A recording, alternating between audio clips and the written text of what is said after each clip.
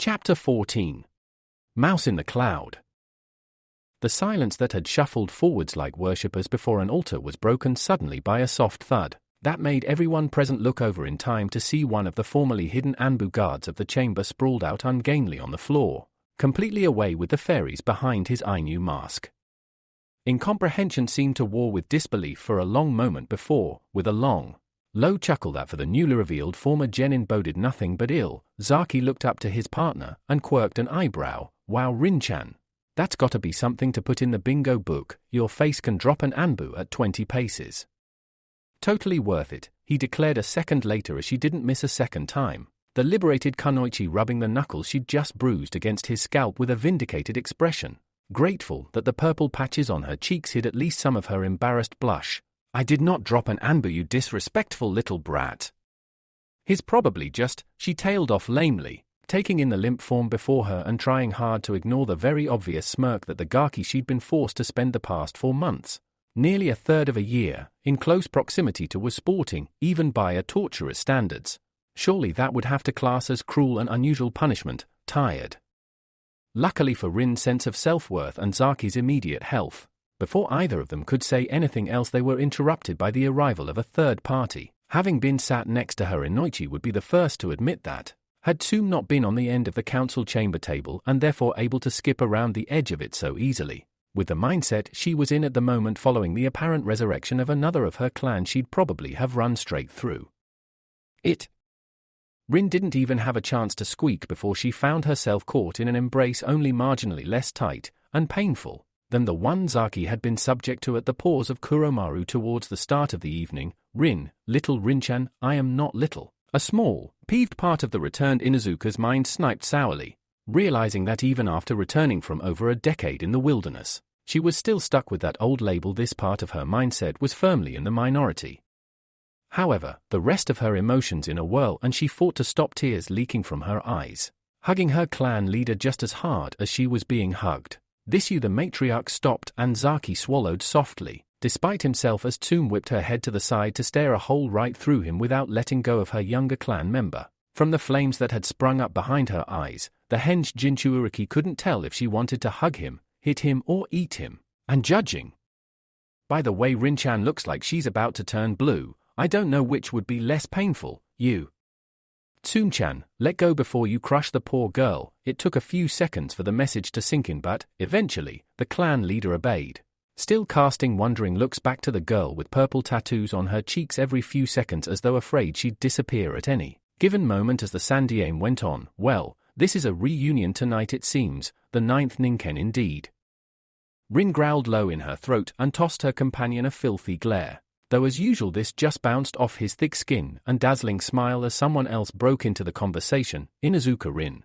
Even Shikaku's eyes were wide this time, shock banishing even his legendary lethargy at least temporarily. As I live and breathe, I can barely believe we all thought you were dead. We'd have turned the elemental nations over looking for you if we hadn't. Very true, one of the last remaining links to the 4th Hokage, hidden in Kumo all this time. Wait. His suspicions were immediately rekindled and yet another reason to hate the village of the mountains added to his mental chalkboard, as he was forced to ask the loaded question, why were you in Kumo in the first place? Getting her breath back from where Tsume's python-esque grip had made her ribs creak, the former Kunoichi spoke in a tone somewhere between defiance and regret. You probably won't believe me, she began, taking the seat Zaki had stepped away from as her leg started to act up again, throbbing with faint vestiges of pain, almost as though sympathizing with the village that had been at the same time her destroyer, her savior, her prison and her home. But I was forced to stay there because you, Hokage-sama, declared peace at just the wrong time. Even as the council started to mutter at this and cast suspicious glances at the Inuzuka before them, Rin, after all, wouldn't have been the first ninja who'd been captured and fallen prey to some kind of manipulation that made them loyal to the place that had taken them. The grown woman who had once been the girl on the squad of the passed-out Anbu on the floor took a breath and started to tell her tale. The last thing she could remember was a bright, impossibly bright white light. And pain, of course, immense amounts of blinding agony. Slowly she felt herself start to come to, consciousness filtering back into her aching body from the top down. There was a pounding in her head, dizziness almost overwhelming her despite the fact She couldn't force her apparently lead-lined eyelids up to see even a hazy picture of the world around her. Her neck felt almost pitifully thin, nowhere near enough to support the crushing weight of her throbbing skull, and each breath sent tiny starbursts of fresh troubles rushing through her body, each one a fresh drop in the lake of aches she appeared to be drowning in. Letting out a low, wheezing groan and bracing herself against the nausea the action caused, Rin tried to command her body to move a little, wriggling upwards to try and alleviate a knot of tension in the back of her neck. Easy, a voice, low but soft next to her, spoke. A slight twinge high up her left leg as something warm pinched it slightly. "You're hurt, Kanoichi-san. Try not to move. I'm not a medic and I don't want to run the risk of making things worse than they are."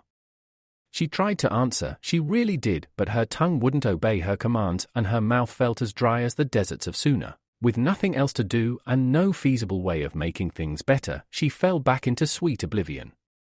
Next time she came around was a little better. The aches had lessened, but there was the same pressure still on her thigh. Everything below that was numb, and this, more than anything else, made her finally screw up the courage to blink her eyes open and try to take in the picture around her.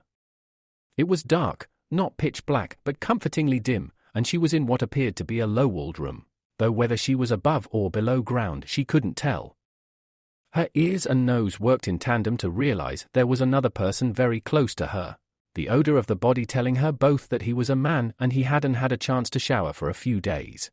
Though as soon as she glanced over and realized where his hand was with a cold spike of dread, she feebly tried to kick her way free.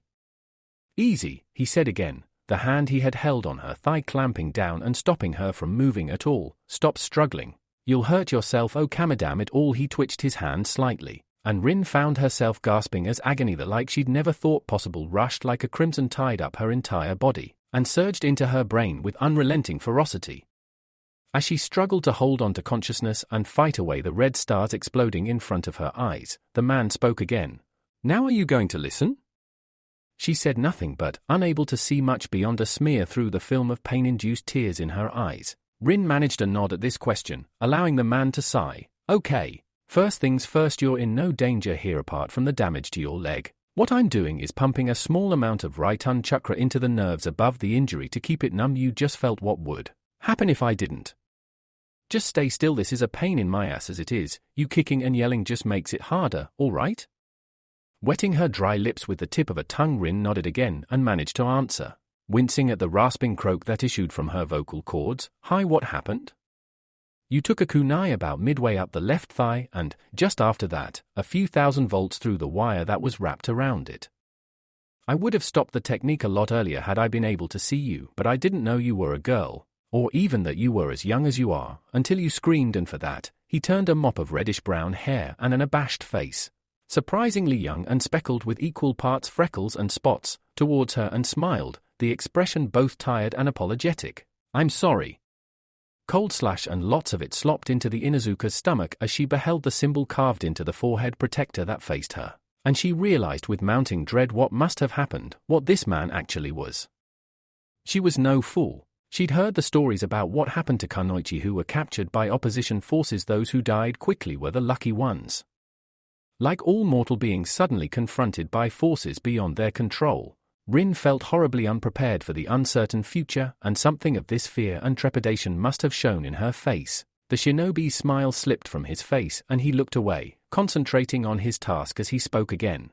"It's probably a wasted effort to tell you this, but don't worry, you're safe here. The only girl I've got worth fighting for is waiting back home in Kumo, and any one of the Kunoichi here would have my balls for breakfast for even thinking about what you're worried I'd do, and they'd do the same to anyone else who thought that way as well.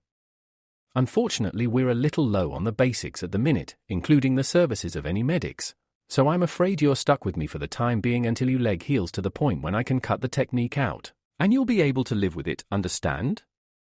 Still justifiably terrified by the knowledge that she was in the hands of the enemy, Rin did nothing but nod and, satisfied with this, the Kumo shinobi turned back to his jutsu, working to keep the young girl's body unaware of just how badly one of its legs had been damaged. Though it took a long time for the icy fear to thaw out of her heart and jaw, eventually Rin stopped jumping at every footstep, and got used to at least some of the faces that swam into view in between the long periods of unconsciousness that dogged her tired, but healing body.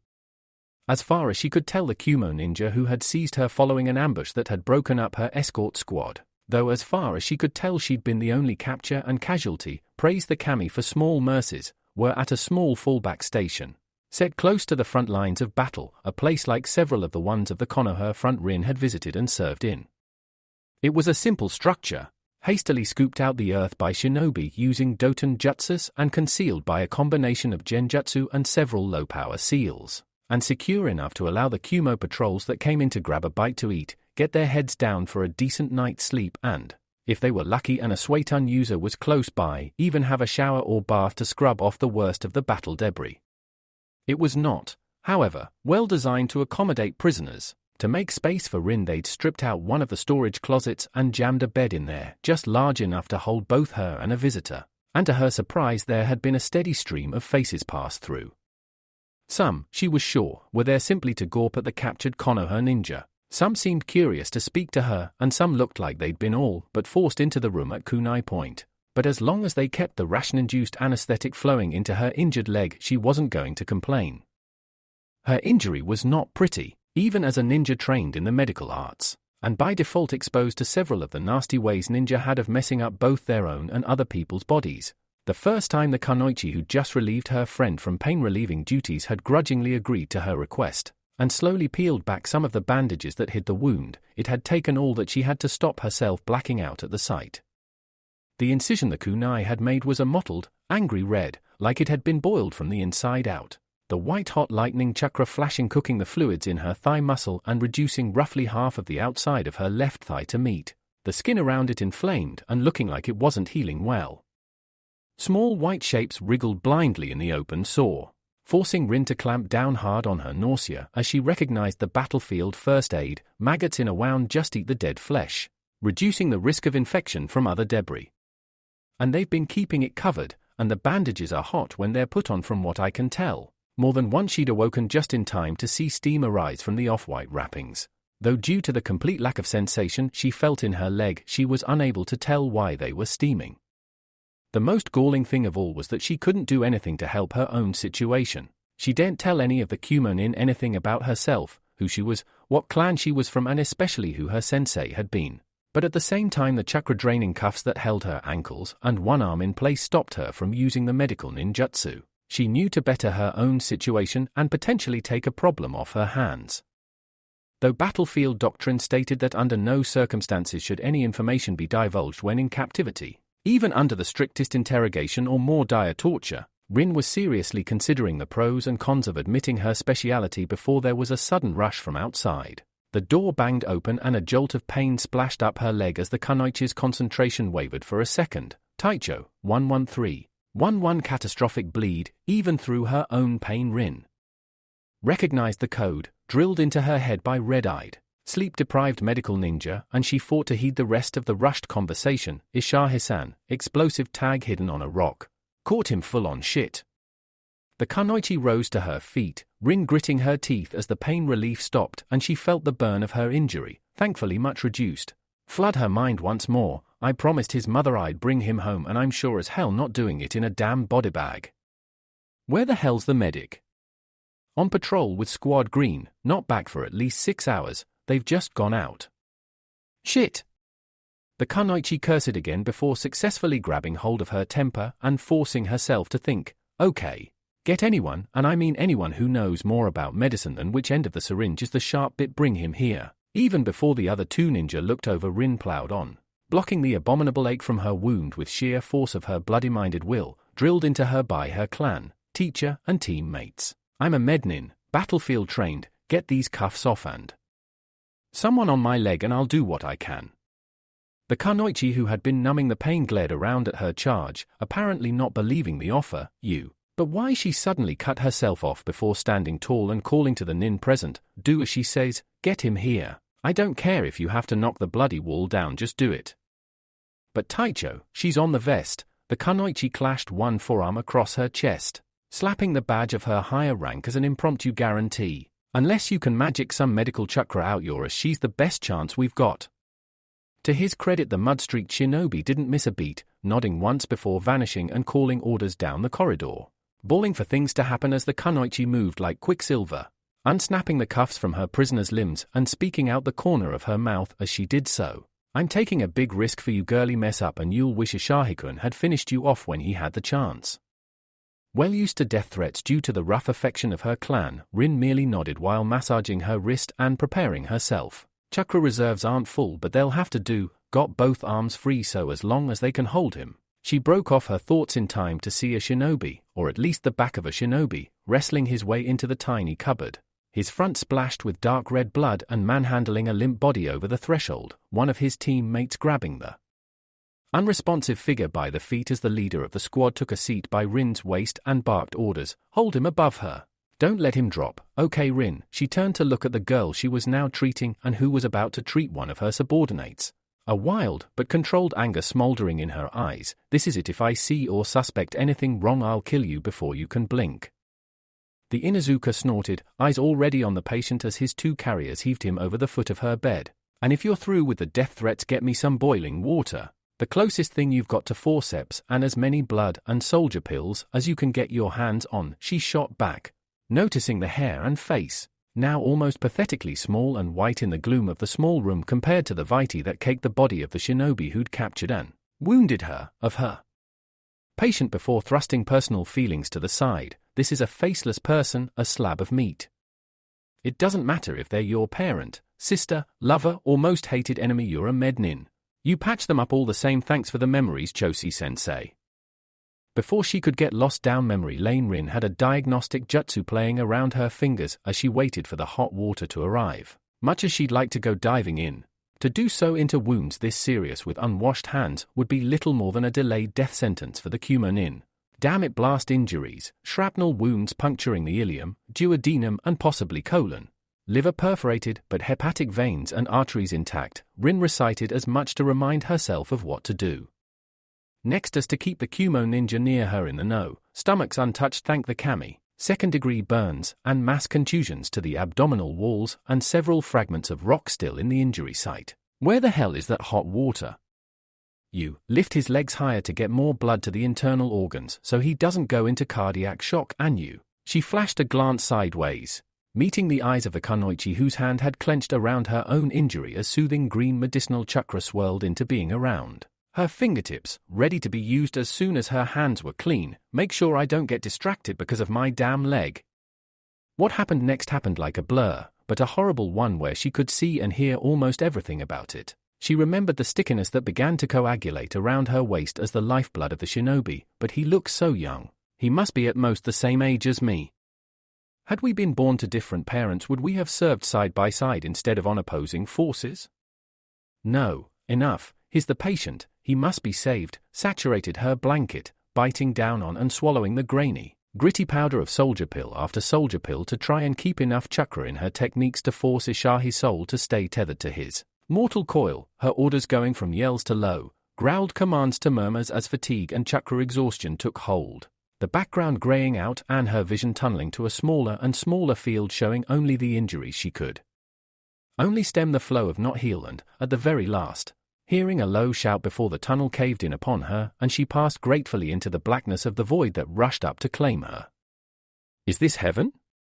It was certainly warm and comfortable enough, just the right temperature for her, and whatever she lay upon felt as light and airy as a cloud. But she was still so sleepy she just couldn't bring herself to shatter the illusion by forcing her eyes to peel back their lead-lined lids. The scent around her was slightly odd, though Kami must have known she'd grown to detest cleaning chemicals in her life. So why did this place smell like bleach, and surely if she had passed into paradise, why did her body still throb and ache so much, though admittedly nowhere near as much as she remembered it doing while she'd been alive? Having formed a few half-baked conclusions in her own mind, Rin knew what she had to do to prove them outright and cursed in advance for doing it. But after a long battle of wills and efforts at negotiations, she forced her body to reluctantly peel its eyes open and take in the scene around her, and, as I suspected, I'm in a hospital nowhere else I know, her ceiling's that awful shade of white. So she wasn't dead. That was a good thing overall, she decided. And someone had obviously gone through the hassle of arranging her proper medical treatment and keeping her alive through what she could only guess, as she felt for her chakra reserves and winced as she realized she still couldn't feel them in the slightest, was or had been a near-fatal case of chakra exhaustion. She had no idea how long she'd been out, but judging by how weak her arms felt and the level of muscle atrophy, she could roughly judge from the look of the one she wriggled free of the blanket she was tucked under it must have been a while. Realizing there was only one way she could possibly get her answers, the Inuzuka reached up to above her head, groped around for a minute before locating the button she was searching for and, after a second of mentally reciting a very brief prayer, stabbed down on it with her thumb. Obviously no one up in the higher kingdoms was paying her any attention. As soon as the door to the hospital opened up, as she was met by the curious face of a nurse that very quickly blossomed into a bright smile. It was all Rin could do to mirror the expression with a sickly grimace of her own. As far as she was aware, no one in Konoha had skin tones that dark. "Oh, you poor thing, the doctor said there was a chance you'd wake up today." She immediately bustled over, checking the bed and patient over with an easy, well-practiced eye before reaching down. Rin leaning forwards as much as she was able to allow the taller woman to fluff up her pillow. "I was just about to start my rounds as well." To the Mednin's relief and surprise, her voice was actually relatively intact following her coma once the nurse poured a glass of cold water from the container at the side and helped her to drink. "What was wrong with me?" "Chakra exhaustion mostly, one of the worst cases I personally have ever seen, though I've not actually been here that long," the nurse admitted, leaning against a nearby wall, "though apart from that the shock injury to your leg was quite severe. You had a few operations to clear the worst of the damage, but I'm afraid there will always be some scarring there, and it'll take physiotherapy for you to get full muscle control back." Could have been worse, Rin admitted more to herself than anything else. Too right, with a wound that severe, I was afraid I'd lose it completely. Now she was out of the woods and at no risk of becoming an amputee, the Inuzuka could focus on her next few problems. Like what Kumo had planned for her. Now she was recovered, so what happens now? To her slight surprise, the nurse was forced to stifle a quick chuckle and brought a hand to her lips before answering. "Now," she began before fighting off a second grin, "I have to go and inform someone who wants to speak to you. Don't worry." Seeing the sudden flash of fear across the girl's face, the older woman held up a hand to soothe her worries. "Of course, you wouldn't know. There's no war anymore. Reikage-sama signed the peace treaty about 2 weeks before you were brought in." That news and the realization that it brought hit Rin worse than the lightning jutsu that had incapacitated her. It was over. The third war had finished, and I survived it. Not unscathed, but who cares? I did it. I lived through a world war. It was a liberating feeling, but, as always, the cold hand of reality swiftly fell and smothered the sudden good cheer. She was on her own, isolated in the hands of an enemy nation that, unless they had actually won the war, were likely to be in a bitter, vengeful mood and none too picky about who they took their temper out on. So an injured Konoha ninja was likely to be very high on the list for vengeance, assuming she wasn't just parceled off to the T&I department as soon as they were made aware of the situation. Before she could sink too far into pessimism, however, she was distracted by the sound of shoes on a well-polished floor, the nurse answering her question even as her mind formed it. "Don't worry, I'll be back soon. Someone high up said they wanted to be made aware as soon as you regained consciousness," she explained gently, smiling once more as she paused halfway out the door. Obviously they couldn't just drop in and deliver a card. "But I'll tell you now for nothing that whatever you did to put you in that state made you a lot of friends in the ninja corps, so don't look so worried. Or pout," she advised with a laugh as Rin folded her arms, trying to deny the butterflies she was feeling in her stomach at the idea of potential interrogation. "I promise. You're in no danger here. Your notes say you're a Mednin, so you should know the code all medical staff work under as long as you're here with no ill intentions. You're in no risk of danger." It was true after a fashion, whether military or civilian, medical staff of any description were, or at least should have been, afforded slightly more protection and leeway from enemy forces when healing the combatants of either side. However, shinobi wars being what they were, the lines of combat were often blurred enough that mistakes were made and Mednin were taken out in battle. This had been the case with Rin herself. Technically she shouldn't have been targeted with a potentially lethal ration jutsu, but as Mednin looked identical to other serving shinobi on the basis that standing out made you an easier target, it had been an easy mistake to make and she'd been hit and captured. Also, she mulled it over in her mind as the door wafted shut behind the departing nurse. As the war was over, surely there'd be no point interrogating her now, a recently promoted chunin, especially after a long convalescent period?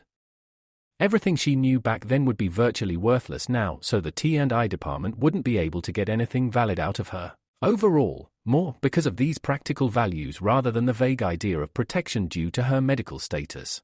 Rin felt slightly more secure of her future prospects as she lay back in her hospital bed and fought to stop herself dozing off. She was expecting, well, she wasn't 100% sure what she'd been expecting to walk through her door next, her imagination. Thankfully not that vivid even at the best of times, couldn't get much beyond a head doctor, some kind of Jounin or, at worst, a torture specialist coming in for a nice cup of tea, a brief chat and a lot of screaming on her part. It was very safe to say, however, that about the last thing Rin had been expecting to see when her door swung open again was the solid, blocky form of the leader of the village. She was currently a guest of looming in like a shadow of the Shinigami, the Reikage briefly inclining his head towards the bedridden Chunin as she fought down the urge to dive under her covers and tremble. Until he went away. Your name is Rin, am I right? She nodded, could do nothing else, but that as the stern-faced giant looked towards her, terror jamming her throat closed as she fought hard to breathe in the presence of such a huge, ominously powerful figure. Well, in that case, Rin-san, you have my thanks. What? Obviously the confusion must have shown on her face as even before she asked the Reikage went on, not deigning to sit down as he spoke and enlightened her of the situation. I was debriefed by Noirichan, the Jounin in temporary command of the forward base where you were being held. When you were transported back here following this whole damn charade ending and all the Koges putting their ink on the parchment for peace, the bear of a man growled, recalling the pride he'd been forced to swallow as he'd realized that, due to Iware's blunder in deploying the vast majority of their forces where Konoha's new most potent weapon could be deployed to devastating effect and the yellow flash subsequently eliminating the majority of Earth country's shinobi strength in one fell swoop, his village's own position in the war had become untenable and suing for peace was the only valid option in the face of being the next to feel the wrath of Fire Country. And if what A and B said about the Flash was true when they encountered him, even though that damned jutsu he used was incomplete, everyone I've got under Jounin rank would have been wiped out to a man trying to stop him, and I owe you my thanks. You drove yourself to the very edge of death trying to save one of my shinobi, the one who injured you at that. So for that you are to be both commended and respected. Not many Mednin would have even attempted what you tried to do. Whatever she'd been expecting, this wasn't it. Such was the genuine respect in the much older shinobi's voice that Rin found herself having to consciously force herself to stop squirming, a tinge of pink flavoring her cheeks as she forced herself to meet the black eyes of the granite-hewn figure before her. It was well he was hurt. Oh, memories, or at least those few fragments of the memories she could recall floated back to her, and she gasped. Now animated again at last, that shinobi. Isha, oh, something like that, did he damn. She cursed both herself and the world in general as the Reikage lowered his eyes before she saw the sorrow in them, shinobi or civilian. Friend or foe, no Mednin ever liked hearing about a patient who didn't pull through. No, Ishahi died in transit to Kumo, though according to the head medic who examined his body, if it hadn't been for someone, to use his words, pulling medical miracles out of thin air, he'd never have lasted long enough to even attempt the journey. Despite herself, Rin gave a slight snicker. He sounds like an excitable man. It was just basic medical jutsu, as much of it as I could remember. Oh really? The man quirked an eyebrow as a slight smile played about his lips, the expression reminding Rin somewhat of the strange old man that Minato-sensei had introduced to his team, and then spent the next few hours convincing Obito that yes, it really was Jiraiya of the legendary three he was talking to. I believe he mentioned then named Tsunade, and incomparable to the few times during that debriefing.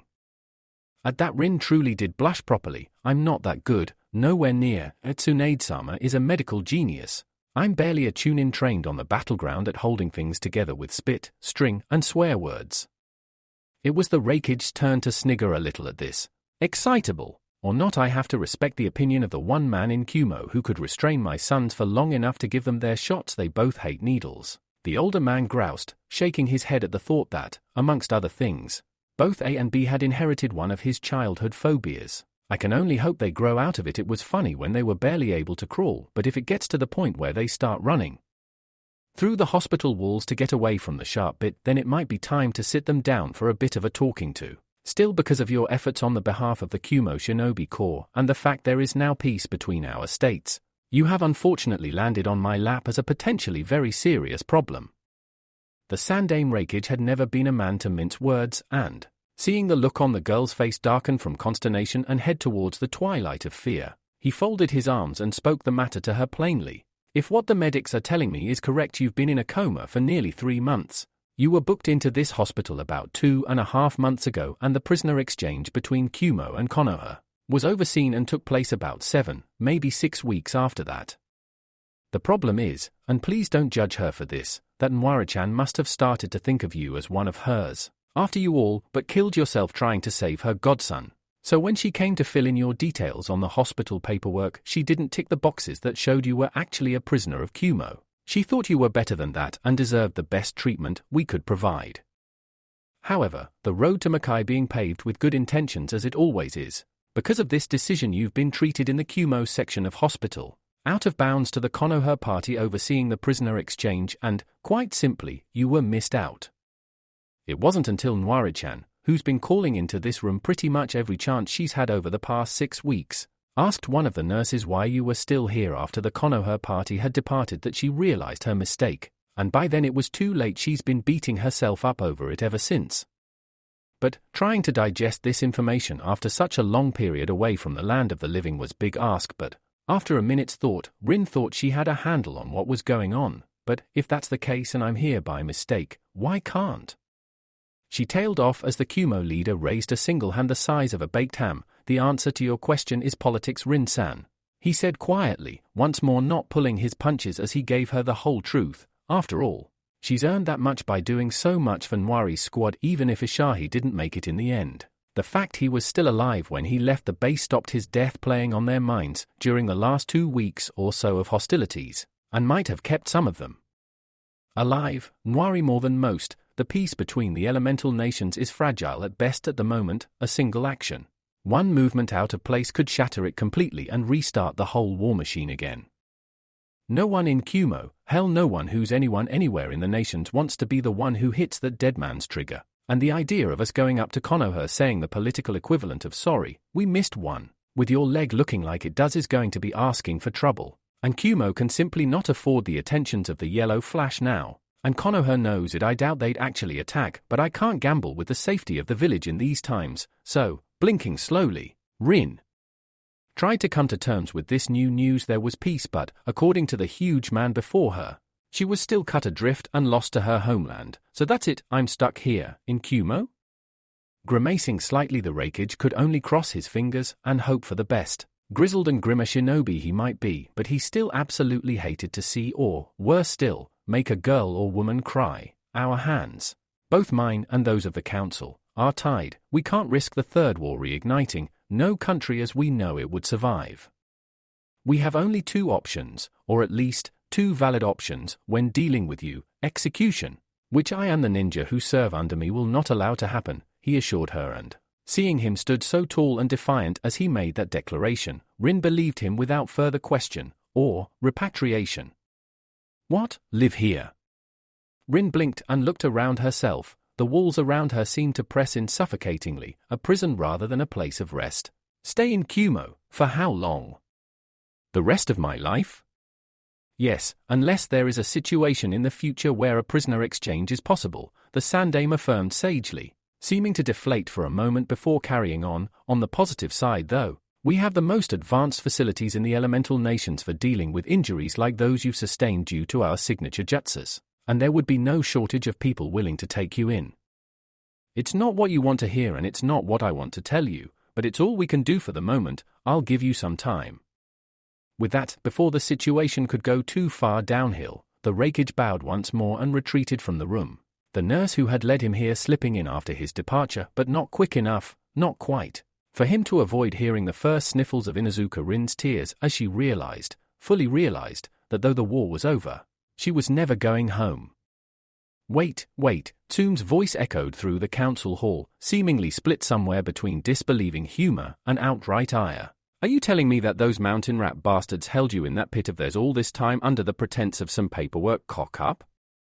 Afraid so, Rin shrugged, apparently not seeing her pseudo-aunt's face rapidly turning murderous as she flexed her claws, ready to lead the hunt into the land of lightning herself at any given moment. But after I saw Noir-san the next day, I realized it was an honest mistake, a likely story, Tsume scoffed. Though as the younger Inuzuka turned a gaze that would have stripped paint her way, she fought to defend herself. Kumo's policy of bloodline theft is well known and, though our clan techniques aren't bloodlines as such, the fact they had you and then stole our Ninken just proves this was a long-term plan to usurp part of our pack to the mountains. Well, if it was a long-term plan, it was one Noir-san had no idea about. Oba-chan, I don't know about you, but when someone offers you the position of second at their seppuku ceremony to make amends for their mistake, and when you turn that down and have to virtually beg them not to kill themselves, they extend their shinobi career for another 5 years to put a roof over your head without so much as another word on the matter. I'd say they were being pretty damn serious about feeling guilty over the whole thing. And anyway, apart from that, who told them I was an Inuzuka anyway? That did put the purple-cheeked Inuzuka back in the spotlight, even as the council cocked their heads and looked at her askance. She carried on, as the Sandame told me as soon as I was booked out of the hospital and had my chakra sealed up. Kumo doesn't interrogate its citizens. They asked me my name, rank and former shinobi number, and that was it. They already knew I was called Rin, so when I said I'd never known my family name, they took me at my word. Not like I'd be the first orphan or bastard child to become a ninja, is it? And it was true as far as I knew. I've always been part of the pack, never knew what my original family name was, so, in that respect, they could never have pinned anything on me if it came to light later, and, let's face it, I don't look much like an Inuzuka, not a word you. Suitably chastised, Zaki closed the mouth he'd just opened and sat quiescent as someone else turned his attention to Rin's story. A most elegant and cunning ploy to deny the enemy information, Inuzuka-san. Danzo spoke softly after a moment of ruminating on the subject, but why did you let it fall to that point?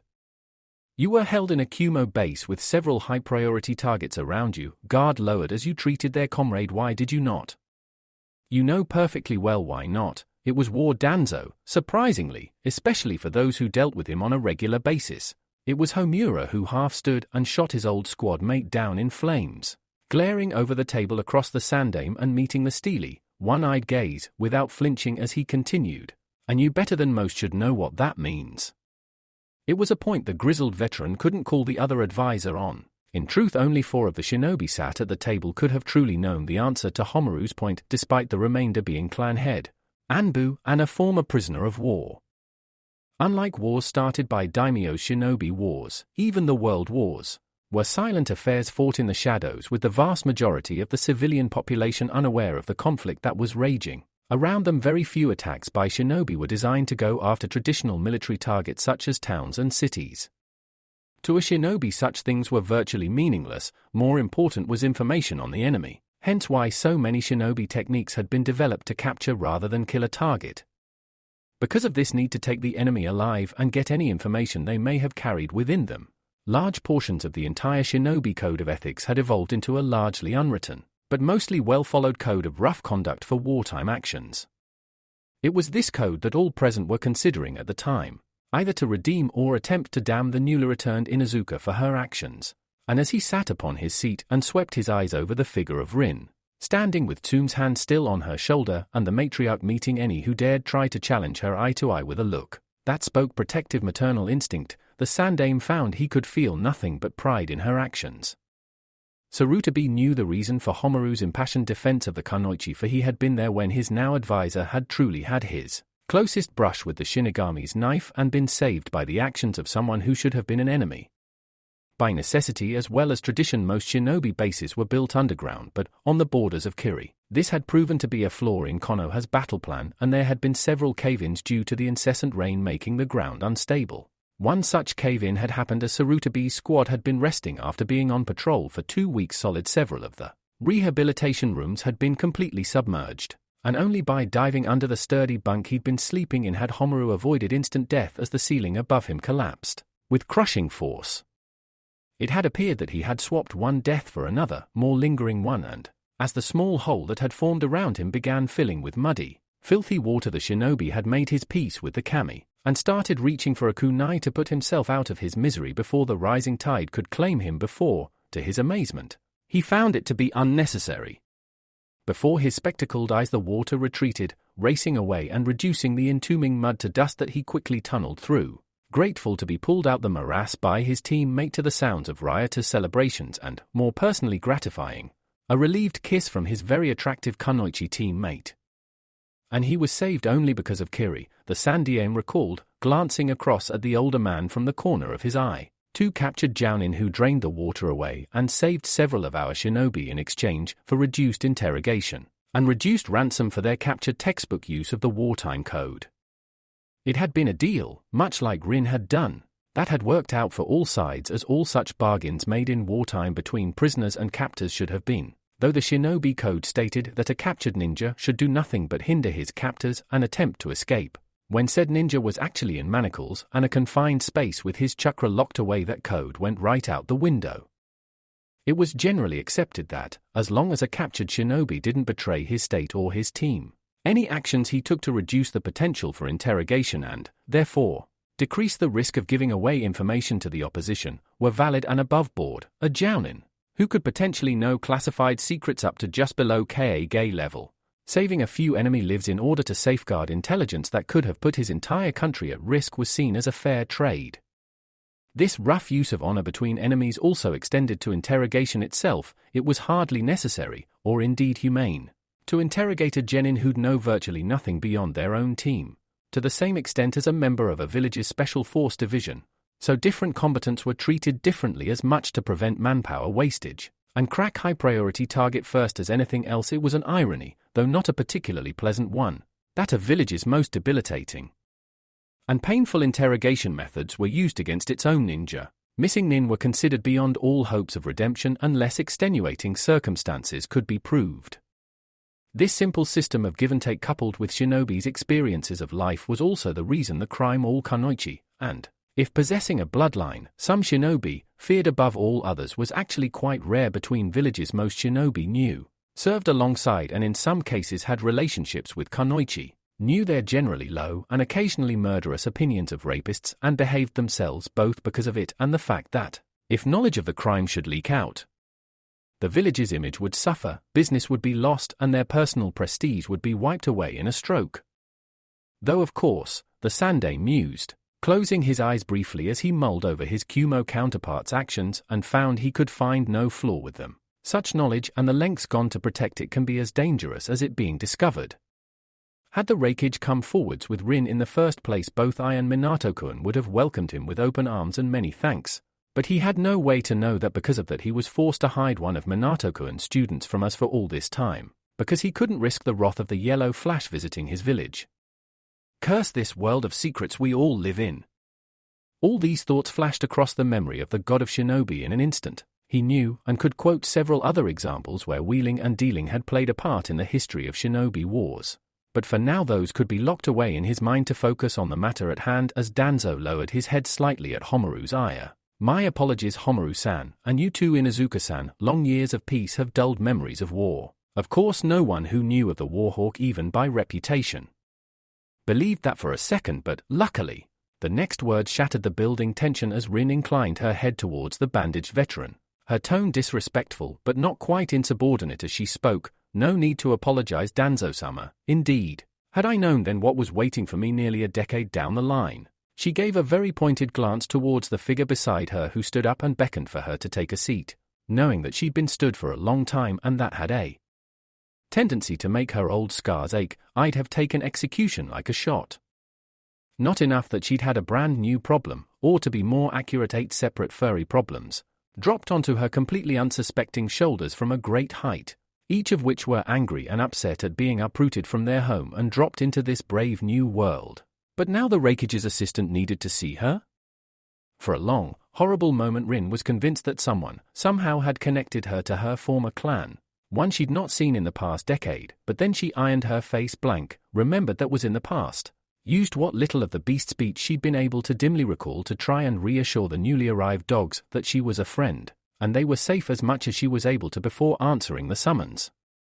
Nodding her way inside the Reikage tower, the former Inuzuka stepped forwards into the room and smiled at the woman she'd come to know first as a contact in the tower, and then, more closely, as a loose sort of friend. "Good morning, Meiba-chan, you wanted to see me?" The Reikage's assistant smiled back, but before she could say anything another voice piped up and both women looked over. Rin narrowing her eyes as she beheld the figure inspecting her. So this is your so-called dog person? Well, I have to say this much, she's got the look for it. Formerly narrowed eyes widened in shock before Rin reasserted control, strode forwards without so much as a limp and soundly cuffed the cheeky brat across the head. Not noticing Mabel close her eyes resignedly as she did so. Let me tell you something that'll get you far in this life, child. Rin began, hand still raised as the boy before her glanced up at her through watering eyes.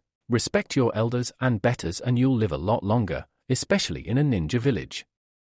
Okay, I apologize, got that wrong. The kid relented, physically beaten but not browbeaten as he glanced up with his ears ringing. You've got the looks and the temper for it. Still, can't complain too much when it nets me a bit of cash on the side now, can I? Even before Rin's jaw had finished dropping, Zaki had held his hand out and, after a moment of disgruntled muttering and shuffling around in her desk drawers, the secretary forked over a small sheaf of crisp Rio notes before glancing over and making eyes at Rin. Thanks for that, Rin-chan. I was hoping you'd hold your temper better than that, but obviously not. You. She had to gape for a minute before her brain chimed in with a timely reminder about the importance of breathing in maintaining everyday life. You put a bet on me? No, I lost a bet on you, but anyway, enough of that. Getting through to the heart of the matter, Mabel went on, pointing to the boy who was putting his ill-gotten gains in a grubby pocket with her pen. Rin, this is Mamoru Zaki, a Kyaraban KO who's staying in Kumo until the next festival rolls around and needs a place to stay. I know you. Oh no. Rin shook her head, already knowing where this was going. No, don't do this to me, Mabel-chan. I've just had too much work dumped on my plate. A road grubber like this eating me out of house and home is just the Naruto on the ramen I don't need right now. Heh, sounds like I'd be just what you need, Rin-chan. I like dogs. Get on well with them, and with you looking like you do, that's probably just as well. Still, he clapped his hand softly as Rin started to turn a mottled shade of puce while Mabel tried her hardest to suppress a laugh. Let's get the paperwork signed and get out of here. I'm desperate to get something decent to eat and get my head down. No, I refuse. Do that and you'll just be turfing me out your kennels every night until you say yes. Rin glowered before smirking darkly. I'll just let the dogs eat you, assuming they don't mind snacking on roadkill. Besides, they're probably not going to be friendly to strangers at the minute, so I can't take him for that reason. Mabel-chan, for his own safety, find someone else. Huh, my safety? Lady, I like you. You're the first person who's ever paid attention to the health of a Kyaraban KO. Anyway, the puppies put up with you, don't they? How much stranger than that could I be? His own safety, Mabel-chan, Rin repeated, counting backwards for 1,000,000 in threes to try and keep a lid on her temper as the secretary tried hard not to laugh out loud at the brewing fight. This simply has to happen. They're already fighting like siblings. If the dogs don't kill him, I sure as Cammy will. You could try, but then again, how would you get the chance if I'm living with someone else? Zaki pointed out, neatly tripping his opponent over her own line of reasoning at the same time as internally praising Aoba-san to the highest circle of heaven. If he hadn't been on hand to introduce him to his first humor book all those years ago, he was certain he'd never be able to come up with so many quick-fire quips so quickly. In the face of this, Rin stumbled slightly to a halt, visibly weighing this up in her mind as she kept her gaze on the boy in front of her. Zaki smiled brightly, but did nothing more than that as he bore her scrutiny well. The impromptu stare down was broken abruptly as the older of the participants finally whipped her head around to where Mabel sat, quiescently awaiting her decision, and kept an admirably straight face as her friend growled out tonelessly, "Give me the damn forms." Half an hour later, having left Mabel to laugh herself sick in peace, the duo were walking down one of the main streets of Kumo, with the smaller and younger of the two chatting away amiably and the second of the pair, teeth still gritted, trying her hardest to ignore the newest addition to her menagerie now skipping around her feet.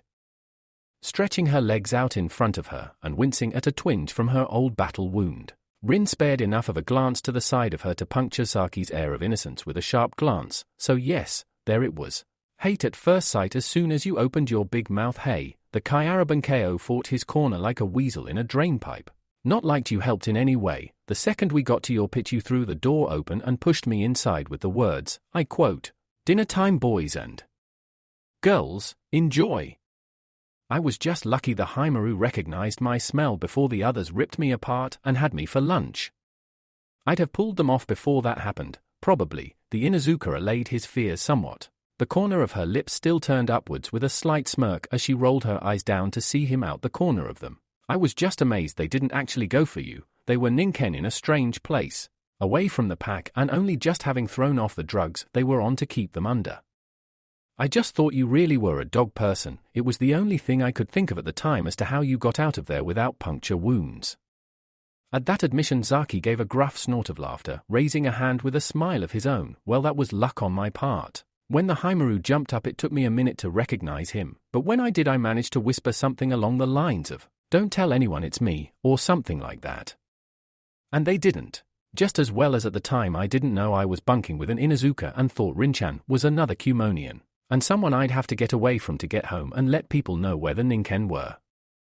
And until that point I was stuck looking after a disobedient, smart-mouthed, irritating little dirt walker until the next carnival could get rid of him for me, Rin pointed out, glowering at Zaki as she recalled several of the times this particular mask had been a complete thorn in her side and punctured her pride, personal friendships and position within the community on multiple occasions. At the time I was calling Maber-chan all the names under the sun for putting such a stomach on legs in my house. Not for long though, Zaki chipped in with a cunning grin on his lips. I helped out with the running of the household apart from walking the Ninken, did I not? Oh, you wouldn't, even as she squeezed her eyes closed to try and deny the truth. Rin knew that yes, he would. For some reason the boy who had masqueraded as Mamoru Saki for so long seemed to revel in recalling the most embarrassing incidents from the past, and somehow twisting them so that most of the resultant embarrassment cascaded off his back like water from a ship's bow. Very noble of you, Naruto-kun, the Sandiame admitted, smiling thinly as he saw the smirk playing over the boy's features at the same time as Rin's expression darkened slightly. What exactly did you contribute though, and how?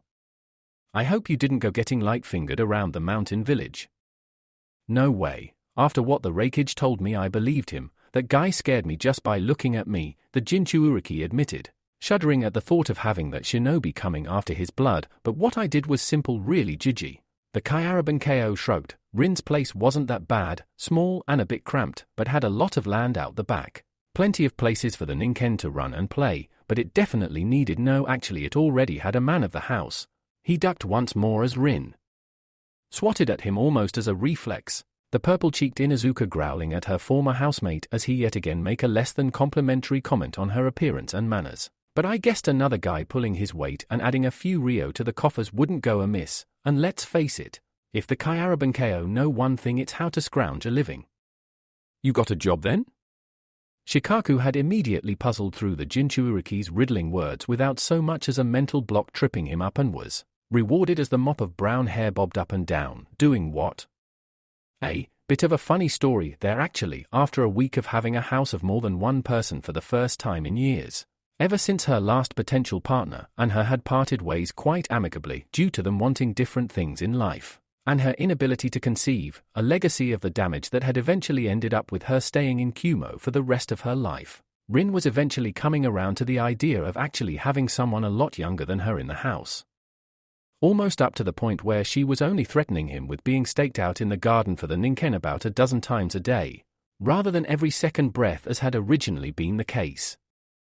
Zaki was a first-class pain in the tail area. He was obnoxious, he was cheeky, he had absolutely no sense of shame and, most infuriatingly of all, had an innate ability to somehow drive her completely to distraction where over half a dozen Ninken all whining in concert and pining for home barely caused her to stir. More than once she devolved into such a furious state of rage by his continued taunts and innuendos that she'd been reduced to tearing through the house after him, hurdling furniture and shrieking death threats at the top of her lungs as he sprinted ahead of her, lithe as his namesake as he dodged away from her feminine fury.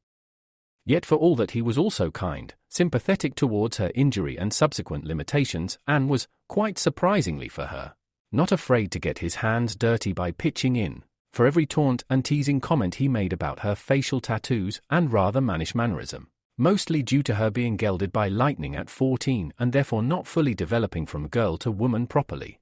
There had been a genuine compliment towards her for overcoming the obstacles she faced.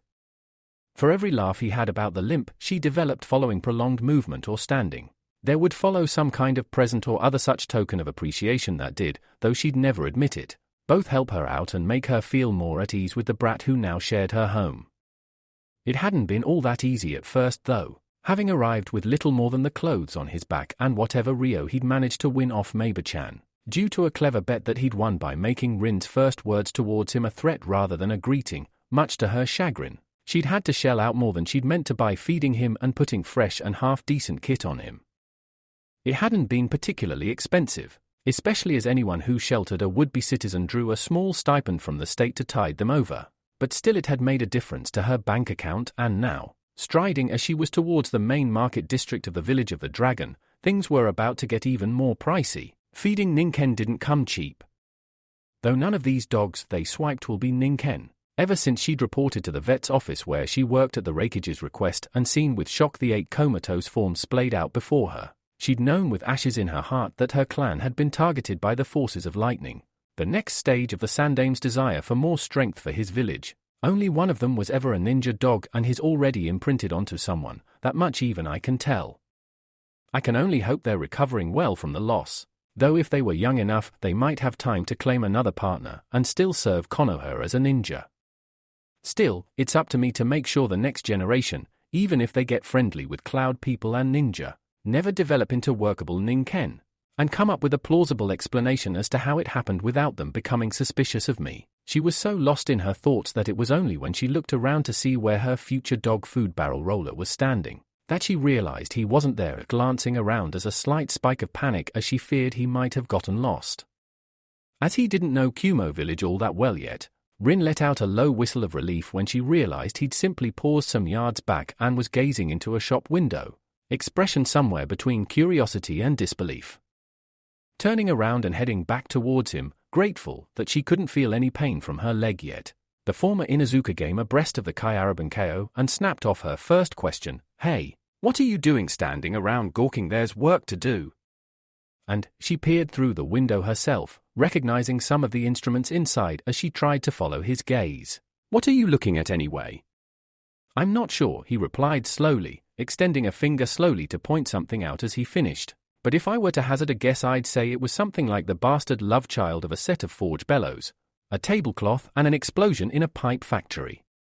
Glancing through the window and seeing the implement he'd pointed out, the Inuzuka stifled a snort in laughter and nodded briskly in agreement. "And you might well be right, but that's either here nor there. You've got a lot to do to keep those tails wagging at home." Yeah, I know, and I'll be right," he tailed off slightly, looking past her and across the street though Rin, always a fast learner even at the worst of times, waited a good few seconds before glancing over her shoulder. Even in the scant few days they'd shared the same roof, the message of never turning your back on Zaki was one that had already engraved itself on her brain. "I'll be right behind you as soon as I've done the gentlemanly thing." Before she could even think about stopping him, the Kyaraban had nipped past her and crossed the track, approaching a figure who appeared to be struggling slightly with what looked like a very large and unwieldy bundle of something. Luckily, as Zaki approached she, for it was a girl, Rin realized as she saw the delicate features and traces of makeup as the woman, or growing girl as the former Kunoichi couldn't gauge her age accurately at this range, turned at the call of her lodger. The two held a brief and hushed conversation, Rin amusing herself and smiling thinly as she watched the Kyaraban made his new partner's expression morph from amusement to curiosity, to startled amazement and consideration to, finally, a reluctant kind of acquiescence that the former Inuzuka was already depressingly familiar with. "If nothing else, he taught me this life lesson. Never let a Kyaraban talk. He could sell water to AME if you let him open his mouth." "Rin-chan," she was jerked back to reality by his shout, "I'll catch you at the place later. Just gotta do my civic duty and help this beautiful princess home." Just about holding in a smile as the taller girl flushed slightly at the compliment, the older woman cupped a hand to her mouth and calling back, "Okay, brat. If you're not at the surgery in half an hour, I'll send out a four-legged search party."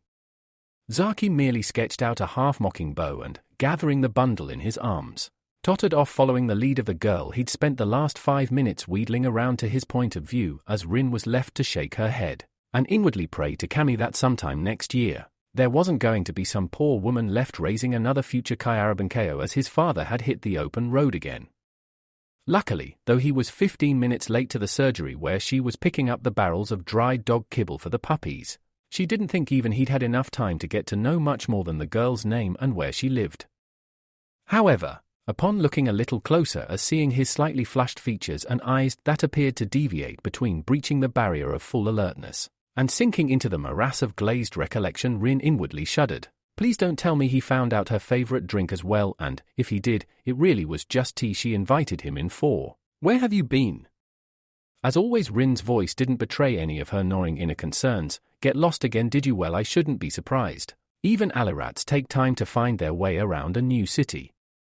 Unusually, Zaki didn't have a quick-fire quip ready, instead glancing up at her and giving a quirky kind of grin as he raised one hand to rub the back of his neck. Well, no. I didn't get lost really. I helped the girl, Risu-chan, back to her place. She showed me where to put the laundry, and was just about to bow me out the room when one of the other girls rushed in shouting that her Car-san needed to see her.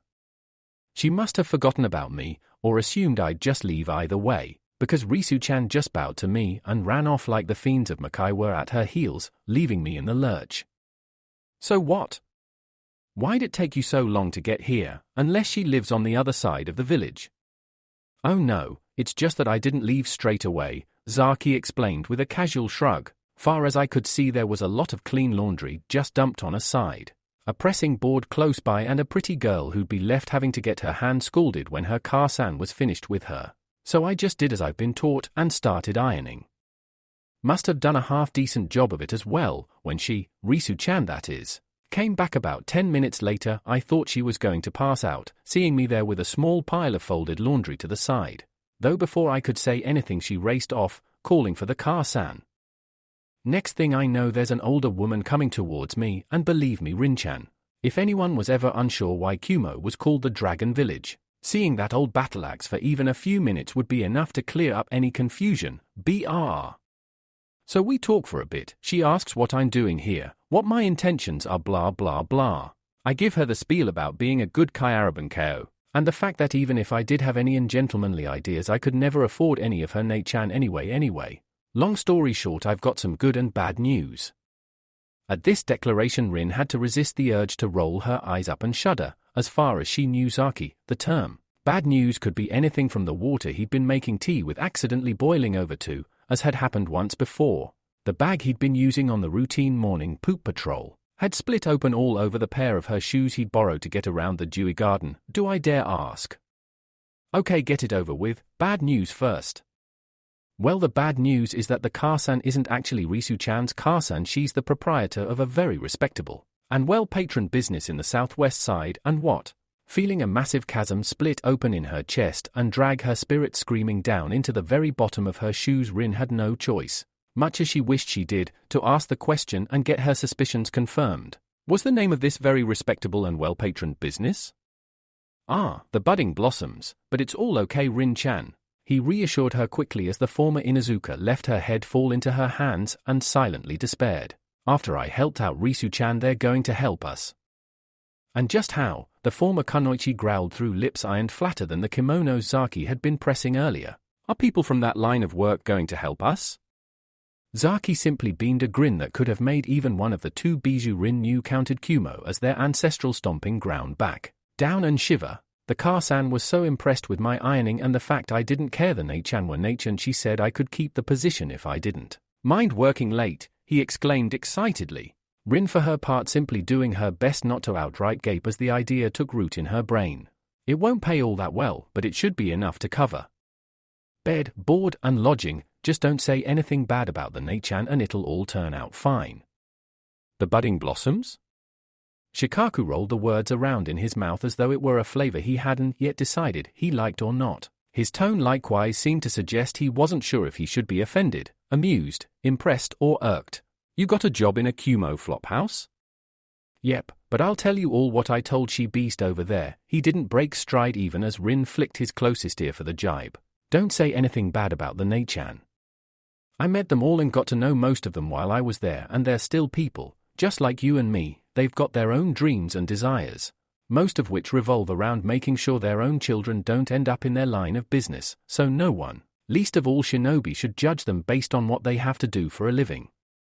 This much was true, especially to one shinobi in the gathering more than any others, though the women usually known as, at best, the sisters or the Nei-chan were often considered scum and worth little more than dirt by some of the more upstanding citizens of anywhere in the world. they still played a part, and a vital one, in the elemental nations.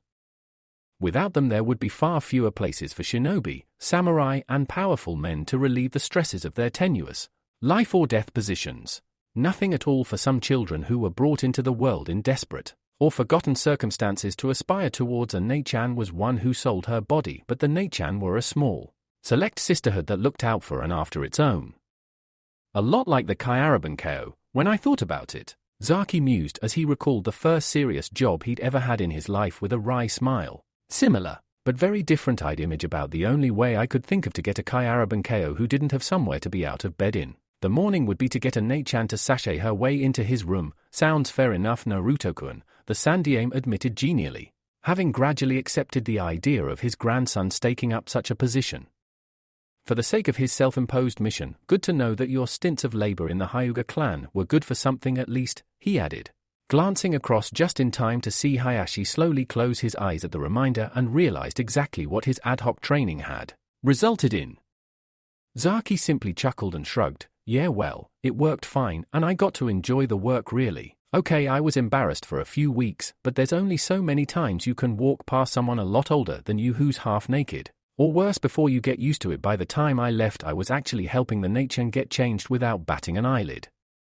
And before you randy old buggers say anything, the henged form raked the table with his eyes, a sniggering glimmer of mirth in his eyes. All I was there for was to change the flowers, boil water for the tea, wash and iron the Neichan's clothes and the bedding, air the rooms out, and generally act as a gopher for the Kar-san. I didn't even try to muscle in on their line of work. Just as well that'd being a whole new meaning to the phrase selling yourself short. Ooh, that's it, his clan suffers as soon as I start prowling again. As the shinobi who knew his night-working persona started chuckled slightly at Chooser's insinuation, Naruto made the furious promise in his head as the large ninja went on. Besides, I reckon it would kind of defeat the object of the budding blossoms if the Kar-san was having to pay the patrons to get one of her employees laid. Ha ha ha, the Kyarabankyo replied acerbically, folding his arms, like you'd have done any better as patrons. The Kar-san would have turfed you dirty old men out on the street as soon as you showed up knocking on the door and looking hopeful, he declared before glancing to the side of him again. But yeah, that was a bit of a bonus. The fact I had a job made it a lot easier to just blend in, especially as I was working late, usually till midnight, every day except the weekend, so had a legitimate excuse to keep sleeping in, though the look on Meiba-chan's face when she heard what I was doing for a living was an absolute peach. It was also quite handy because, without Kumo being quite as paranoid as it is, Rin huffed and folded her arms as he leant on the side of her chair, patting her shoulder with his closest hand. I might never have figured out I was actually living with someone who could help get me and the Ninken out of there. Remind me again why we're going to the Rakeage Tower later?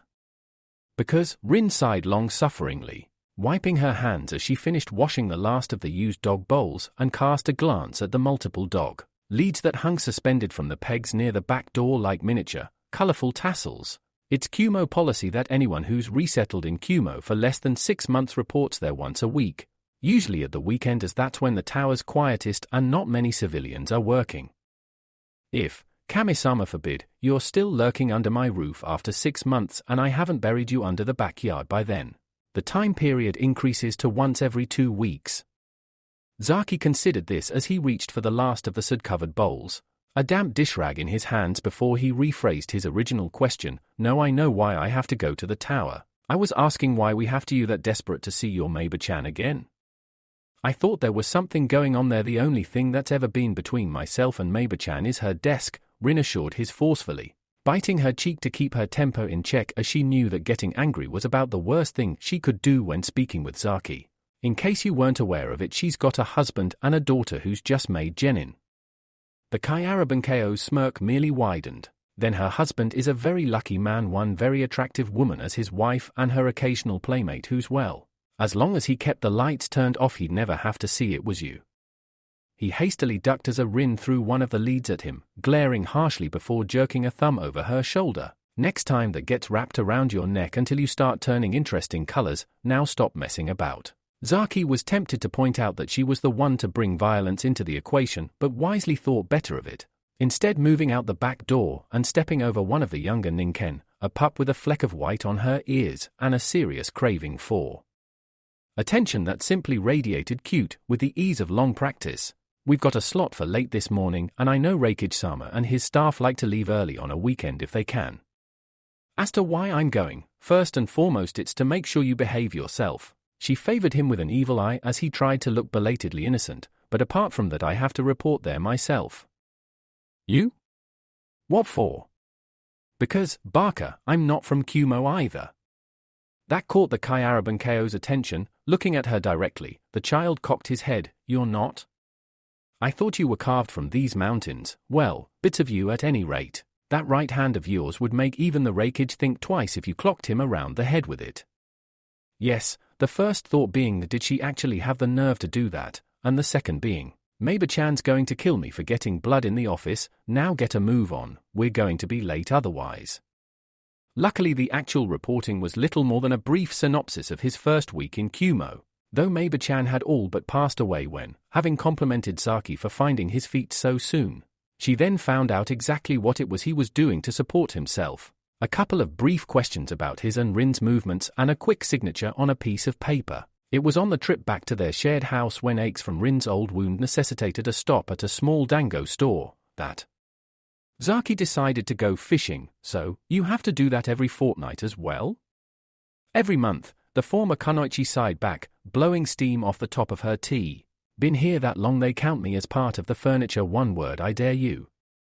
No kidding, the Kyarabankeo mused before taking a sip of his own drink. So where'd you fall from originally? And what made you move here? Nothing made me move here, I didn't have much of a choice, Rin answered tonelessly, memories flickering behind her dark brown eyes that Zaki knew he shouldn't try to probe too deeply, but I was born in fire country. Fire? Crap, too loud, though he'd been excited by this revelation he inwardly cursed himself for exclaiming it so loud and, as the purple-cheeked woman glanced over curiously, he scrambled to cover for his mistake. That was about the last place on my list. I'd have said mist if anywhere, or maybe even snow or frost, certainly not fire. The adopted Inuzuka grinned. Well, shouldn't that just tell you not to judge a book by its cover? Not that you'd be caught dead trying to actually read anything. Her lodger gave a scowl but didn't push his luck as she went on, knowing it was the truth that he couldn't actually read all that well. But no, fire was my birthplace and, since I'm not a native, I'm looked after like you are. Any kids I might have had. To her credit, there was little more than the slightest hitch in her breathing to show her regret at being unable to bring life of her own into the world. Wouldn't have that issue, but as it stands it's an excuse to get outside once a month or so. Not that we need any more now since the 8 little horrors arrived, Zaki pointed out, swallowing the last of his drink. Speaking of which, you speak to that friend of yours, regarding the humanizing visit? He prodded her memory before. With a slight start, Rin remembered what he was going on about. Oh that, yeah, the weekend. Once you've had your customary 3-hour sleep in we should be okay to go. And while we're there please behave yourself, she half demanded, half begged, looking her lodger square in the eye. I've known Sema-san almost since I ended up here and I get on well with her family, so please don't do anything stupid or embarrassing while we're there. Would I? The Kyarabankeo wheedled, a faux-mortified tone in his voice that made even the jaded former Kunoichi chuckle a little before she tuned in to listen to his next question. So, from fire to lightning then, what brought that change about? Not sure she wants to go there yet. Seeing the uncomfortable expression on the Inuzuka's face made Zaki decided to back off at this point and not press any further. At least not yet, as he heard her answer. I didn't really have too much of a choice. Circumstances beyond my control mean it's almost impossible to go home and, let's face it, after so long here I bet I couldn't settle back down there, so that means she's likely to be a runaway or an outcast. Seeing these as her most likely reasons for leaving his home country, Zaki inwardly groaned. If that was the case, Rin was going to be another obstacle, and a big one, in trying to rescue any of the ninja hounds present within the Dragon Village, though, having said that, I wonder. It was a gamble he was taking, but a calculated one that, if it went wrong, he felt he could safely ascribe to misplaced curiosity as he opened his mouth once more. Strange. My old Carson said fire was the best of the nations to settle in if you could manage it, and I only came here on the back of a coin toss, he mused before looking across the table at her. Wouldn't you even like to go back just to visit, assuming you could at some stage? Rin cocked her head at the unusual blunt question, but, after a moment, merely snickered as she swallowed the last of her drink. Nosy little maggot, aren't you? Problem is I won't get to visit. Not now and probably not ever. Even the farthest flung leaf can return to the tree on the back of the gentlest breeze. But that old saying doesn't apply to me, I'm afraid. Buried under too many boulders up here, what are you doing? She questioned, watching with curiosity as Zaki poured at his face before glancing across at her. That was beautiful. He sniffled, wiping his eyes with a convenient sleeve. The whole thing about the wind and the leaf, who taught you that? Memories, and painful ones, of the man who had won a war and achieved his lifelong goal only to have it cut agonizingly short. Danced through the back of the former Kunoichi's eyes. She had wept, in private and away from the eyes of Kumo, for many a lonely night when the news of her former sensei's death had been relayed to the land of lightning. Though out of respect for the dead, the Sandame Reikage had forbidden any celebration of the Konoha Yondame's death by the citizens of his village, who still blamed him as the focal point that tipped the balance of the Third Shinobi War. Rin, however, remembered not the Minato the Hokage. She remembered Minato, her first crush. Minato, her Jounin sensei and great team leader. Minato, who had mourned with both her and Kakashi when her beloved teammate Obito had passed on and in death granted Kakashi his greatest gift. The man who became the Yondame was her teacher, one of her idols, and a personal loss almost as great and gaping as that of her clan. And those words had been one she had remembered through the first, hardest years of her integration into Kumo's society. A great person. One of my teachers, she admitted after a long pause, meeting the eyes of the younger boy as she finished and reached into her pocket for some change to pay for the snack. But he's gone now, passed away, and no good comes from dwelling on what has been. She made to flick her coins onto the serving plate only to stop at the last minute, hearing the musical clink of metal on metal as Zaki beat her to the drawer, speaking as he stood up. It's on me. You could use some cheering up, and it was me who put you down, he explained before rolling to his feet and reaching down to offer a hand. Anyway, come on, hop along, the pups'll start whining if we're not back soon. She clasped his hand just long enough to heave herself to her feet. Just after that was accomplished, she clasped his ear with her fingers and gave a savage twist. His pained yelp music to her ears as she took revenge for his jokey nickname for her injury. Less of the jibes or you'll be the one hopping for days. When I give a dead leg it stays dead, she threatened ominously as Zaki, rather wisely, took her at her word and kept silent on the whole journey home. So, Kumo wanted the Ninken to boost the power of their tracking division, Koharu surmised gravely, looking concerned. This is a very serious situation. The Land of Lightning is still trying to overreach its military might to attain an edge over its competitors via illegal means. Rin nodded at this before smiling darkly. So it would seem, but there were flaws in their thinking. Firstly, they never knew I was an Inuzuka, so I could speak to the Ninken and let them know what was going on. And secondly, they didn't know enough about the clan in the first place. The dogs they stole were either already imprinted on a partner, so wouldn't recognize another, least of all from the state that had taken them, or they simply weren't Ninken material at all. Of course, a few generations down the line that might have changed, but until then, she shrugged, her short crop of coffee-colored hair bouncing with the movement. No ninja dogs for them.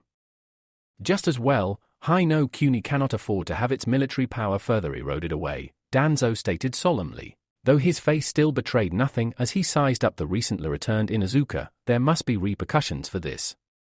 And there will be, Danzo, but that is a conversation for another day, the Sandame assured both his rival and the clan head of the bestial ninja. Tsume's expression darkening to thunder as she was again reminded of what Kumo had tried to take from her family. However, I would hazard a guess that your plan was to thwart their attempts to, pardon my crudeness, breed Ninken from the pups they passed on to you.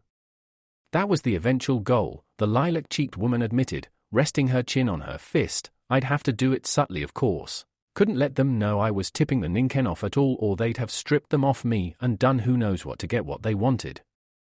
Their first step of the plan was to try and get them familiarized with both Kumo and the people in it, which was left up to me. I couldn't just lock them away much as I wanted to, so I had to take the Ninken out around the town and to the houses of prominent Kumo families, especially those who might one day be able to work with partners. That, however, she lasered Zaki with a basilisk glare, led to one of the most humiliating nights of my life so far. If there's one thing I'll ever teach my clan in the future, it's that you simply can't take a Kyaraban KO anywhere. Oh come on, we all had a laugh about it afterwards. Zaki deflected her ire with a fond recollection, and besides, neither of the two I was working on was complaining when you guys walked in. First time we met was quite good fun though. Even if the eldest of those siblings broke a cardinal rule when I'm about. Even as he went on, Sarutobi was forced to hold in a groan. He knew through long and hard experience that one tested and, even worse, broke one of Naruto's cardinal rules without severe consequences. She openly declared she hated something I'm very partial to, and after that, the Kyarabunkyo shook his head solemnly. Revenge simply had to be mine. Zaki had often heard of the term to clicker with someone, though back home in Konoha when he wasn't wearing a mask the likelihood of that happening, and a friendship being maintained over time was about as likely as Gare-san wearing black and turning into a goth. It therefore came a very great surprise when, as the door Rin had hammered on was opened by someone about a year older than his false age and, as he saw the dancing eyes and wide smile, there was an almost audible cracking noise that echoed around his mind. "Hey, Rin-obasan." The boy smirked as he stepped back and beckoned them inside, stooping down to examine one of the small grey shapes the woman he recognized had brought with her. "Yeah, Kar-san said you'd be bringing along some hay." He snatched back the hand he'd been slowly moving towards the dog's nose as it backed up and growled at him. "What was that for? I wasn't doing anything wrong." "No, you weren't," Zaki interjected, bending over to give the cantankerous Ninken and swift, sharp poke in the hindquarters. "Be nice," he told the animal in a semi-warning tone as it jumped up and softly yelped at the assault from an unexpected quarter. "Sorry about that. You can see the need to socialize them, right?" "I can." After that little grumble, the boy chuckled before brazenly thrusting forwards a hand. "Atsui, at your service." "Mamoru Zaki, at yours," the other boy declared, gripping and shaking with a firm grip even as the Ninken whose lead he had hold of slunk behind him, still not trusting of this stranger who smelt so unlike one of his pack. Seeing the two of them getting on so well, Rin decided to seize the initiative and, before Zaki was quite sure what was going on, she'd thrust the second lead into his hand and addressed Atsui, hands on hips and looking like little short of a brick wall would stop her asking her next question. "So then, I'll leave you two to it. Zaki, look after the animals, and while you're at it try to take care of yourself. Where's everyone else?" Rolling his eyes up for a minute, the slightly older of the two boys tried to remember. Chusan is out and will be for some time. Kar-san should be in the garden. As always, you're quite early, Oba-chan," he pointed out, a slight teasing lilt in his tone until Rin folded her arms and he went on hurriedly, recognizing the glint in her eye. "Samui-chan's over at her friend, Kari I think it is, or something like that.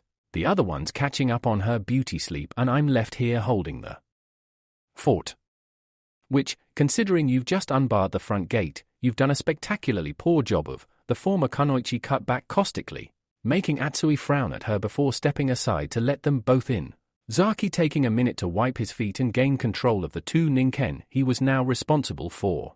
"I'll leave you two to enjoy each other's company and get the dogs sorted out. If you need me, I'll be in the garden talking to your mother." With that, Rin swept past and left the two of them, along with the pair of hopeful future Ninken, in the hallway together. Both watched her go until she disappeared around a corner and then looked at each other, a silence building between them until Atsui, wrestling down his nerves and making a brave stab at conversation, started the ball rolling. "So, he pointed the same way Rin had gone. "Drink?" Fortunately, the tension melted away quickly after that, after noticing that a dog bowl had already been set up on a spread-out newspaper in a corner of the kitchen. Naruto had reached down and unclipped the pups, who had hastily made their way over and quenched their thirst. While the two, who Rin had selected for this jaunt on the grounds of them being amongst the youngest and therefore least likely of the Ninken to attack any strangers, the stolen Haimaru, at the opposite end of the spectrum, hadn't even been let out of Rin's back garden yet for fear he would bolt or fly at someone, were gambling around and exploring the strange new scents of the house. Atsui made polite and pleasant conversation with his new guest and Zaki reciprocated. Of course, both being young teenage boys, this veneer of civility lasted all of a few minutes as Zaki began quoting some of his varied adventures. On the road, Atsui responded with some of his anecdotes about life in the Kumo Shinobi Academy, and by the time it came to wash up the glasses, they were using, the pair of them were laughing and joking like lifelong friends, a habit that continued throughout the impromptu tour of the household, and then, ping! Zaki ended his tale, one he'd come up with after Naruto had heard how Tsuchijiji had earned a cut on his face, following a string holding a bundle of chopsticks together had snapped and whipped him across the face. The bloody thing snapped like an old bootlace and, of course, it had to be winched tight when it happened. It whipped right around and across my ass. Don't laugh, he muttered as Atsui hunched over, half collapsing against the nearest wall as he pictured the scene in his mind. I couldn't sit down for a week afterwards, and crossbow strings cost a packet to buy even when you can find somewhere that stocks them. Mastering himself eventually, the youngest of the May siblings stood upright and breathed out, "Aho." That sounded like what happened to Haranis, but when our homeroom teachers found out who started that massive food fight in the dining hall 3 weeks ago, poor kind, I'm sure it wasn't actually him who kicked it all off. Just his bad luck, he beaned the Josie no Kocho in the shoulder with a thrown cup. Poor bugger couldn't walk in a straight line afterwards, and our sensei's got a sadistic sense of humor. At the best of times, Harani's never been any good at stealth. And that afternoon he gave us a game of hide and hunt with the promise of a kick up the backside to anyone he caught. They probably heard the scream in eyewear when that sandal connected. Zaki winced. Remind me to never introduce your sensei to my old Karsan, he mentioned, memories, even if they were false ones, of the stern matriarch of the fictional Kyaraban home he had lived in through his infancy foremost in his mind. But yeah, I know a crossbow's old-fashioned, but it looks mean and imposing, usually makes a pack of bandits think twice because they know I'll get 2, maybe 3 shots off at them before they get close enough to take me down, and none of them want to be the 2 or 3. He tailed off, looking at something across the room before pointing at it and turning to Atsui. Confusion written on his face. What's that? In all honesty, he knew what it was, but for the sake of his mask he plastered on a confused expression as the Kumo Academy student blinked, looked between Zaki and the object his finger had highlighted, and asked a careful question, as though not sure if his friend was playing a joke on him or not. You really don't know? I'd got a shrewd idea, but no, I'm not 100% sure. It's a television, it shows things, that's about the best way I can describe it. Atsui shrugged, hunting for the remote control. Here, press this. He hit the on button on the front of the monitor before hearing his mother's faint voice calling for something, and decided he'd better make this last bit quick, and then just choose a channel with this while I run like the devil before Karsan comes hunting me. Go for it. Zaki raised a hand in farewell as he stepped aside and let the taller figure zip past him, calling down the corridor as he did so, I know what it's like to have an angry Karsan breathing down your neck. True as well. And it was one of the first lessons that had been drilled into his skull following accepting the offer of the budding blossoms, was that the Karsan's word was law. Zaki didn't even know her real name, just that he was to call her Karsana at all times, unlike the Neichan who he was starting to easily identify and could speak to as long as they weren't busy getting ready to attend clients. Still, good excuse as any to stay up late and get up later, and the pay's not half bad either. That much was certainly a bonus, though he'd only been there a fortnight. The fact he got a weekly pay packet meant he had enough to cover virtually all the household bills, while Rin's money was enough to keep them fed and watered, even to the point where the scarred old grizzly, as he'd once called her first thing in the morning when she was shaking him awake, that had been a mistake he wouldn't be repeating again, was better off with him being there than without. Still, he had today off and wouldn't be back at work until tomorrow night. Enough time to play the awestruck yokel as he fiddled with the controller and was rewarded as the screen sparked into life. Wow, this is in color. I'd heard of these, but the Hasawadas haven't found one cheap enough to buy yet. Neat. I'll have to tell Tenchan about this when I get back. The thought of the bun-haired Panda-chan was enough to make his chest pang for a second before his idle channel flipping was brought to a sudden, crashing halt. Oh no way.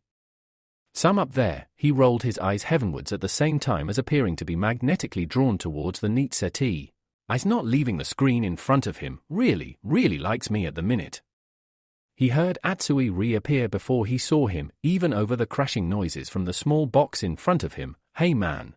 I think I got it to work, don't ask me how though. From what I can tell it looks like sorcery that even Masadi the Magnificent couldn't manage. Nah, it's not that technical. All I know, you press a button and the light show starts, probably not like you Masar. Okay. The way the other blonde tailed off made Zaki look around and over the back of the settee in time to quirk an eyebrow at his friend's sudden expression of discomfort. Not to sound like I'm ordering a guest around, but would you mind? Atsui waved a hand at the screen, not really looking at the large black cat head symbol being thrust into the sky. Would you mind turning it over? What's got him so nervous? Though he was no Yamanaka, Zaki was sure his friend was looking worried by something and kept his eyes on him as he jerkily approached the settee. Sure, what's the big deal?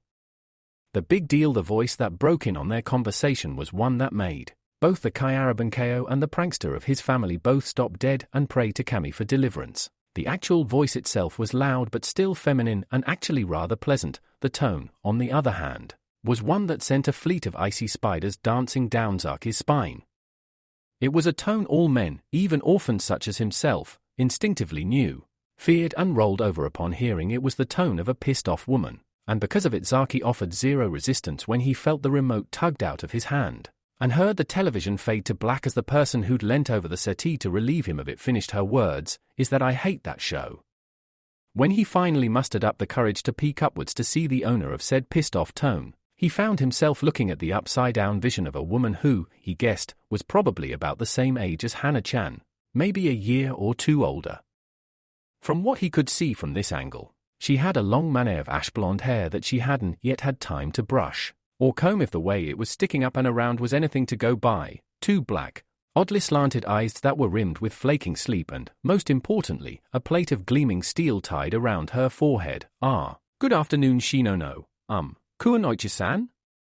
He ventured, as though not sure of the proper greeting and breathing out a massive sigh of relief when he got it right, the woman standing up and rubbing her eyes as she dropped the remote back into his lap. "Yeah, morning to you as well. You're the one Carson mentioned Rin was bringing around with those new pups she inherited." "Yep, frayed, so I think Rin's out with your mother in the garden. The dogs are too come to that. Anyway, let's stop being so rude and do this properly. Mamoru Zaki, pleased to meet you Yujito, ni Yujito," the taller woman replied, moving towards the kitchen after nodding at her brother. "I'll catch up with you two when I've had a chance to wake up and feel human again." Too busy following her departing form with his eyes, Zaki missed the twitch that rushed across Atsui's face and was gone by the time his guest swung around to face him again. "I thought your name was Mei?"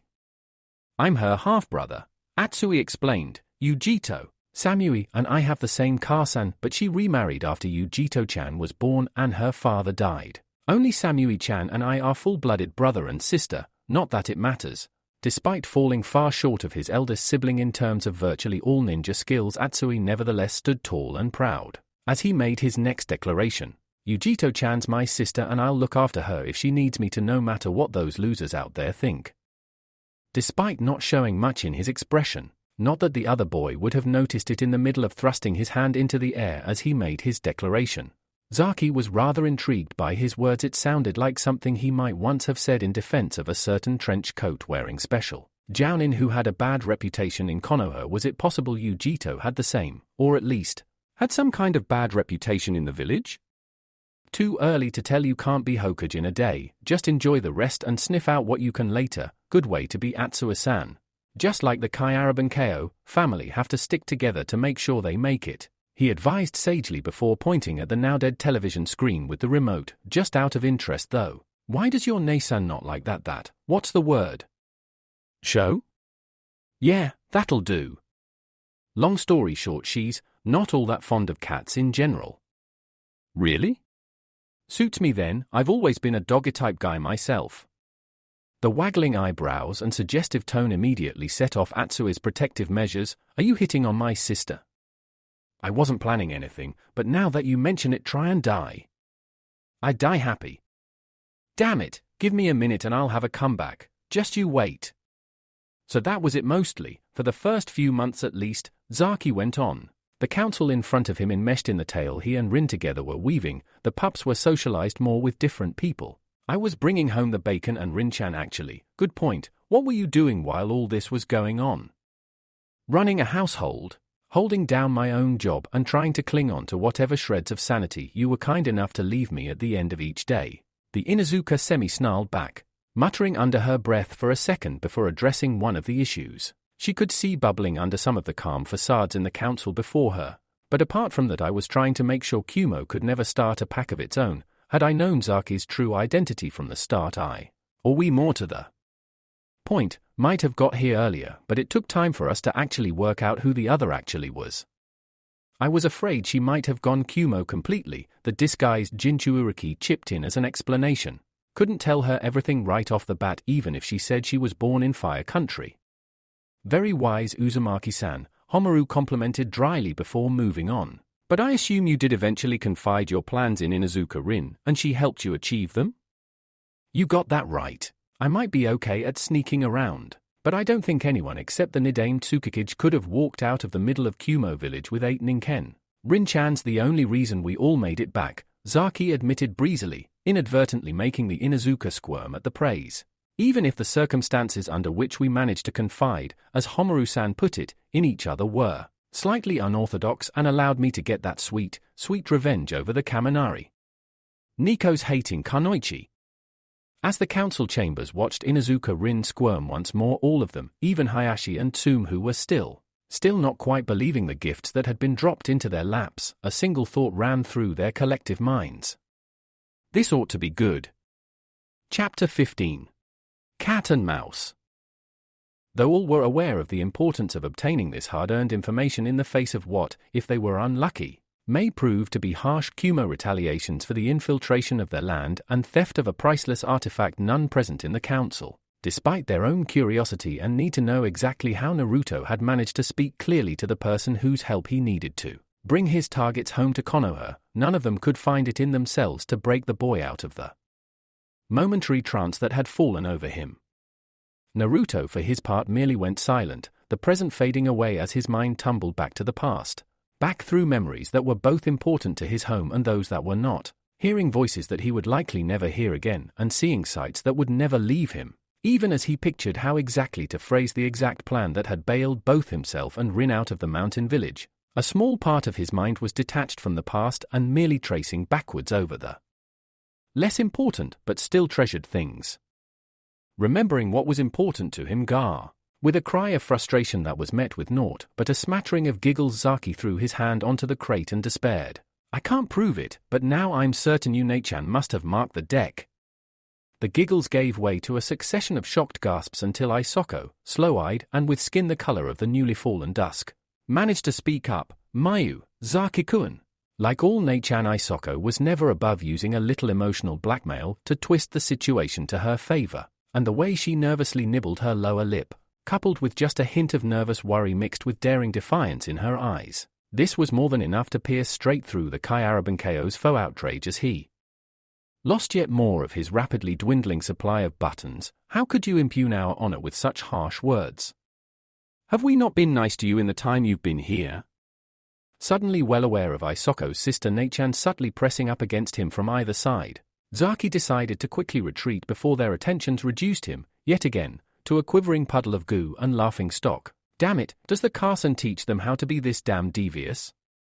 I swear when I become a ninja I'll never, ever underestimate a woman, even if she's not a Kunoichi and even if I become Hokage.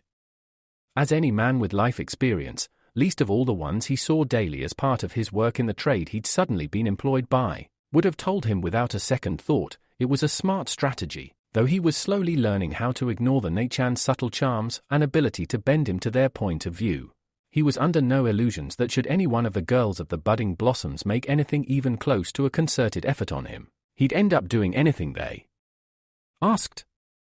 He knew this simply by experience. Only by dint of the Karsan reining in the girls who worked under her had Zaki ever finished the chores she'd set him without being distracted by the seemingly innocent requests of the Nei-chan to do just a little thing for them while they were getting ready. Never, of course not. He gabbled hastily, hoping he'd worm his way out of this mess with the loss of just a few extra buttons rather than, as he feared, another half a dozen things he'd have to do. Before the Karsan lit the red lantern though, judging by the teasing, calculating look on Isoko's shapely face, he had a sinking feeling he wasn't going to be that lucky. Ha ha, the boy learns, saved by the mad old man, despite his wariness of Zanchu, as having seen the old man add up a night's takings with little more than half a glance he knew for a fact that the husband of the budding Blossom's Karsan was nowhere near as stupid as his gaptured, broken-nosed face would have one believe.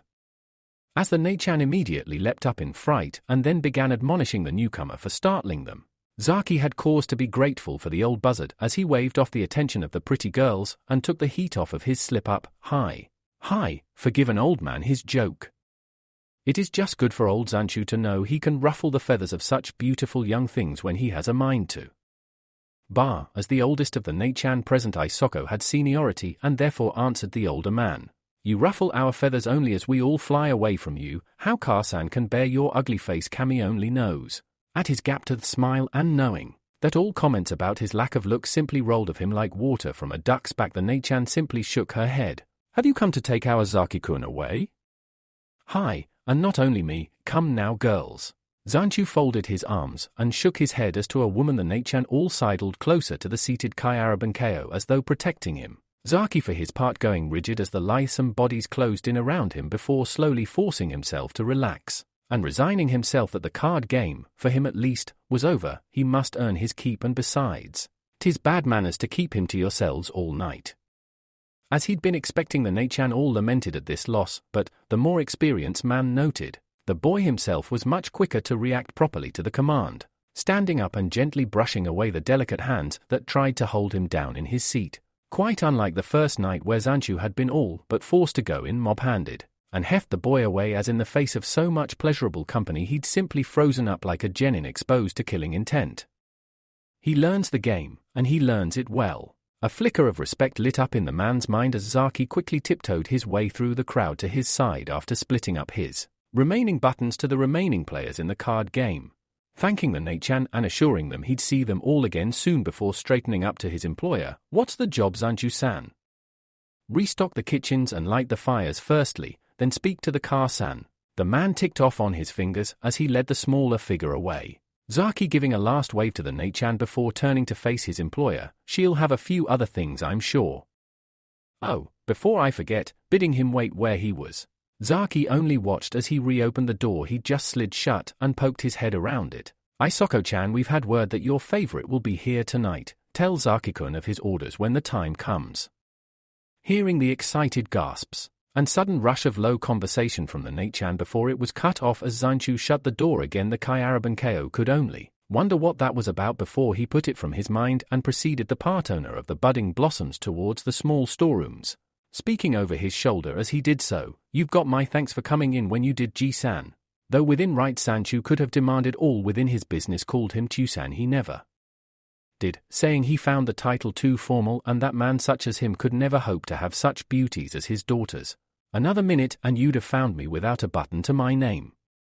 The man chuckled, clapping the newest worker on the shoulder as he did so. Zaki-kun, you remind me so much of me in my youth. Come to places like this often, did you, Zanchu-san?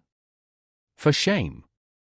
No shame at all, it led me to finding my beloved, at a price. He probed the gap where one of his front teeth used to be with his tongue for a second before carrying on where he'd left off. Anyway, if you've a grain of sense between your ears, you'll remember that behind those innocent eyes and charming smiles, any Nei-chan worth her salt knows more tricks with cards than half the circuses in the elemental nations put together. That was enough to force a laugh from Zaki's lips as he preceded the owner of the house into the small cellar where the foodstuffs of the budding blossoms was kept, along with the less well-used musical instruments that were dusted off and used on grand occasions. The old man had once more rapped the nail right between the ears. The vast majority of people knew that Nei-chan were women who sold their bodies for coin, and therefore proved the old adage that the vast majority of people were idiots even after a few weeks amongst them. Zaki had come to see that the Nei-chan were also expert courtesans, dancers, singers, instrumentalists, musicians, actresses, seamstresses, and gatherers of gossip and secrets. Many a man would have his tongue loosened when in the arms of his favorite woman, often spilling secrets that might have got him his throat opened had the wrong ears heard them, sometimes even by the car-san of the Nei-chan he was sleeping with. Stately and solemn though she might have appeared, Zaki knew that the woman he worked for was far more skilled in the martial arts than most, least of all a drunken sot who threatened harm to her or one of her girls, would have assumed, and the long hairpins that made up her ornate kanzashi were not there solely for decoration. More than one heavy-handed fool had left the budding blossoms with far more than just his conscience pricked. Still, the boy thought, had he heaved up a small box of flour and blew away a little white dust to check that it was the right grade. If they're stupid enough to try and hurt the Nei-chan here, they deserve everything that comes to them. And if they think the car-san's bad, they haven't seen anything I can do yet. Luckily, as he handled more of the laundry side of things, Zaki didn't have to help out much in the small, cramped kitchen of the house. Zanchu was skilled enough to handle things in there and didn't need anyone else getting underfoot though. If the night was expected to be very busy, he would always put a night's work out to tender by word of mouth, and then select the best candidate from the queue of youngsters that showed up during the day. These volunteers, Zaki had heard, were the children of the red lights, the Akasenko, Born to Nei-chan by accident and an unfortunately permanent side effect of the job, they were as much a part of a secular society held away from the prying eyes of the mainstream as he himself was as a Kyaraban-ko. Raised in the rears of the houses of pleasure, they grew up immersed in the trade. The boys often adopted into a more wholesome occupation by one of their many potential fathers who either took a shine to them, or heeded the honey poured into their ears by the Nei-chan and Ka-san, the girls more often than not becoming the next generation of Nei-chan. They were far from faultless, as Zaki was already beginning to suspect that many Akasenko, especially the boys, often absconded into the ranks of the criminal fraternities and Yakuza though, due to the shinobi presence. This was virtually unheard of in Kumo or the other shinobi villages. However, as a member of a group often considered to be little more than organized beggars and vagrants, he had a more open mind about the situation than most. No one was blameless of crime, and those who stated they were only committed the gravest sin of all in his mind. Rank hypocrisy, the one thing guaranteed to get on his goat. That's the lot. Banishing his thinking for a moment, he looked up at the gap-toothed maw of his employer as he quickly stood up from the fire he'd just lit. Closing the grate as he felt the heat wash over his legs. Need anything else brought up? Maybe some more rice balls later in the night. Heed me if I holler for you, the old chef began. Already washing his hands and casting an eye at his beloved pots and pans, go see Ka-san or, if you can't find her, the elder sister, and help them as best you can. All right, you old pot clanger, just call if you need help. If your back goes out while you're trying to lift something too heavy, I reserve the right to point and laugh. Zanchu grinned. Be away with you, he declared, wafting a hand towards the Kyaraban-ko's retreating form. I'm still in my prime. Prime? If you were beef you'd be considered well-aged at best, Zaki delivered as a parting shot before darting out the kitchen and heading towards the back rooms of the budding blossoms, and his lovingly pressed ironing piles. He bumped into the Ka-san en route to his destination and nodded his head deferentially, not quite meeting the woman's steely eyes as he answered her unspoken question with alacrity. Fixing the linen, Ka-san. Won't take 2 minutes. Good, take time to get it right, Zaki. First impressions are all important. He nodded again and stepped aside as she swept past, waiting until she was gone before carrying on from where he'd left off, though not inapproachable. The Ka-san had to control all that went on in her domain with an iron hand to prevent anything rocking the boat.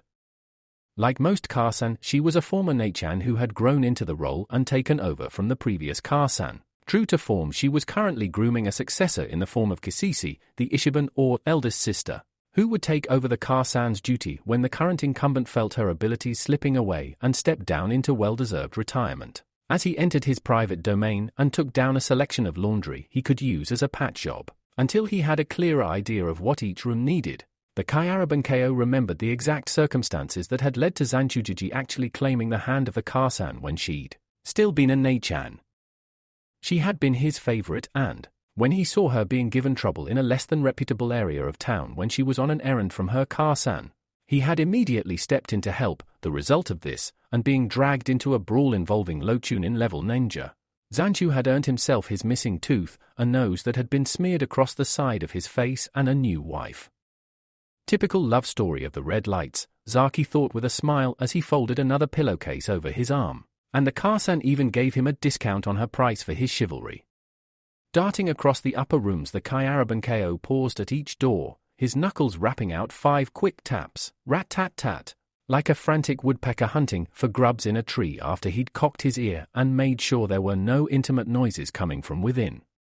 It was a rough code of sorts, and, having delivered the message, he began to count slowly under his breath. If he reached 8, a lucky number, without a reply he moved on as the Nei-chan within was busy. This time he reached about 3.5 before he received his response. Come in, Zaki-kun. Isoko-chan, he replied to the greeting, averting his eyes as he saw the naked back of the Nei-chan stood before her mirror, hands in her hair as she arranged it into a design of plaits. Anything to be changed? Pillowcases to be silver, she spoke around the pins in her mouth, fresh lilacs for flowers and massage oil on the chest over there. And how long before it goes from that chest to yours? The Nei-chan looked over her shoulder with mischief in her eyes. For shame, Zaki-kun, she admonished before looking at herself in the mirror once more, adjusting her bust. Though I'm sure these are part of the reason Hishiro-kun considers me his favorite. Zaki chuckled as he hastily stripped the white pillowcases from the luxurious pillows at the head of the bed. and hastily stuffed the down-filled linen bags into crisp, fresh silver cases with a trim of red flowers at the corners. Those I'm sure came later. Your other skills must first have entranced him, Nei-chan. There are none who perform the ceremony of the tea so well. Isoko chuckled as she fully turned around, folding a kimono around herself in a manner that would, Zaki noticed, make it much easier than normal for a man not completely confident with feminine clothing to remove. You could charm the birds from trees, little roadwalker, please. She offered a small pot of blusher forwards, and Zaki dipped in a finger, acknowledged as being a bit of a dab hand at painting on the slap, as the Kyarabankeo called it, delicately tracing a small amount of the cosmetics onto the cheeks of the taller woman as she took a knee to compensate his lack of height. Zaki took a second to survey his work before deciding that the rosy blush effect he's given rise to on the woman's cheeks was exactly what had been required, and stepped back nodding, placing his finger in his mouth to suck off the residue of the makeup and prevent it staining the laundry he still carried. That should do it, Nei-chan, after checking for herself by looking into the mirror over her shoulder. Isoko nodded and smiled down at him. Perfect, many thanks, Saki-kun. No problem, I'll finish my rounds and get the all you need. Just a question though. She prompted him to go on with her eyes as he faltered for a minute before gesturing at the table by the side of her bed. Do I dare ask what this Hishiro subjects you to that needs those cords and oil? Isoko considered this for a minute before she gave a teasing smirk, raising an eyebrow as she stood to her full height. Listen in if you can on your rounds, and ask me again when the lantern snuffed, she suggested, a tone in her voice that he couldn't quite place. Until then, be away quickly, before Karsan or Ishiban catches you loitering. Before the lantern was lit, Zaki's main job was to iron the clothes and bedding and prepare the rooms the Nei-chan would be using before the night began. When the patrons were coming in, Zanchu's kitchen was fired up, baking small, complimentary treats and tea for the guests, and the sake was flowing. His job was to be for the most part as invisible as possible. This suited him just fine. It was what he'd trained himself to do after all. But his main role was to keep an eye on the rooms, and as soon as the patrons left he was to go in, strip and replace the bedding, air the place out, and then be out of there as swiftly as possible. Usually such haste meant that he was stripping the room at the same time the Nei-chan within was washing herself after entertaining a client. The result of this was that Zaki very quickly lost his sense of embarrassment. When confronted with the feminine form, it was purely business. There was no time for play during work time, and the Nei-chan were too busy to tease him.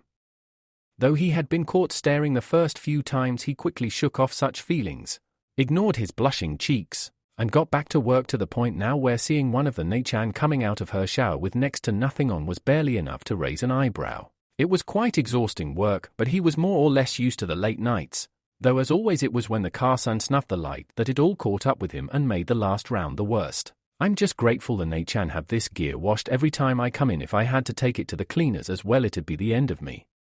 His exhaustion is such that he could barely raise his hand to bid the Nei-chan in the room farewell, though he did have to gently decline her offer to let him wash her back and deflect her disappointed pout as she stoked up the bubbles in her bath. At the end of the night was about the only time the Nei-chan had to enjoy a proper bath, save if their clients were that way inclined, and Zaki had often helped Zanchu wrestle barrels of hot water from his old kitchen stove up the stairs to the Nei-chan's waiting bathtubs.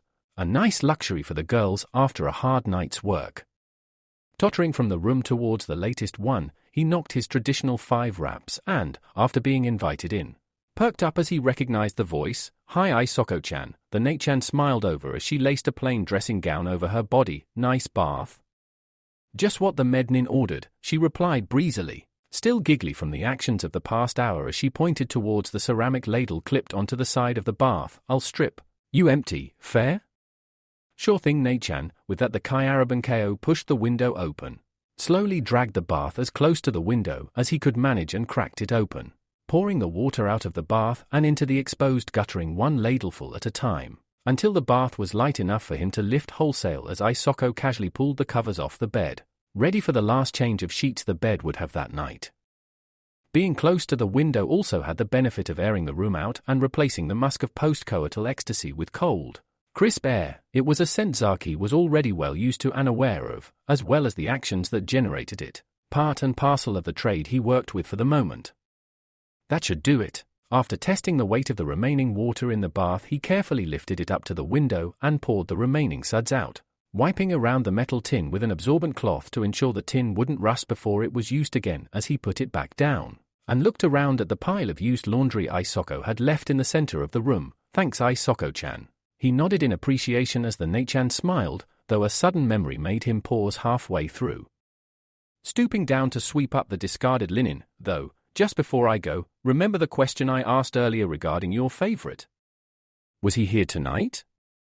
"Hi, he's been stationed in Kumo now, station part of the military then, samurai most likely." Zaki slowly digested that information while listening as Isoko went on, "Rotating deployment or so, he says.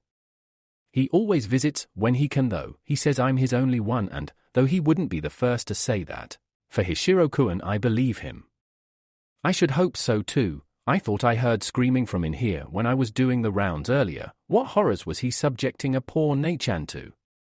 Isoko reddened slightly, not quite meeting the Kai Arabankeo's eyes as she answered. "It is what he does to drown out the sounds of the morning flutes he's heard so often. He replaces such a sad noise with laughter and forgets the battles he's seen for a moment.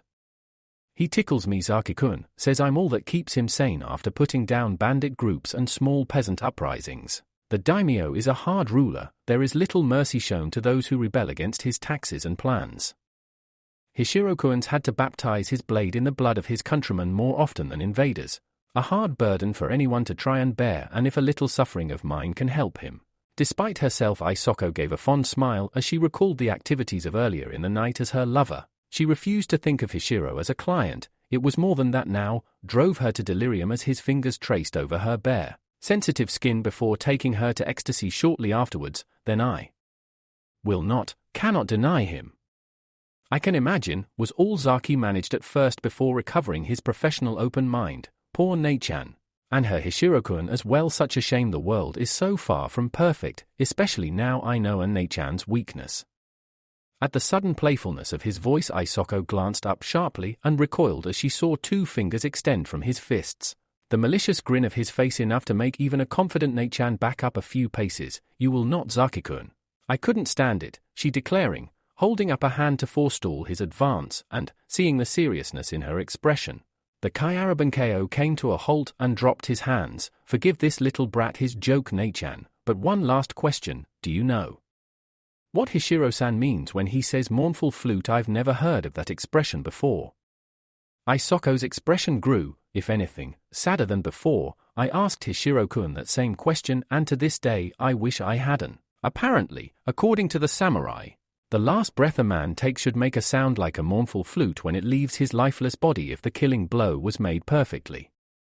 Zaki shuddered, not wanting to dwell on this too deeply, and impulsively stepped forwards again. Isoko starting slightly as the smaller figure gently placed his arms around her and spoke. "I'm sorry, Isoko-chan. I didn't mean to bring up bad memories. Hishiro-san must be a wise man to forget such horrors for a pretty Nei-chan like you." "Flatterer," she accused, but still returned his soft hug with one of her own for a second before stepping back. "Still, you'd best be off before the Car-san comes to check we're asleep for the night, then you can go home." "True, and we all need our sleep after tonight. I wasn't expecting it to be so busy," the Kai Arabankeo admitted as he scooped up the pile of laundry. "Still, good night, Nei-chan, sleep well." "I will," she assured him, dreams of her Hishiro-kun already in her mind as she turned towards the recently remade bed. "You as well, Zaki-kun." "Yeah, once I've swept out the fire, been dismissed by the Car-san and stumbled home at least," keeping such thoughts to himself. Zaki bowed himself out the room and closed the door behind him as Isoko began tugging at her dressing gown knot, ready to fall into bed and be lost once more in a peaceful rest before the next working night dawned. Watching as the woman before him stamped on the paper form before him, Zaki coughed slightly to get her attention and launched into his conversation. "So Meiba-chan," the secretary glanced up. Pen paused halfway towards the weekly report she was to sign on behalf of the Kai Arabankeo. "How long have you known Kumo's oldest tomboy?"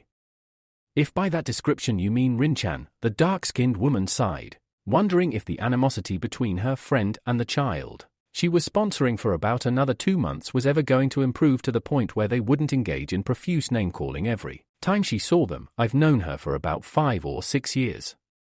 "Why?" "Just curious, really," he admitted offhandedly. "I've tried to ask a bit about herself really, but I get the impression she doesn't like to talk about the past much. I know she was born in fire, but if I had to hazard a guess I'd have to say something terrible happened that drove her out of there, like she was exiled or something." Maber's head whipped up so fast he leapt 6 feet backwards before, with an effort, the kunoichi controlled herself and answered, "Please do not assume such things about Rin. Her past is her own, but I'll tell you this much, she was never driven out of fire, and, even if she had been, many shinobi here past and present have a lot of respect for her. So don't stick your nose in where it's likely to get broken, understand?" Hi, I got it, and I think I do. She can't be an exile because if she was and people knew it, no one would give her the time of day.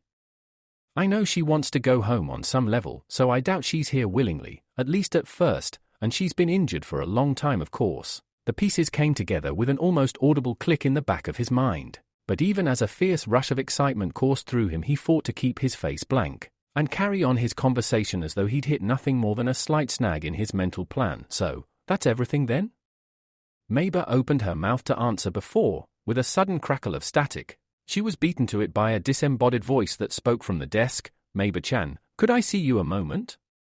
An article of state has been unfortunately mislaid." And biting back a sigh and resetting her mental calendar back to 0 after 3 days of good behavior, the kunoichi stabbed a finger onto a button on her desk and spoke into the intercom while Zaki looked on amazed. "Reikage-sama, you are useless. Wait there and don't move."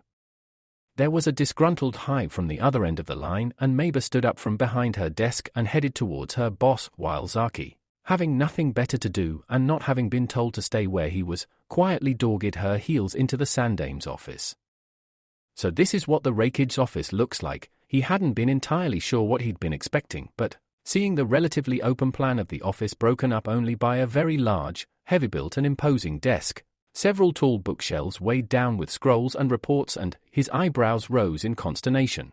A whole pile of what looked like solid lead training weights that made him feel exhausted just by looking at them. The village leader himself didn't spare the Kai Arabankeo a glance, too busy fending off the insistent questions of the reinforcements he'd called upon for this scouting mission. "Where was it last?" "I think I put it on the corner of the desk when..." The huge man sank his granite chin onto a fist that could, and had, cut the chakra tails off a bijou, "about half an hour ago, just before I started my mid-morning workout. Reckon I must have knocked the table or something because I can't find it anywhere. Would you mind?"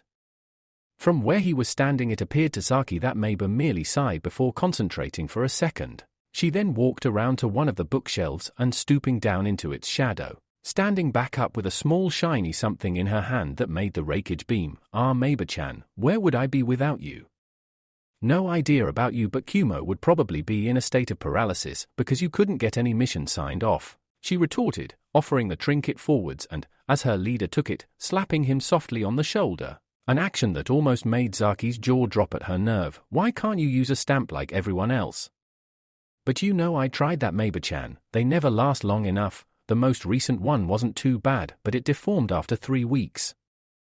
It was solid steel edged with that silver steel we imported from Iron Country," the secretary reminded him, fighting off the urge to slap her face with her palm with admirable tenacity. "If you wouldn't slam them so hard they'd last longer."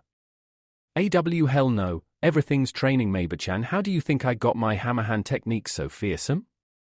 "It wasn't by wimping out and tapping this desk," he informed her with a nod, slipping the thing that Zaki now realized was a ring that would probably have swallowed any 3 of his fingers whole with room to spare onto his middle finger and dipping it into the inkwell at the side of him. "If you want to get ahead in this world." The blow that followed was so fast Zaki couldn't even see it. He heard it though.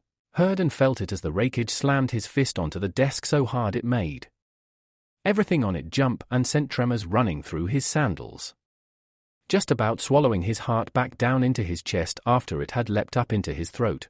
Zaki realized what had happened and felt his mind boggle. Gigi just uses that seal of his. Of all the ways to stamp a paper, whacking it with an inky ring must take the cake. You've got to be prepared to bring the hammer down a bit. The formidable warrior grinned at his subordinate, though the expression faltered slightly as he took in her cool, if not exactly frosty demeanor. "Just as long as you remember where you tossed your hammer last, Reikage-sama," she commented acidly, though at the sight of a proverbial rain cloud springing up around her boss's head she relented slightly. "Or have someone close to you who does at least." Hi, the older ninja conceded, readying himself to sign another parchment. "Well, thanks for your help. Now if you get the hired hand out the way we can both get back to work. I want to have dinner with the family tonight if I can manage it." Meiba merely bowed before the village leader before turning towards the door and, without even being told, Zaki zipped out the office ahead of the kunoichi, waiting for her to reappear and sit back down behind her desk. I've seen brave people, Meiba-chan. Some of them swing from trapezes, some stick their heads in a lion's mouth, but that really takes the cake. He shook his head as the kunoichi regarded him with a thinly amused smile. Even the carnival folk would have to say that cuffing someone with that many muscles in that many places is absolutely mad. I'm a ninja, madness comes with the job. Still doesn't explain why you're still here rather than a greasy little pulp on the floor. I'd bet if I did that and he swung at me I'd probably land somewhere in the land of hot water. Probably, but then again you're not as vital to Kumo as I am. As long as there's been a rakeage in that office bellowing the orders, there's been a roquetter in this one making sure they get heard. Meiba explained, for once taking pride in her unique position in the village's hierarchy. Love him though I assuredly do. The sad fact is that old ox would lose his knuckled head if it wasn't welded onto that thick neck of his. He can't be that bad, surely? Meiba merely raised an eyebrow. That ring has been in his family for 7 generations and is arguably one of the most recognizable things in Kumo. Its worth is probably sentimental, but regardless there's a lot of emotional baggage with it. And you saw how easily it went missing when he had hold of it. True, but I also saw how easily you sniffed it out. Zaki pointed out, you must have really sharp eyes to find something that small so quickly. Not so much sharp eyes as a quick mind, and enough knowledge to place a tracking seal on the damn thing. About every week he loses it, usually on a Saturday as that's when he does more workouts in his office. Meiba shook her head, huffing in equal parts fondness and exasperation for the Ka who labored in his office at the back. His hopeless I swear he is. I can only pray his sons picked up their mother's tidiness, though I'm not holding out much hope for that one. Ah well, hope springs eternal and all that, Zaki commiserated before pointing to the side of him, highlighting what looked like a small black box that was perched above one of the windows of her office like a spider waiting to pounce. Though before that thing springs on an unsuspecting victim, can you let me know what it is? Following his finger, the kunoichi bit back a smirk, quite proud of herself in wrangling a contract for obtaining that piece of technology from the recalcitrant land of snow. Something that's helped the bolts out like you wouldn't believe. Invisible eyes, she explained, a hint of mystery infiltrating her voice as she went on. Not sure exactly how they work, but if you trip them they activate alarms that we can pick up on. Because of that we don't need bolts in the rakeage tower anymore, so there's more out on ops or patrolling the village. Really? Wow, filing that tidbit of information away for the future. Zaki looked up at the featureless black thing with new respect in his eyes. Powerful bit of kit, but aren't you worried they'll replace you in the end? Meiba snorted, jerking a thumb over her shoulder. Oh yeah, like they'll ever come up with a machine that can put up with that meathead and his short-term memory problems. You do realize the intercom is still on, right? What? Oh Kami, I'm sorry Rai, you're a bastard. Completely unashamed, Zaki grinned and bowed low as Meiba fought both to get her heart rate down from the rapid tattoo it had started hammering before she'd realized the Kyaraban KO had been pulling her leg, and to stop herself flushing too much at the idea that she, a full-fledged Chunin kunoichi, had been caught out by a civilian. Probably never knew who my parents were, but seeing as they were circus folk it's a fairly safe bet, he admitted breezily. Still, you said it gets boring in the office sometimes, have to provide the entertainment when I can. The sooner the carnival rolls in the better, Meiba sniffed before turning back to her work. Then you'll be gone, and we can all get back to normality. Normality's overrated, he shot back without missing a beat. Anyway, see you later Meiba-chan, I'll let the she-beast know you miss her. He ducked out of her office just in time to avoid having his ear pierced by a well-aimed pencil and gave a grin. Partly because he'd gotten yet another rise from the cool-natured secretary of the rakeage, but also, and more importantly, because he now knew a lot more about his housemate than he had a few minutes ago, and if he was right it was information more priceless than gold. She was injured, she came to Kumo over 10 years ago, and she's not an exile or a disgrace from the land of fire, she was a ninja. Had to be. 10 years or so was the time of the last war. Is she a prisoner here? No, though that had been his first, though it didn't quite fit, too well treated for that. And I don't think she's a collaborator either, because she's hinted she'd like to go home, but feels for some reason she can't anymore. Could that be because of the Ninken? Does that mean she knows what they are if she's from Konoha and is, or was, a kunoichi? Surely she'd know about the Inuzuka and their hounds. The picture was still slightly smeared but had been a lot clearer than he'd ever seen it before. And if he could smudge a few more details into place, it might yet paint a portrait he could use to full advantage, but not yet. I've still got time, just need a few more days, maybe a week, to get the last few details I need and come up with a way to present the facts to her that won't give me away if she is enthralled to the dragon. That last bit will be tricky, but I only need one chance. One of the benefits of his relatively unusual working day was that, for an hour or so, his schedule neatly overlapped with that of the few Kumo children he'd had a chance to meet. For that reason it wasn't unusual to see him, once he'd finished walking the future Ninken, as well as reassuring them through the Haimaru, who he was sure could understand him on some level and had taken over the position of alpha in the estranged pack as the eldest male present, that he was still on their side and working on a way to get them all home safe, and chewing his way through the rest of the little list Rin scribbled for him to follow while she went to work, heading over to the park closest to the Kumo Shinobi Academy to hang out with a few of the students after classes had finished for the day. This was one such a day, but while it started out normal and, after the standard greetings, devolved into a kickabout with Atsui and a few of his friends, it quickly flipped on its head. Following one of the older boys giving the ball an almighty hoof out of the playing area, play came to a screeching halt when all present realized exactly who it had come within a whisker of hitting.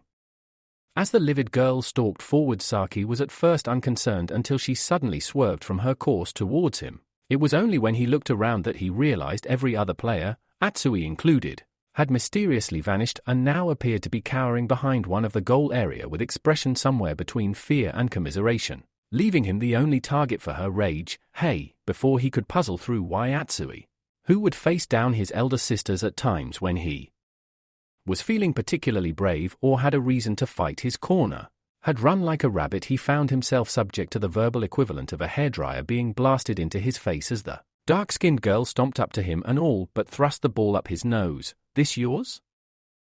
Not exactly," the Kyarabankeo began, jerking backwards away from the waving ball thrust towards his face. "I was playing with it, but it's not mine." "Well, pay attention where you're kicking it next time," she demanded, dropping the toy at his feet and glaring at him with eyes of the strangest color, almost a golden sheen in her irises as she finished her declaration, "Or I'll be the one who starts doing the kicking." "Hey, no need to be nasty, it was an accident." This was apparently the wrong thing to say, and he fell back a pace as she flared up and stepped forwards menacingly with fists clenched and teeth gritted. "An accident could get people killed in the field, Barker. If you were in the academy you'd know that." "Yeah, but if I were in the academy I'd have to put up with a loud hawk-eyed bitch like you. Okay, this is either going to work or I'm going to get hurt here." Even as he tried to fight down the traditional fight-or-flight response, and get ready to react if this prickly girl actually decided to go in swinging, he found himself superimposing another loud, prickly girl with blue eyes and pale blonde hair over the top of this one. No matter where you end up you'll always find a troublesome woman or girl somewhere. "What did you say?"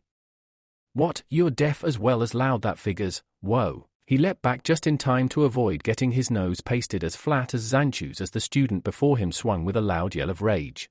"Don't push me." "Why not?" his new enemy retorted, stepping forwards with her guard raised high, ready to go again at a second's notice. "You and your pissant friends nearly hit me, you didn't apologize, and you made fun of my eyes. What's to stop me taking my pound of flesh?" Zaki grimaced and dropped into a low crouch, hands high but open as he answered, "Because I was ready to apologize before you threatened me and my friends. And apart from that, if you do attack I'll have no choice but to use the ultimate attack of my clan." Despite herself, the academy student raised an eyebrow, framing that glowing gold iris with a thin, curving line of hair. "Ultimate attack? Okay then, road creeper, yeah, I know who you are. Samui-chan described you often enough. You're that caravan brat that crawled through the gate 6 weeks ago. Give me your best shot. I'm top of the academy in my year for taijutsu. I'll introduce you to the floor."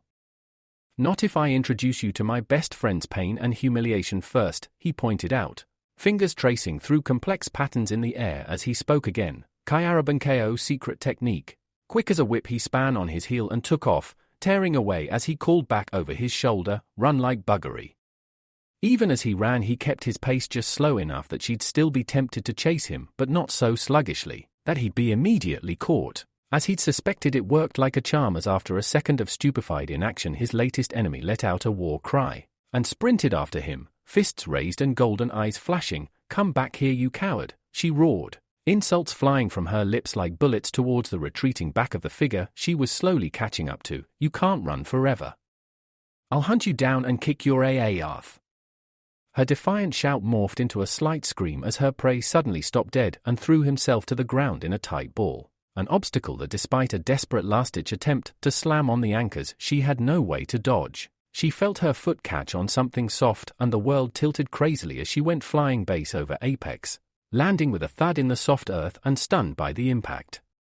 The inaction cost her dearly, though his ribs were aching following her inadvertent kick. A price to make sure the feigned flight and drop routine he'd perfected against Aino worked in a foreign land. The boy who was wearing the mask of Mamoru Zaki pounced on the back of the prone girl, stopping her standing back up by wrapping both his legs around hers and winding them up like an octopus. He just had time to cross his ankles over, trapping the girl's lower thighs between his own and laying her out prostrate on her front just as she began to come to and struggle. Damn it, she cursed, wriggling frantically from side to side to try and free herself. Let me go and fight fair. Against someone who could rip me apart given 10 minutes, do me a favor, the Kyaraban KO declared, gritting his teeth as he consolidated his position of strength, sitting upright and scooting in closer to her hips and knees. Now, are you going to say sorry? Screw you. The second I get up from here I'm going to beat you to death. Well, if that's your attitude, give me a reason why I should ever let you up. Because if you don't, my dad will find out what you've done and kick your ass. Well, that's big. Start a fight, then hide behind daddy when it goes wrong. Ah, no, nice try. He'd seen her left hand, the closest one to him and the only one she could really catch him with, try to snake down and grab his vulnerable thigh or, worse still, the even more vulnerable bits the thigh guarded. Sorry, but you're all out of options, he pointed out, pinning her hand down with one of his own and leaning on it to stop her moving at all, now holding 3 of her limbs down with 3 of his. But having his spare hand where it could have an effect on this battle if the belligerent woman he had trapped wouldn't relent. Now say sorry. I'll let you up and we'll go our separate ways, okay? No, it was your fault. Still she struggled, not giving up and unable to see the actions her opponent was about to undertake to break the stalemate they were in. You and your idiot friends almost hit me. You should have sat. She tailed off as a loud slapping noise hit her ears with almost physical force. For a fraction of a second she heard the noise and had no idea what was happening. Then the slow, burning, agonizing sting crept up to her brain like a fire and she bellowed in pain. Oh. With her golden eyes aflame with fury and shame both, she looked over her shoulder as much as she could to see, with mounting dread, her opponent drawing back his hand for another strike. What the hell are you doing? Something your Karsan should have done a long time ago, the boy retorted, brandishing his palm threatening. Now swallow your pride and say sorry or this just gets worse from here on out. In the end it took 6 blows for the quarrel to be settled in a manner that Zaki felt was admirable, and another 3 on top of that to extract the grudging promise from her lips that she wouldn't hit or kick him when he let her up, something Zaki was quite grateful for. His arm was starting to tire.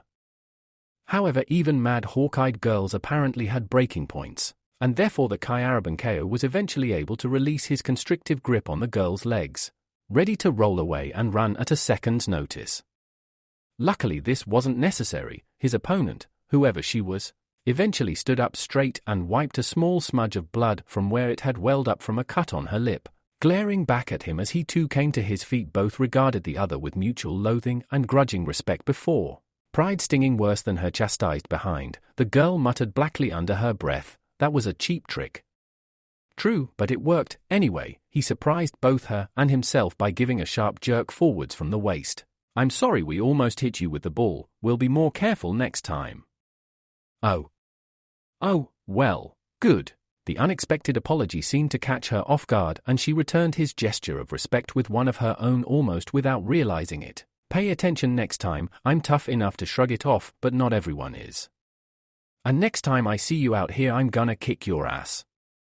Zaki merely smirked. As long as I don't paddle yours first, maybe next time you'll know when to turn the other cheek, he pointed out, the insult making the would-be kunoichi go rigid for a minute before with a visible effort she uncurled her fists and stalked away, pushing past him roughly as she left and muttering under her breath the whole way. Zaki watching her go and shaking his head as she was lost from his sight.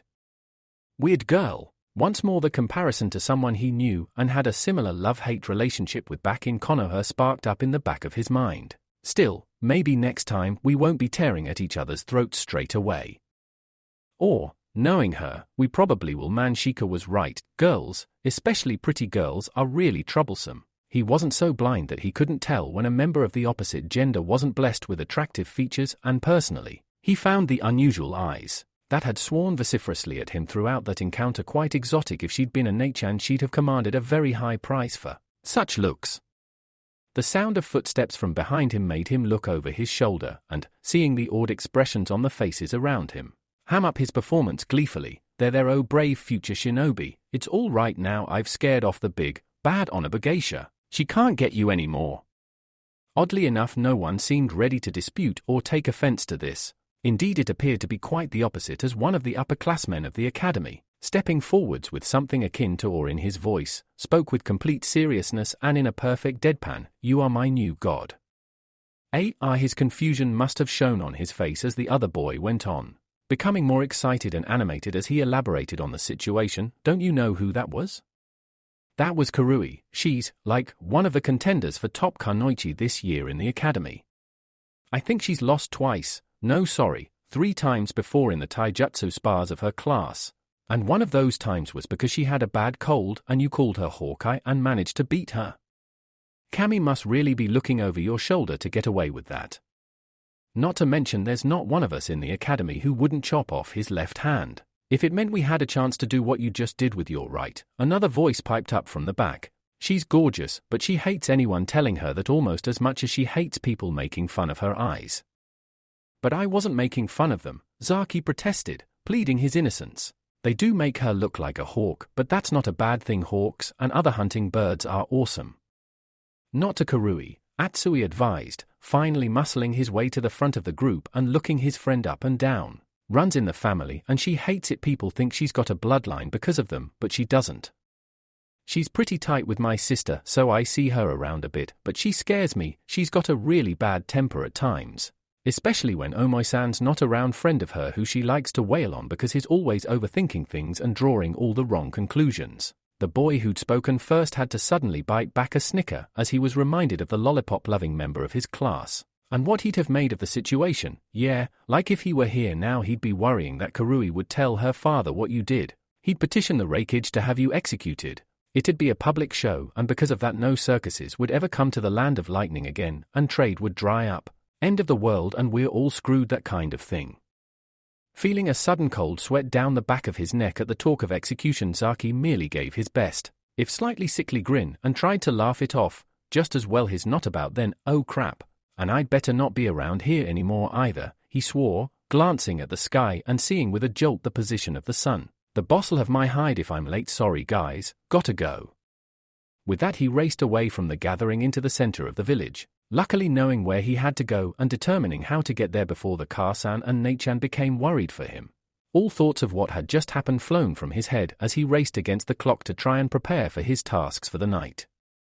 Said thoughts returned with a vengeance, however. When about a quarter of an hour before the lantern was lit, Zaki found himself called to the back in trance of the budding blossoms by the Kar-san, and felt his stomach give an unpleasant lurch. Standing there with her arms folded and looking thoroughly disgruntled was the girl from earlier, Karui if he remembered rightly, and beside her was a man who could only have been her father. Atsui was right. Those eyes do run in the family. Still, no point worrying about what was coming. He had a reputation as a hard, diligent worker to maintain. "Hi Kar-san. This gentleman wishes to speak to you about his daughter." "Oh Kami, I'm either dead or..." The alternative was almost worse, and he felt a very important part of him tingle with both nerves and excitement. About to lose my favorite friend or be sold. Before he could think too far along that line of thought, it was cut across by the Kar-san's voice. "I will leave you in private. Call for me should you need assistance." She nodded at the youngest member of her workforce. The words, "in negotiating a fair price," going unspoken, but nevertheless heard by two of the trio remaining. If the shaking shoulders of the man stood beside but slightly behind Karui was any indication. Just for once Saki found even his sharp wit blunted and his mouth dry. Ideally he should have been face down on the ground begging forgiveness and mercy, but right now he was paralyzed with indecision and doubt, the only saving grace being that the girl he'd spanked, quite justifiably in his opinion, though that opinion counted for nothing right now, seemed to be as tongue-tied as he was. In fact, the stalemate was so complete that it was only broken when Karui's father cleared his throat and nudged his daughter gently in the shoulder. "Karui-chan, you have something to say?" Oh yeah." With a scowl on her face and exceeding ill grace, the academy student bowed forwards in a manner depicting full apology and repentance. As she managed to speak without moving her lips, "I'm sorry for threatening you earlier in the park. My actions were unbecoming as a future shinobi of Kumo." That was quite unexpected. In fact, it was so unexpected that Zaki was paralyzed for a few seconds before he remembered his manners, and returned the bow with one of his own. It's nothing, Karui-san." Though his traditional response would have involved an affectionate suffix, he thought it would have been unwise to try that trick with the girl's Tusan so close at hand. "We should have been paying more attention. You didn't have to come here." "She did. I made sure of it when she told her Ka-san and I what had happened." The man, a full shinobi, Zaki realized, with a thrill of dread shooting through his suddenly shaking spine. "She threatened you with my attention for teaching her some manners. This is not something I'll tolerate. Stand on your own 2 feet or learn to take it lying down." Despite the circumstances, it was all Zaki could do to keep a grin off his face. "If I wasn't in fear of my life, you would have so many innuendos coming your way right now. There is truth in that to a degree," Zaki conceded, drowning out the small, suicidal part of his psyche that was screaming at him to put in a filthy comment or two after the peach of the leading line the taller man had granted him. "However, though I've heard many things about your daughter's prowess in sparring, she's never had the misfortune to come up against a Kyaraban KO and our underhanded ways. No finer way to learn than hard, if non-fatal but chastising, experience," the shinobi agreed, his daughter by the side of his muttering mutinous and glowering. "However, I would respectfully ask that you don't mention our eyes too often. Unfortunate quirk of the family and not one we're too proud of having." "I can understand that and can only plead ignorance as a defense for earlier. It will not happen again," he reassured the father and daughter duo before offering his own opinion. "However, just as a personal point of view, I think they really make one stand out. When I said Hawkeye, I meant no offense. Hawks are creatures of beauty and grace but are deadly predators, their eyes sharp and fierce and often the last thing their prey ever sees. Quite fitting for such a future kunoichi." That comment more than any other seemed to chip away at the harsh exterior of the girl who'd nearly flattened him in the park. Karui seemed to have to swallow hard for a second before her father, controlling his mirth and half aware of where they were and that there might have been a chance, however remote, of what the Kyaraban KO was angling for, stepped in and made the save. "Your compliments are a credit to you and your family," he commented dryly before placing a hand on his daughter's shoulder. "Still, we've taken enough of your time. My thanks for your time, Mamoru-san." He nodded, a gesture Zaki returned before the taller man ushered his daughter out of the back garden area of the budding blossoms and was lost to sight. Zaki watched them go before shrugging and smirking to himself, grateful he was still fully intact after coming so close to a Kumo shinobi who had no reason to leave him alive after he'd molested his daughter. Stepping back indoors, the Kyaraban KO took a minute to relive the sensation of what he'd done to the slightly older girl for a moment before shaking his head clear and looking for the Ka-san to give him his next job. It was a few days later, when he was hanging off Samui's fist and trying desperately to force air back into the lungs she'd just emptied via gratuitous use of force, that Karui crossed his mind again, through the dull buzzing in his ears and the sound of Rin cracking up helplessly at his comeuppance. He heard the middle of the Mei siblings telling him in the same calm, detached tone she always used that Karui was one of her best friends. Knew her family was friends with the woman the Kyaraban KO was being sponsored by and therefore calling out a hit on him via her best friend using a bribe of the chocolate she was most partial to, was a perfectly valid shinobi tactic. This proved, Samui concluded as she withdrew her strike and let Zaki flop to his knees wheezing and clutching his aching stomach, that shinobi were capable of fighting just as dirty as road grubbers. Unable to muster much of a protest at this, Zaki could only nod weakly and then let his body get back to the important business of hurting lots. Something must be up, he realized blearily as the room began swimming into focus. Rin knows I don't get up early, yeah? He managed to slur through a yawn, checking the time and grimacing as he realized it was about 8 o'clock and therefore he'd been in bed for no more than 6 hours. Damn, this would never have washed had I been back home a year or two ago. Dear Cammy, I'm way too young to be feeling tired at this hour. He rolled towards the edge of the covers and made to look for his sandals as Rin cracked the door open and spoke around it. Zaki, someone from your work's at the door. He sat up, all tiredness forgotten. Really? Throwing back the covers, he rolled out of bed and pulled on a loose-fitting shirt, the clothing long enough to fall midway to his knees and cover his modesty as he pulled the door open. Seeing Rin fully dressed and looking like she'd been halfway out the door to go to work when the knock had come, she's at the front. The former Konoha nin told him, and he didn't need telling twice. Skipping past his sponsor, he darted to the front door to see Risu-chan, the youngest Nei-chan of the budding Blossoms. Almost jumped at her name, not expecting a response so fast. What's wrong? Is everyone all right? Hi, she gabbled before reasserting herself somewhat. You must come quickly, Zaki-kun, it's Isoko-chan. For a moment his heart stopped dead in his chest before her next words sent it racing fit to burst. One of her clients, her favorite. He met with the Car-san early this morning. He's matched her price, Zaki. She'll be wed in a few hours. Oh, come quickly. There'll be a celebration at the Blossom as soon as the ceremony is finished. We need you there to help get ready. I'll be there in a minute, he exulted. Risu giving an alarmed squeak as the Kai Araban KO swept her up as much as he was able to and began to dance a mad two-person jig. Former tiredness forgotten as the news sank in. This is perfect. Isoko-chan was right, he really did mean it when he said she was his favorite. Just as well for him if he'd been leading her along. I'd have been having words. The thought lingered in his mind for mere seconds as he finally let go of the Nei-chan in his arms, and as Risu got her breath back and stood up tall again, he simply beamed at Isoko's good fortune, and that of the Blossoms as a whole. The money from Isoko's price would be enough to get a few minor repairs done around the place, and generally redecorate when the situation presented itself. But more than that, it ensured both that Isoko had achieved the dream of all Nei-chan, and was going to live the rest of her life with a husband who obviously considered her more important than gold or money. As he had matched her price, the amount of money a Car-san would request before allowing one of the Nei-chan to go from under her eaves. Hishiro must have wanted his favorite as a bride enough to impress the Car-san that his intentions were lifelong and true, as much as it was a kind of dowry that compensated a Car-san for the loss of her Nei-chan's work. It also allowed a Car-san a surprisingly accurate picture of the man who was trying to claim one of her workers as a bride. A good Car-san who did her work properly and kept her eyes open would have a rough idea of, aside from how often he visited the woman he was trying to buy and how he treated her within the establishment, how much the man earned in a year, and would accordingly tailor her price to suit but still press him a little, throw him slightly out of his comfort zone, though always relatively expensive. How hard the man would haggle and press for a better bargain would show a measure of the man's mentality. If he accepted too easily, she may become suspicious that he wasn't entirely honest of his profession, and therefore the manner in which he could keep her Nei-chan. While if he drove too hard to lower the price, it was a warning that he was perhaps mean and cared more for coin than family. Not something any Car-san wanted for her younger children.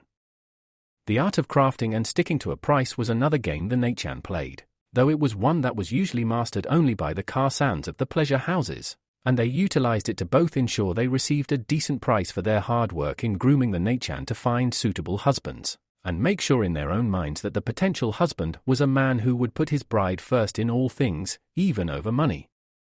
It was a game as old as the trade itself and had brought many Nei-chans their husbands, had allowed old Zanshu to claim the Car-san of the budding Blossoms as his wife, though his previous good conduct, and the fact he'd had to meet her Car-san with half a roll of paper up his nose to shore up the break had doubtless helped convince her that he was willing to almost die for the woman he wanted as a bride, and lowered the price a bit, and now, more than that, winning it had allowed Hishiro to claim as his future wife one of the Nei-chan of the budding Blossoms.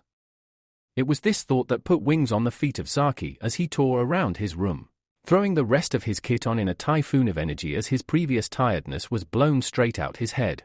Risu-chan led into the kitchen and entertained by Rin for a few minutes while he got ready. As soon as he'd pulled on and tightened up his last sandal, he bounded to his feet, darted to pick up Risu-chan, shot a less than complimentary goodbye at Rin, and dodged the spoon that was thrown his way in retaliation before shooting out the front door. Risu on his heels and trying hard not to laugh as she witnessed firsthand the dysfunctional relationship the Kai Araban KO had with the woman sponsoring him, and remembering fondly the young pups that had crowded around her ankles and jumped up. Small paws on her knees and thighs as the little noses sniffed inquiringly at her palms as the older woman, pouring a small cup of tea, gently admonished them for leaping up at a guest and explained quickly that they were still getting used to people, and hadn't quite broken bad habits like this. Out in the street he drew in a deep breath and turned to Risu, snickering slightly as he watched her trying to brush off the worst of the hair the Ninken had shed all over them. Sorry about that. It's molting season for them. Oh, it's no bother. The girl stood up, having disposed of the worst of the grey and black fur. We're all getting changed anyway while Soko-chan gets married. Zaki groaned. Perfect, the ironing pile's going to be up to the roof, he pointed out, rubbing his eyes as the Naichan smirked and chuckled, shoving his shoulder gently. Hey, look on the bright side, you don't have to lug all the way to the washing station. Just as well on top of everything else I have to do to keep your shack held together that would probably crush me, literally as well as figuratively. You mean figuratively? Yeah, that one. Anyway, we can't stand here nattering like old women. A sudden buzz of excitement rushing through his body, the Kyaraban Ko grabbed her hand softly and raced away towards their workplace. It's Isoko-chan's big day, we've got to be there. Once she'd overcome her shock, Risu was able to easily keep pace with her slightly younger friend. As the youngest Naichan of the budding blossoms, she was the only one who did not fully work as the others did. She was still considered too young to entertain a man completely, so was instead learning the softer part of her profession, mastering the ceremony of the tea, the arts of music and dance, as well as the less intimate ways women could please men, to ensure she earned her keep. However, the Karsan generally considered her more of a runabout than the other Naichan up until Zaki had joined. Up following almost bumping into her in the street, Risu had been tasked with most of the more menial chores and errands that needed to be run outside the blossoms itself. The upside of this was that she knew the streets of Kumo like the back of her hand, and was able to guide the boy through some of the back ways to the silent house, letting herself and him in with the key the Karsan had made for her on accepting her services as a future Naichan. She cocked her head slightly and quickly tracked down where most of her companions were with her ears. Come on, Zaki-kun, they're up here. Following her lead, the Kyaraban Ko dashed up the stairs in her wake and, stamping his feet impatiently as she rapped on the door, he forced himself to wait until the answer came through before holding the door open for Risu and following her into the room. The Naichan were everywhere, talking amongst themselves in hushed tone as they congregated around a single figure dressed in white. The bulk of the dress part of her bride price had been used to purchase, hiding Isoko's normal figure behind a veil of white. A few faces turned their way and whispered greetings as the two children entered, both looking at the elder Naichan as she slowly came about and pirouetted on the spot to face the two newcomers. Soko-chan, Risu was overcome for a moment and rushed forwards a few steps before remembering herself with a few sharp glance reminders, coming to a halt and stepping forward slowly in a controlled measure until she was able to gently embrace her big sister. I can't believe you're leaving.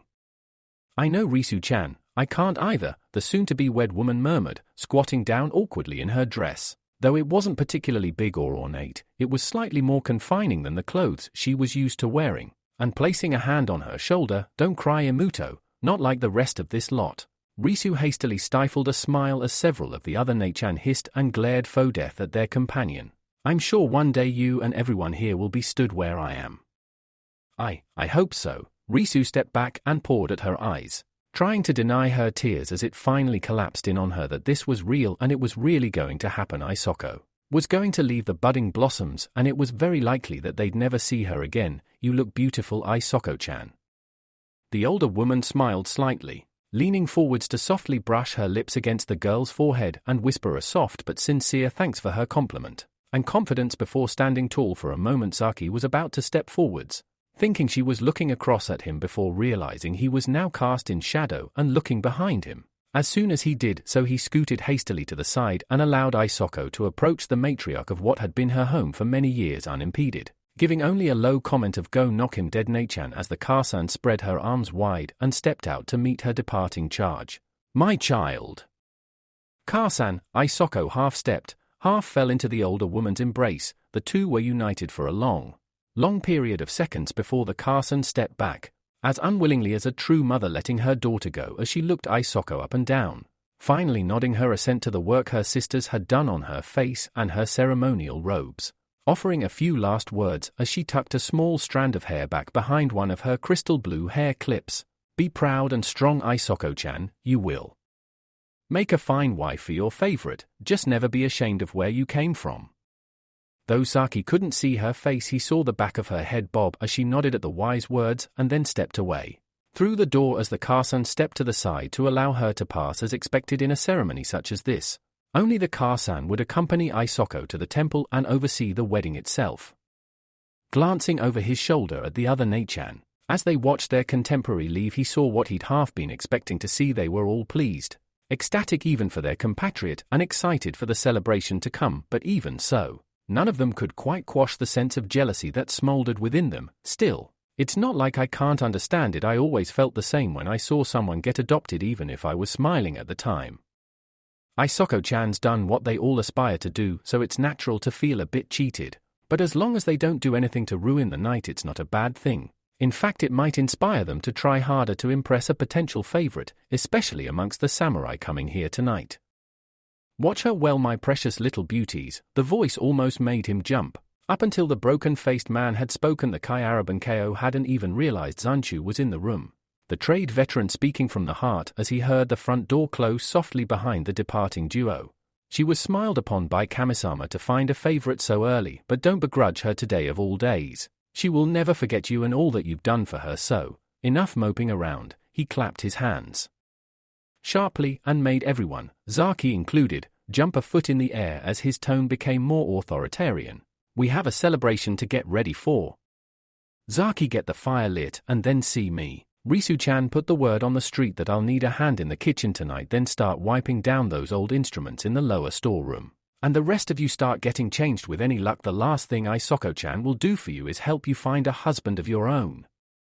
Some hours later, Zaki saw the chance he'd been waiting for and went for it. Though most of the time he spent as little time as possible close to the clients, today was a special, busy occasion when it was all hands to the pumps. All of the Nei-chan were entertaining, taking turns between dancing, playing a variety of instruments and serving the squadron of samurai who had followed Hishiro into the budding blossoms at the end of his wedding.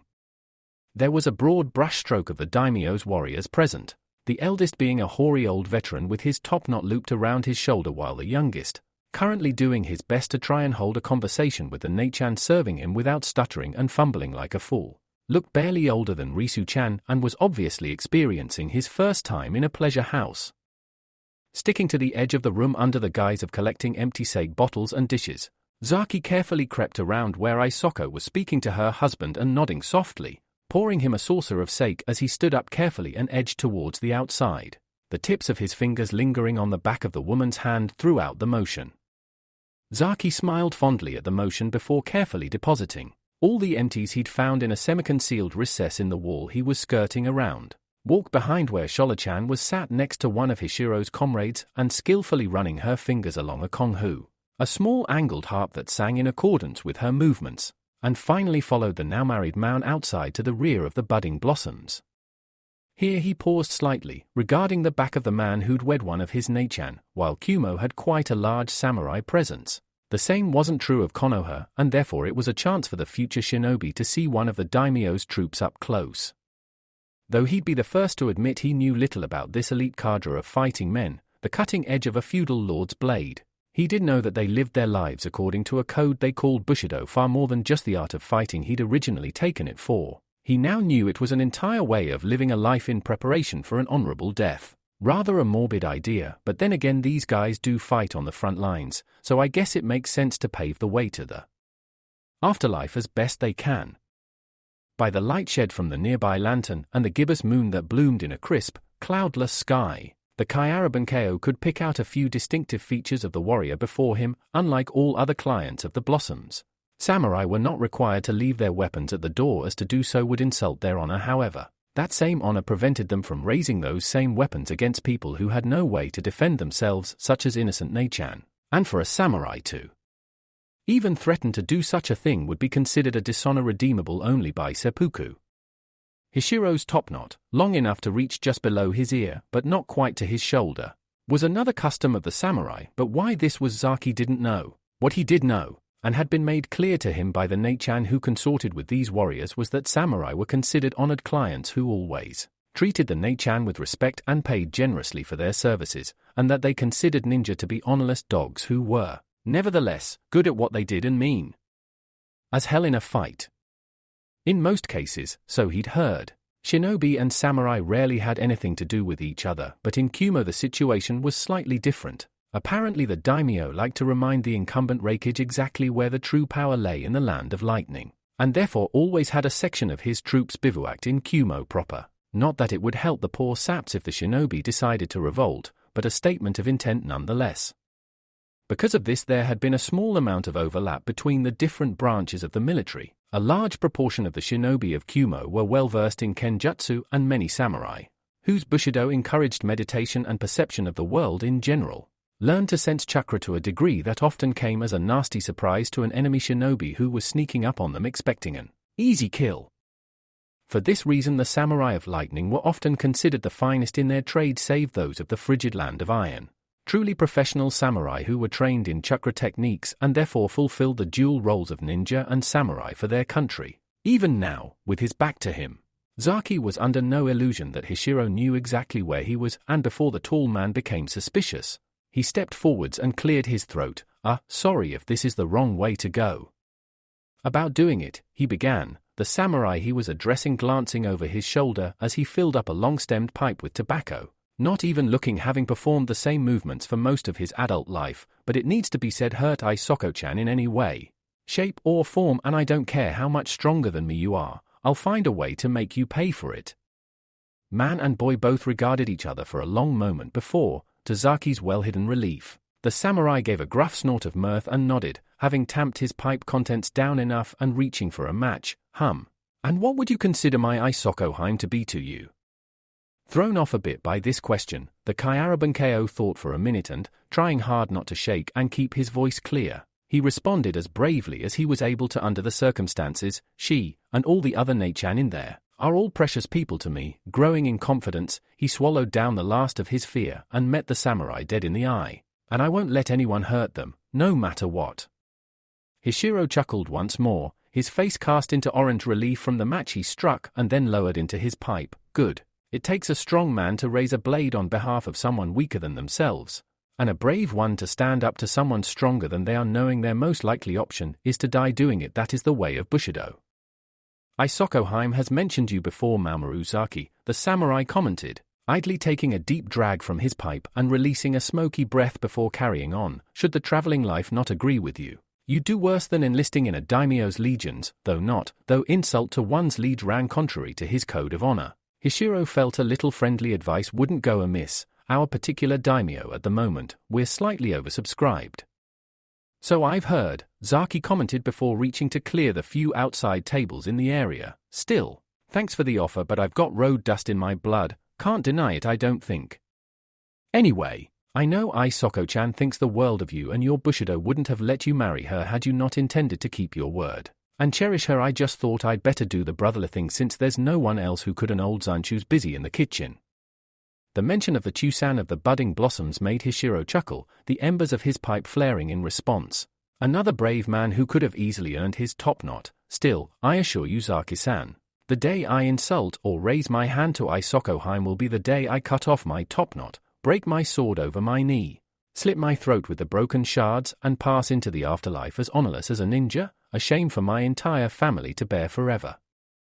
Those words alone convinced Zaki of the man's sincerity. Samurai lived their lives by honor, so a pledge to cast his away for his wife was as serious as him giving up dreams of becoming Hokage someday. With this in mind, Zaki immediately relaxed and gathered up the rest of the empties, chuckling as he did so. Zanchu was right, it seems. Kamisama did smile upon Isoko-chan when he sent you into Kumo, he admitted, respect lacing his tone as he pulled up the last few empties. Hishiro for his part chuckled gruffly before straightening, looking over the head of the Kyarabunkyo and inkling his head. And he smiled upon me when I entered this house and saw an angel in human form descend to the mortal reign and set her lovely eyes upon me. Isn't that right, my Tensha? You flatterer, Isoko accused, stepping into the cool night air after wondering where her husband had gone. I just wondered where you'd got to. What are you up to here, Zaki-kun? He was doing his part as a brother, Isoko-heim. Hishiro spoke before Zaki could put his thoughts in order. The usual warning of treating you well or suffering the consequences. Isoko gasped and rounded on the Kyarabunkyo. Zaki-kun, she breathed reproachfully, sidling up to her husband as she continued her gentle chastisement of the child. Hishikun is an absolute gentleman. You should know that it's a bad habit to think so ill of a man who's just gotten married. I'm a child of the road, Soko-chan, Bad habits run in my veins. At this Hishiro raised an eyebrow and smirked slightly. Is that so? Well then, he twisted his fingers skillfully and offered his pipe forwards. I doubt one more would hurt you no my Heim. His smile disarmed Isoko's fledgling protest before it could really get off the ground. Better he learns this now rather than later when he might get a taste for it. Shifting all the empty cups and dishes into a tray in his left hand, Zaki gingerly took the pipe in his right and inspected it, his nose twitching as he caught the odor drifting up from the burning leaves in the bowl of the clay pipe.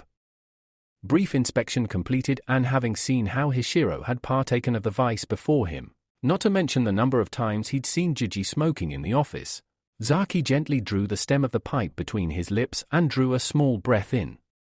The tobacco hit his lungs like a thrown kunai, eyes suddenly streaming. The Kyarabunkeo coughed and spluttered desperately, just about keeping a grip on the pipe as he almost doubled over, trying to expel the harsh gas from out of his chest.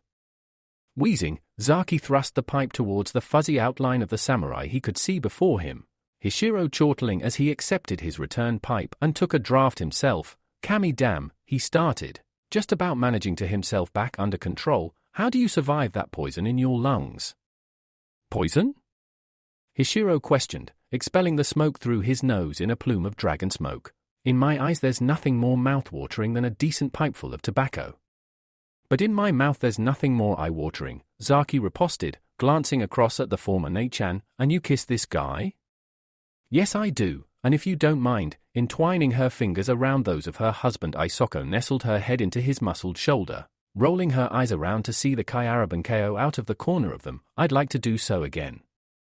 Hi, I'll leave you to it. With that he picked up the glasses and retreated back inside, leaving the two newlyweds to each other under the light of the silver moon and the red lantern. Several hours later, when the reception had finally wound down and all the samurai had bowed themselves off the premises, Hishiro was the last to leave, bending down and sweeping his new bride off her feet.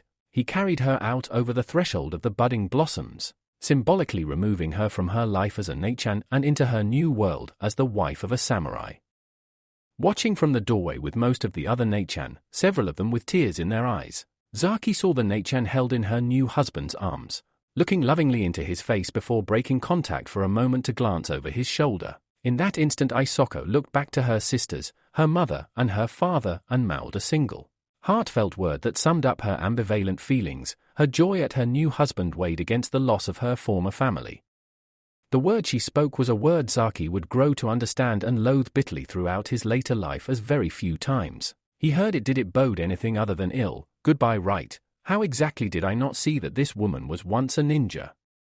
Since he'd cracked that code a couple of weeks back, it had only become more obvious as Rin had a tendency to plan things, especially things she deemed important, with precision that would have shamed a squad of Anbu. We are visiting the Mei family tonight, as they have invited me out for a meal with some friends of theirs.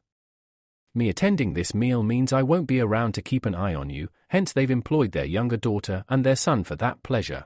She broke off her monologue to fix the lounging Kyarabunkeo with her beadiest eye as she made her most pertinent point. Last time I checked, the Mei family home was in an excellent condition. I expect it to still be in that same condition when we all get back tonight.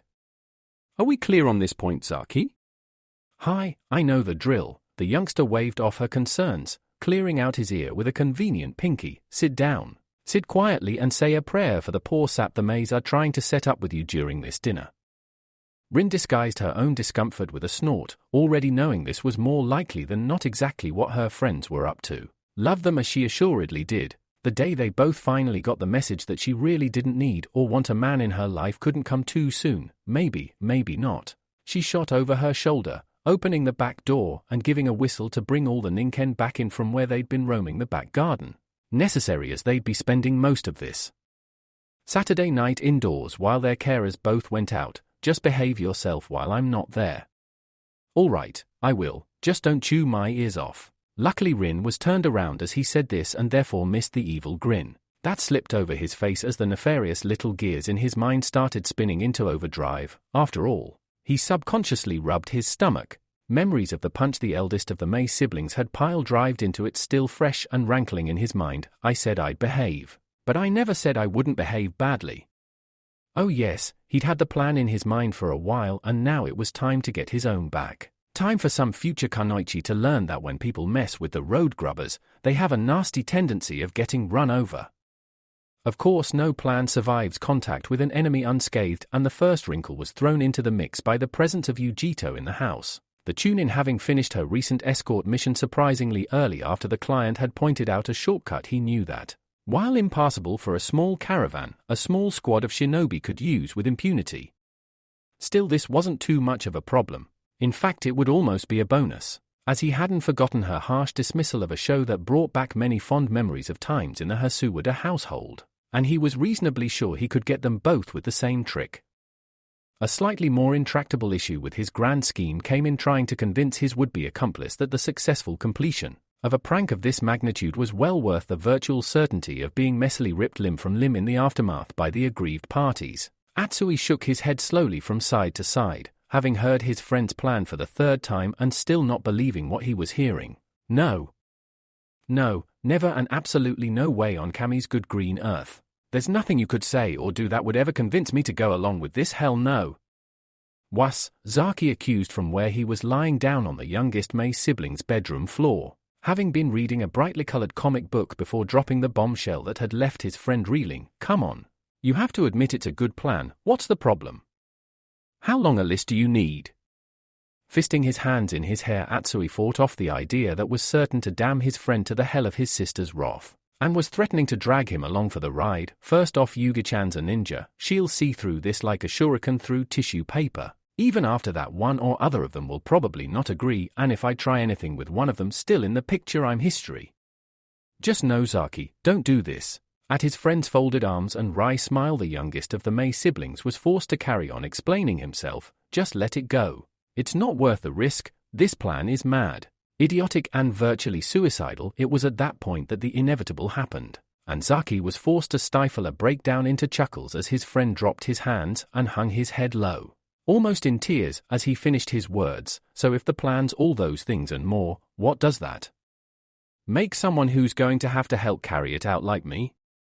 That's it, Atsui-kun, come to the mad side. Mastering his mirth, the Kyarabankeo attempted to sound consoling as he beckoned with one hand. We have all the biscuits and red chocolate you could wish for. Atsui's shoulders shook, though whether this was from laughter or a suppressed sob he couldn't tell, until the other boy raised his head and looked his friend in the face, a weary half-smile on his face that was equal parts resigned and cautious about his future survival. Okay. Let's get this done before I actually have an outbreak of common sense and change my mind. What do I have to do again? With a smirk, the Kyarabankeo leant in and whispered his scheme to his reluctant but interested disciple. It was under these directions that Atsui took the item Zaki handed him. He watched and said nothing as the Kyarabankeo sat with his sisters and made idle conversation throughout the television shows they were both partial to and watching, and he hated, but for the sake of the plan he held his peace this once. Could only marvel as Zaki timed it to perfection to make his move, his offer gently persuading first Yujito, who was still sore from her forced march through the mountains to get back to Kumo, then Samui, who was forced to accept out of politeness and followed meekly as the roadwalker led them into Yujito's room, the only bedroom on the ground floor. When they were gone, and after 5 minutes, with a mere quarter of an hour until his ever-punctual parents were due home, Atsui quickly and soundlessly traveled to the one part of the house he usually avoided like the plague, and retrieved a few items necessary to cast the illusion that would snare everyone and, after sitting in silence until he could bear the tension no longer, headed outside and nervously paced around, waiting to fulfill his final act.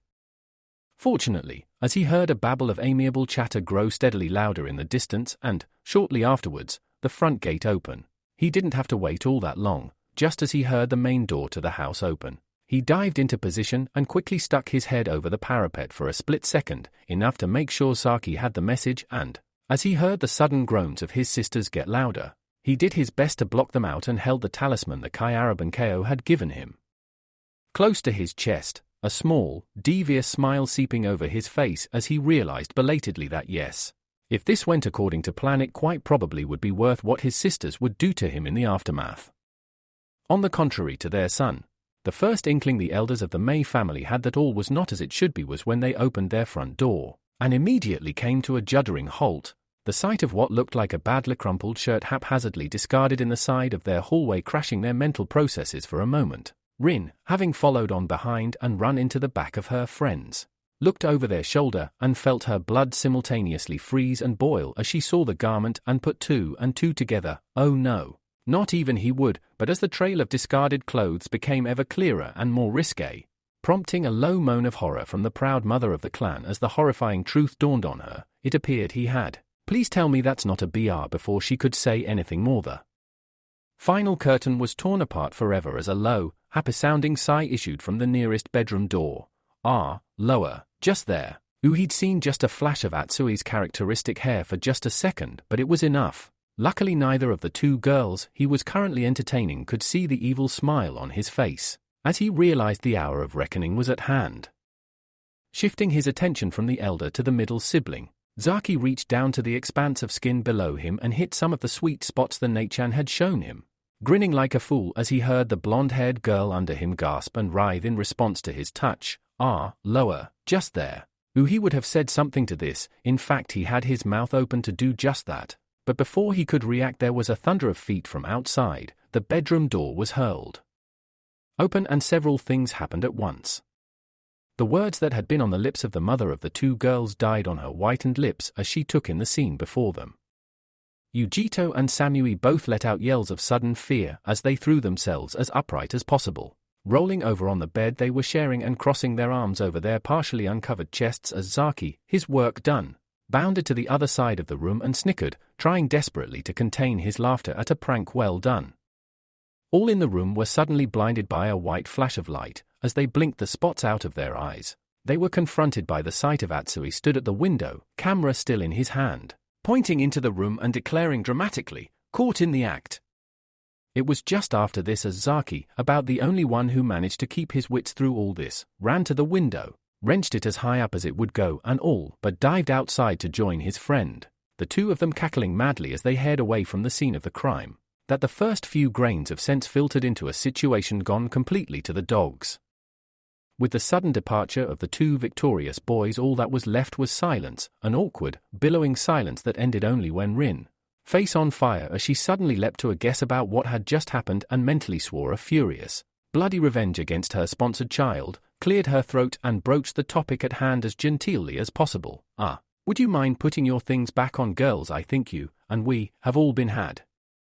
Suddenly reminded about their states of partial undress, the blushes of both blondes redoubled, Yujito recovering slightly the faster, reattaching her undergarments correctly and reaching for the shirt she'd discarded, moving in front of her sister as she did so to hide the younger girl's shame. Had Zaki told us the place where he worked had started teaching him massage, and I'm not sure how he did it, but he talked us into being test dummies for us.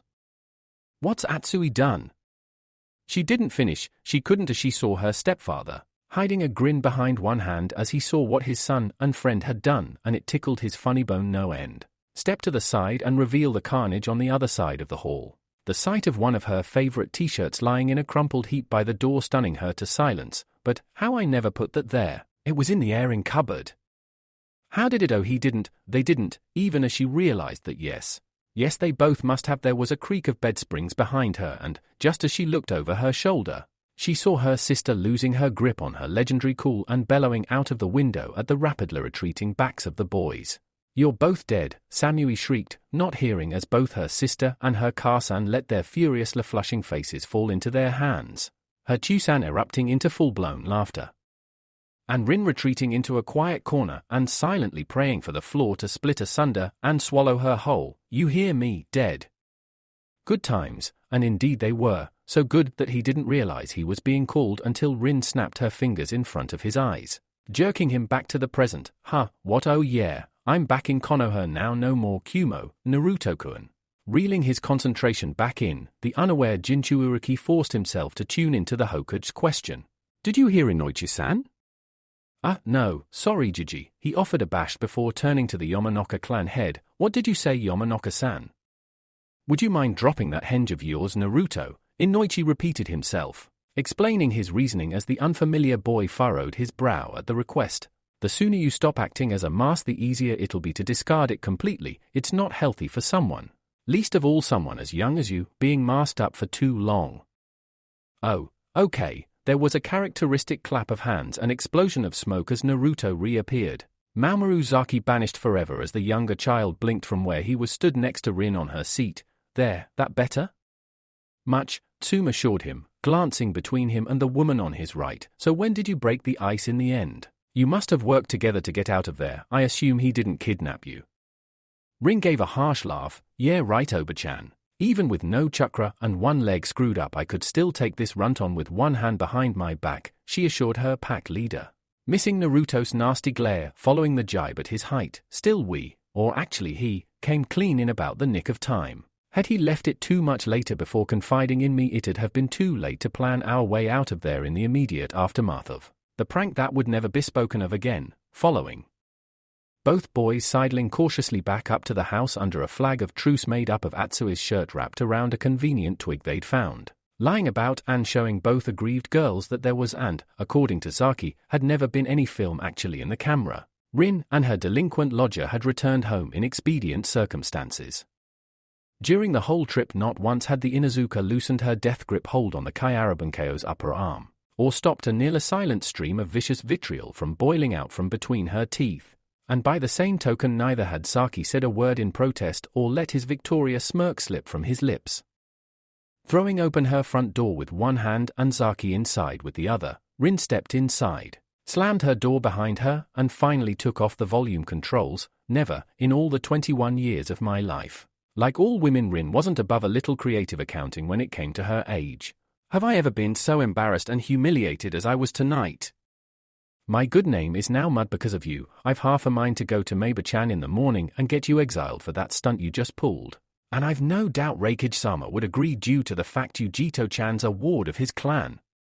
Well, what have you got to say for yourself? Folding her arms and scowling majestically, the taller woman made her demand. Come on. I'll all ears. What pearl of wisdom could you dispense that could possibly explain the mess you've landed us both in today?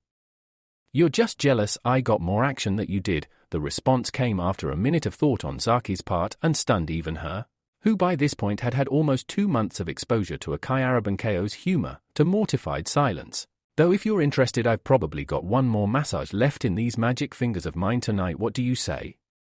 As he found out a second later, running just ahead of the surrogate parent behind him who was bellowing like a rogue elephant and chasing him. The answer to that question was nothing repeatable. Half an hour later, however, Rin was wondering, in the same part of her mind that wasn't still upset with the younger boy for both upsetting her relationship with the Mei family, and for driving her, yet again, to blatant fury shortly afterwards. If the offer was still open, racing around like that had aggravated her old scar, and her leg was now aching abominably, stretched out in front of her as rigid as a board even as she glared down at it for failing her so miserably. Such introspection was broken, however, after a moment as she smelt something worth paying attention to coming closer. Without so much as a glance, she held her hand out and wordlessly accepted the mug of hot liquid that was pressed into her palm. As she sipped the warm tea, she didn't so much as acknowledge the sight of Zaki moving past her, settling down in a seat of his own as one of the Ninken, the oldest one she recognized dully, padded after him and placed his head on the boy's knee, grateful for the fingers that rubbed behind his pointed ears. Just my luck sometimes, I swear even the Ninken like him more than they like me. Oh come on, don't just sit there looking like a wet weekend. Zaki's voice intruded on her introspection. It wasn't that bad. I heard someone laughing from the bedroom. Yes, and lucky for you Atsuo-kun inherited his sense of humor from his father, Rin shot back waspishly. Had that been my father, he'd have hunted you to the ends of the earth to get his pound of flesh back. Or to get me to sign the marriage contract he'd spent so long drafting. Look, Zaki continued in a gentler tone.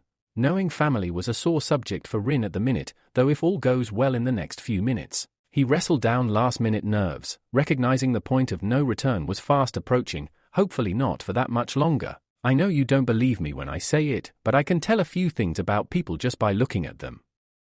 Really?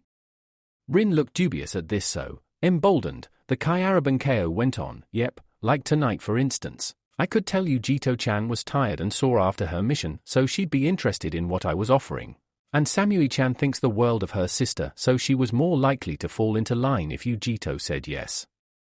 More than that though, they both needed to let their hair down a bit. Samui-chan's as serious as a heart attack most of the time, and Jito. He paused for a second as he thought how to phrase his findings on the one remaining knee of the family. I'm not 100% sure, but she looked like she's never had her leg pulled in her life, so, he shrugged affably, seeing with concealed amusement the trace of a smile starting to creep across Rin's face. That's what I'm here for. That, and dropping me into an absolute world of crap from a very great height, Rin cut back without any real malice in her tone as, though she'd never admit it, he was rather close to the mark with his assessment from what she knew of the family. Let me guess. Another part of the Kyarabanko history is how to know about someone as soon as you look at them? Yep, I can get a decent feel most of the time. Works on animals too. Take this guy here for instance. The dog he was fussing rolled over to look up at him as he carried on, taking the plunge with only the barest hint of a pause for his nerves. I could tell you he's about 4, male and one of 3 brothers, identical triplets called the Haimaru. All 3 of them are bound as partners to Inuzuka Hana. His eyes never wavered, a sudden gaze almost impaling the woman opposite him as he saw the truth start to dawn on her, the questions racing across her face unanswered by her own intelligence almost as soon as she'd asked them. And she is the eldest child of the current clan head of the Inuzuka Tsume. Hana's the first kunoichi from the clan to ever have 3 partners, even as her younger brother, Kiba, just bound to a white puppy with floppy ears which he calls, believe it or not, Akamaru. His eyes had never moved from the face of the former kunoichi before him, and seeing the pallor drain from her countenance, felt a fierce rush of relief course through his body as he realized his earlier guesses were all right up to this point. That tell you all you need to know? Or shall I say more? To her credit, Rin didn't scream, faint, or do anything so immediately stupid. Instead, she looked hard at the dog he was scratching and uttered a soft whining noise. Wait, that sounds like something I've heard before. Where was that? And what is it? So deep was Zaki's sudden trip down memory lane that he missed the Haimaru's answering whine.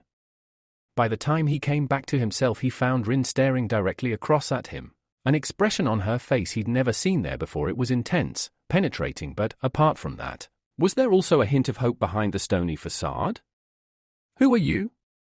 I am a breeze. His answer was pre-planned and solemn. Not once did he break eye contact with the former Konoha kunoichi as he went on, seeing the seed of hope he'd planted blossom and bloom as his words fed it vociferously. And right now I'm trying to find a way to carry 9 lost leaves back to the tree they fell from, without causing an avalanche in the process.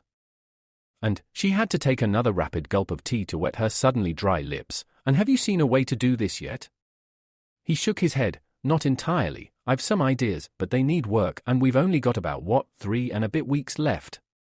If you want to get home with me and bring these Ninken with us, yeah, I know what these are, and what Kumo wants them to be. He rubbed the Haimaru comfortingly on the neck once more before looking up at their current owner, the purple-cheeked Inuzuka, stifling a sudden sob in her throat. I'm going to need your help, Rin. In that case, putting her cup down hard as the tremors in her hand threatened spillage, Rin tried to keep her voice strong as it finally began to dawn on her that she was stood upon the threshold of something she had believed was beyond her for many years, with someone who could make it happen. Tell me what you've thought of so far, and I'll see what I can do. I can't use chakra, but I remember a few tricks that'll get the Ninken out without anyone knowing about it. You can? Perfect.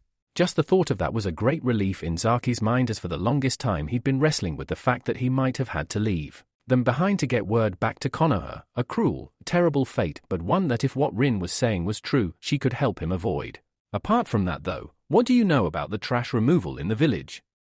With a soft snort of amusement, Rin glanced across at her companion, the one who had carried through with his promise and delivered not only her but also the Ninken of her pack back to the land of their birth. So once I knew I was all for it. I couldn't and still can't use chakra, but luckily there were a few tricks I'd never forgotten from my sensei, the partner seal being one of them. And a lifesaver that was, as well as the chakra suppression seals. I'll tell you now for nothing, I've never been more grateful to see an Inuzuka in my life than when Rin told me what clan she was from. Naruto backed up his partner, recalling how effortless the kunoichi had made tracing the fuinjutsu seals look even as he nursed the slight cut on his thumb. A few drops of his blood necessary to key the seals to himself and allow his chakra to activate and undo them, necessary because Rin couldn't harness her own energy to do so. I told her my ideas so far, she helped me flesh them out and, more than that, gave me a way of actually carrying both her and the 8 Ninken on my body at the time. If we agree on nothing else, and usually we don't, he admitted with a sly grin that had Rin rolling her eyes, we'd both have to say that the Yondaime was a genius. The partner seal must be a lifesaver for your clan. It is?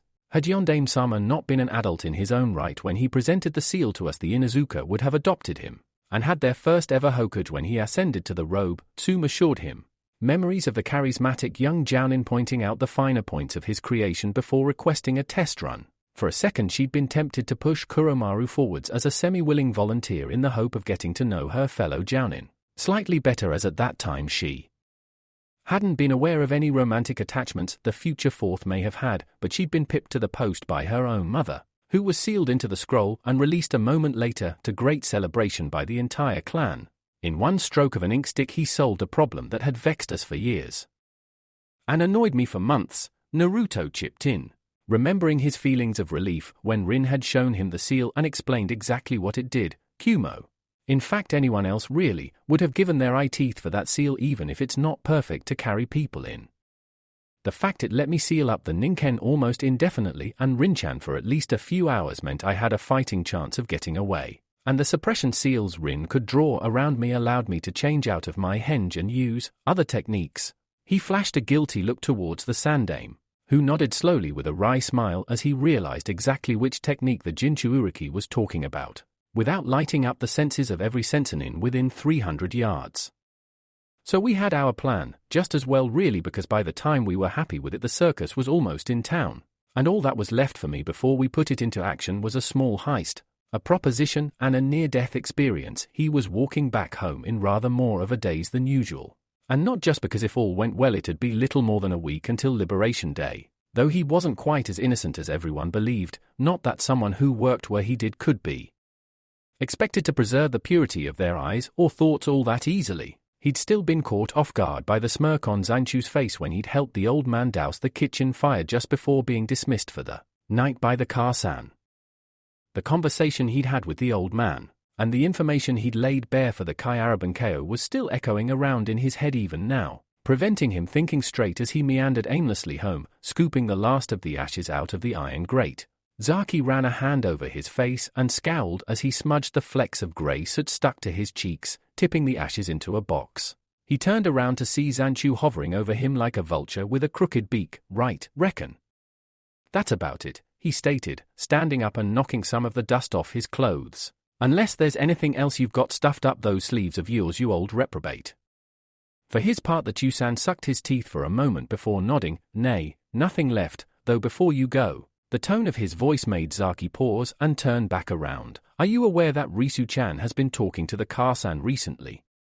Risu-chan? Zaki parroted, wondering if he was in trouble for something. What about nothing serious, I hope? It might have been, had you been a year or so older. Zanchu smiled slightly, exposing his missing tooth as he enlightened his younger worker to the fate he'd narrowly avoided. She was asking about the possibility of the Kar-san allowing you to be her first.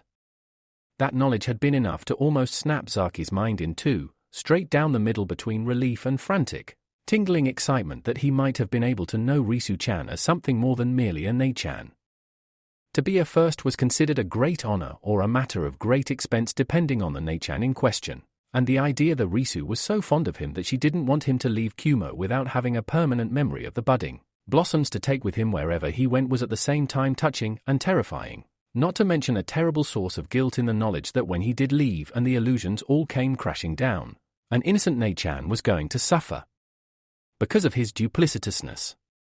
But I have to leave and I have to take Rin-chan with me, and I'm only 8 years old. It was a case of how deeply into his mask he'd become that he'd only noticed this when glancing at the Rin's calendar to remind himself when the circus was due to arrive in Kumo, and jolted as he realized the 10th of October had come and gone already. I couldn't be a first. Even if my henge is older than I really am, it just wouldn't be right.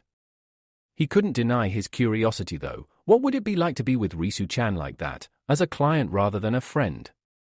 The thoughts chased their tails through his mind like gambling Ninken, not stopping and leading him in such a merry dance that he didn't even notice the shadow that had dropped noiselessly to the ground in front of him until he almost walked into it, stumbling to a halt. Zaki squinted and recognized there was only likely to be one sort of person out this late and moving that quietly. Shinobi-san. How can I? He tailed off, throat going dry as his eyes fell from the shining plate of metal on the forehead to the face underneath it. It was a face he recognized, and a body as well, though the last time he'd seen said body this up close, and personal had been as he was undoing the bra the Kunoichi had been wearing to get better access to her sore, strained back muscles. Mind gone blank and expression ridged with terror, Mamoru Saki could do nothing as Niyujito stalked forwards, eyes like bottomless black voids as she beheld the child before her and growled out a command, "Stay where you are." As she'd expected, the youngster didn't move, pinned to the ground like a bug under the weight of even moderate killing intent and unable to move so much as a muscle. As she grabbed him roughly by the shoulder, activated her technique, and the two of them vanished in a clap of thunder. They reappeared in the place Yujito called her home from home, the ground blackened and burnt by demon fire, a legacy of the brutal training she'd endured to try and control the Nibi that raged within her, angry that the bargain it had made with her land had been ruptured so prematurely and struggling to adapt to the new, unfamiliar host. Her power was growing, but compared to the man who was training her, with his perfect rapport with the more powerful Bu held within his iron seal, she was a candle in sunlight. Not strong enough to be considered even Jounin level, something B had been when he was a year younger than her. Though her mission record was good, the Raikage was loath to send her out on missions unaccompanied until she could fully master her two-tailed cloak and, beyond that, the full manifestation, and her last argument on the topic had been loud and very one-sided. On top of that, her temper had been further irked by a late-night run back to Kumo, and then after that the final indignity. Her and her sister having their honor impugned by some lowlife from the gutter who'd humiliated them both in front of their whole family. Well, no longer, Yujito assured herself, setting a bale gaze on the miscreant who was still shivering as he tried to shake off the after effect of the lightning shunshin. Atsui already got what was coming to him and is on airing cupboard duty until Samui-chan graduates from the academy. Now all that's left is this little bastard. I suppose you thought that stunt you pulled was funny. Still blinking spots out of his eyes, Zaki was caught rather flat-footed by this, hence his less than intelligent answer. Which one? Yujito ground her teeth and folded her arms tightly in an effort not to just beat the gaki into a greasy smear and leave it at that. How about the one where you tricked everyone into thinking, oh, yeah, sorry Yujito-chan, the fact he'd cut her off in the first place? To say nothing of the fact he'd used such a term of affection with her name, stunned her to muteness as he went on, sorry. Didn't recognize you for a second there. Yeah, I guess it was pretty funny, and obviously at least two people in your family agreed with me. I haven't seen Atsui laugh so hard since I've met him, and I heard someone else cracking up while I was running like hell. Well, yes, but this was not how it was supposed to go. Right now he should have been on his knees begging to be allowed to go with all his limbs still attached to the right bits of his body, not throwing off the last few after images of the right chakra and meeting her eye with a slightly guilty grin of his own. It wasn't funny to me, or Samui-chan. What, so it's illegal for people to pull tricks on shinobi in this village? You get an exemption from all forms of fun as soon as you wrap that cloth around your head. Come on Yujito-chan, do me a favor. I know absolutely nothing about you or what you do, but I would hazard a guess that if you didn't have a way to blow off steam you'd already be stark raving mad by now. Besides, Atsui and I both apologized and you both accepted, admittedly through gritted teeth, so what's the problem? Yujito scowled and narrowed her eyes. The problem is that I don't like being laughed at, so that makes it okay to bully and threaten someone who can't defend themselves. Zaki shot back, hands on hips as he sniffed at her threat. Wow, what a strong shinobi you must be. Guess the samurai were right about ninja and hun a hand, strong as steel and twice as cold.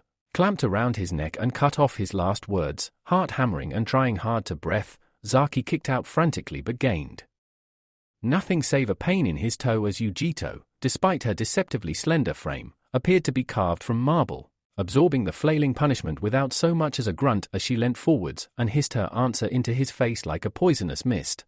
Do not question my honor, boy, she threatened, for the first time a deeper anger being revealed in her tone as she finally let go. Zaki pulling away, coughing and rubbing his throat. I have and will continue to sweat blood, pain, and tears for this village and country. I'll lay down anything, my life if necessary, to make sure Kumo remains and prospers as one of the great 5 villages.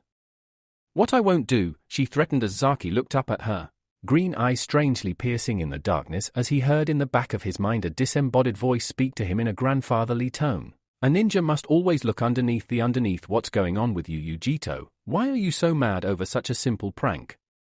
Is take abuse from anyone, least of all a bastard from the wrong side of the tracks like you, smearing dirt over all the work I've done to try and become counted as a Respectable kunoichi.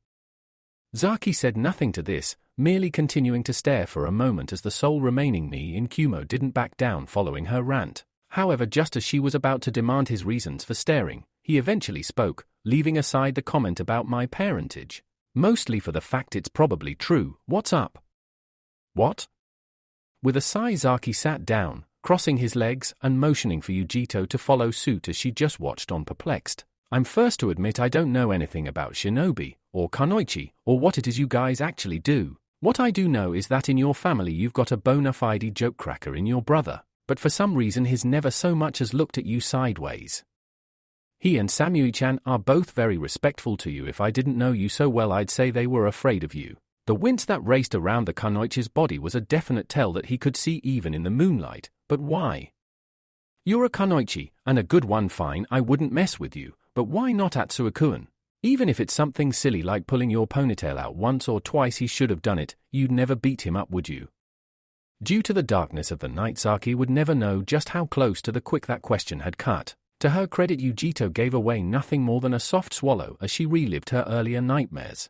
Thoughts of the force of nature sealed into her belly, breaking free and destroying the last remaining family she had. Bad enough that Chusan died while they were trying to seal the monster. I'd rather die than let it take Karsan and the rest as well.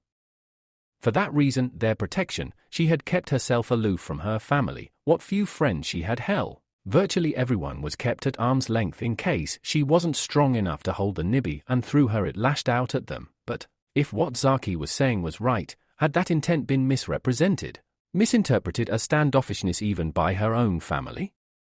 It was a question she had asked herself but repeatedly punted into the long grass, insisting if there was any confusion she'd clear it up once she could fully control her tenant's chakra, even if it hurt to shy away from everyone. She wasn't sure if it was the right thing to do, but it was the best option she could see to keep all the important people in her life safe from the power she had but couldn't wield perfectly yet. Even as she tried to process all this and reason through her old argument, a soft drumming noise made her glance over and raise an eyebrow at the sight of Zaki patting the ground next to him. Sit down, come on. I don't bite, he coaxed gently, explaining his point of view as Yujito took a step forwards. The Nei-chan, tell me I'm a good listener. You don't have to tell me everything, but I'm going to be out of here in a week. And a bit, you'll probably never see me again, so if there's anything you want to get out in the open, he corrected himself at the last minute, sensibly realizing that the phrase "toff your chest" probably wouldn't go down all that well due to his earlier risque comments. I'm here.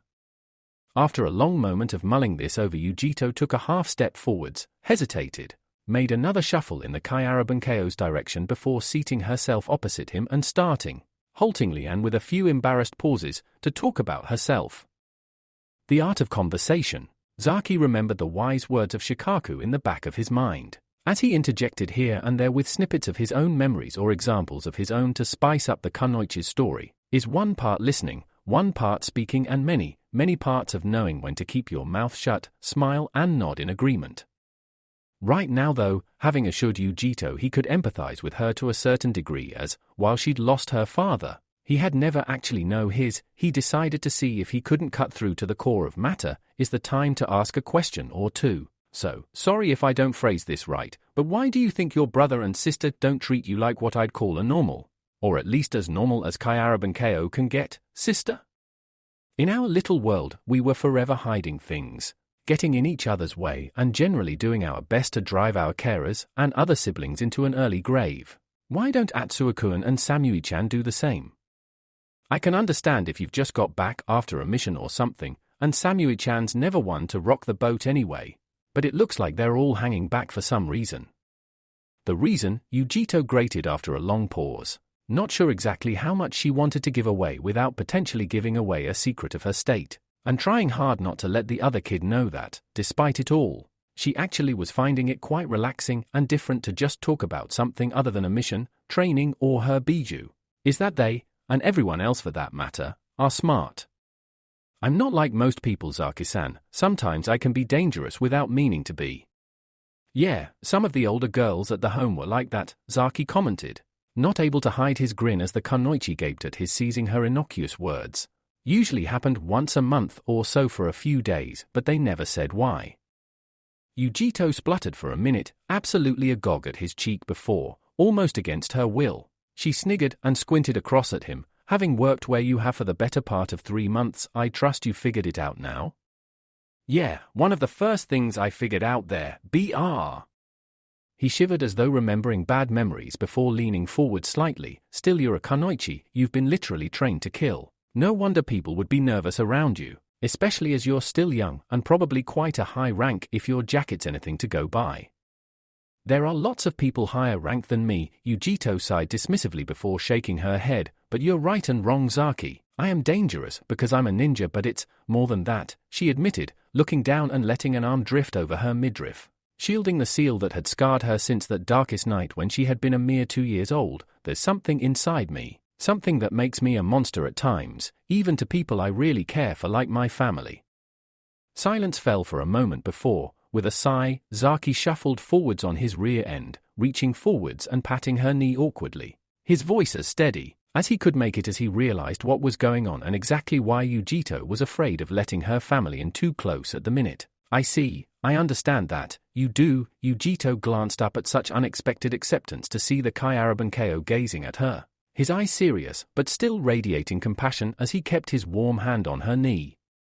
You're not the first young lady this has happened to, but it's okay if you're scared at the minute, scared.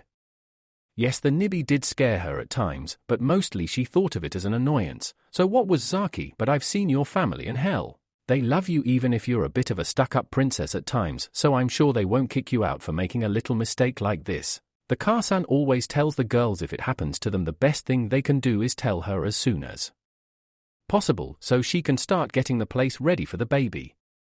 Baby?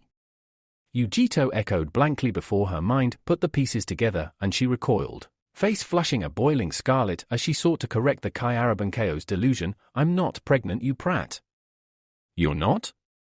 Oops, well that's slightly mortifying, but, seeing the expression on the older girl's face swinging like a pendulum between rage and amusement, Zaki decided he could take a hit to his pride just this once. I think it cleared the air a bit, but you were saying never mind what I said. Yujito semi-snapped back, huffing out a breath and flipping her ponytail back over her shoulder as she sought to cool her flaming face. Look, long story short, I had an accident when I was 2 and because of it I go off the rails occasionally. I'm getting better, but I'm still not perfect. And as soon as I'm confident in my own mind I've got it under control, I'll start letting people back in, okay? Fine, fine, Zaki backed down, holding up a forestalling hand and waiting until she'd calmed down from her fluster before making a point. Shame though, your Car-san would probably love a grandchild to spoil rotten. Yujito shivered at the thought and shook her head. Well, in that case she'll have to wait until Samui-chan's married. It'll be a cold day in Makai before I let myself fall down that road, too right. She knew the tenets of her biju's bargain and had already sworn, in fact sworn since the earliest time, that though the demon would blight her life she would never allow it to blight that of a child as well. I'm not dancing to your tune, Nibby, when I'm interred in the earth I'm dragging you down with. Me. Oblivious to his partner's reasoning, Zaki merely shrugged before standing up. Like I said, a shame, but it's your choice. Still, feeling better? A bit, Yujito replied at length, wanted it to not be true just so he wouldn't have bragging rights over her, but, despite that, she couldn't deny she hadn't enjoyed a normal conversation just this once. Thanks. No worries, still, I'd best be getting home. Heaving himself to his feet, Zaki looked around as though hoping to see a signpost. Which way's Kumo from here? Coming to her feet as well, the last knee child in the village felt something spring up within her that she hadn't really thought about for years. Trying her best to keep her mission face on, Yujito jerked a thumb over her shoulder and spoke in as casual a tone as she could manage. About 1.5 miles that way, enjoy. What? Hey, wait, don't you? It was far too late. Even by the time he'd seen the malicious smirk on her face, she was done with the hand seals, and he was left to curse vehemently as the kunoichi disappeared in a flash of light, leaving him with an uncomfortably long slog back to the village for the time of night, while Yujito, for her part, reappeared in the garden of her family, chuckled briefly for a second as she realized that yes, pulling a juvenile prank such as that really was a lot of fun, took a minute to recompose herself and then let herself in through the back gate. Well, this is it, go time. He was quite surprised to realize that yes, there were several things in Kumo he was going to miss when the time came, but now was definitely not the time to be getting second thoughts pulling the laden one-man cart behind him. and doing his best to keep out the way of the wind that was blowing through it and directing the ferocious reek of its cargo right into his nose. He pulled it up the curb and applied the handbrake, calling across to the bolt guard standing guard. Outside the rakeage tower, watch out if the wind changes, guys. Something got into some of the kibble and by Kami it stinks. The two shinobi were too professional to do anything other than nod at this though, as the short form disappeared into the maw of the tower. Though the aforementioned wind did shift direction and blow straight into their faces. They both started breathing shallowly through their mouths and hoping like hell the Kyarabankeo would get his job in there done quickly to get rid of the rotten dog food. As always at this time on a weekend he was whisked straight into Maber's office, the rakeage secretary looking across at him and ignoring the loud thuds, grunts and mechanical clattering noises behind her as the boss finished yet another of his workout breaks. So then, the end of the road for you, Zaki-san? He simply sighed and shook his head. Everyone's a comedian, but yeah, this is it. The Nate-chan was sorry to see me go. Risu-chan most of all, though I'm quite glad the Carson told her I was still too young to be a potential first for her. Dismissing that thought and recalling the fierce hug he'd shared with the youngest Nate-chan of the Blossoms on the night he left, even as both of them tried to deny their tears, he looked back up at the secretary with a smile tinged with regret, though the Carson said she'd be grateful she could get some work done now I was gone. She still gave me a tip for my help and Zanchu-san gave me a bite to eat for the journey. The Mei clan came over and saw me off last night, and even the old sick note was resurrected off her deathbed for long enough to croak goodbye this morning. Not like she could get rid of the rubbish though, so Muggins here took that job on. Speaking of which, he glanced out the window towards where he'd left the small cart Rin owned. Any chance we could hurry this up before you end up with two passed out bolts guarding the towers? You don't have any invisible noses in here, do you?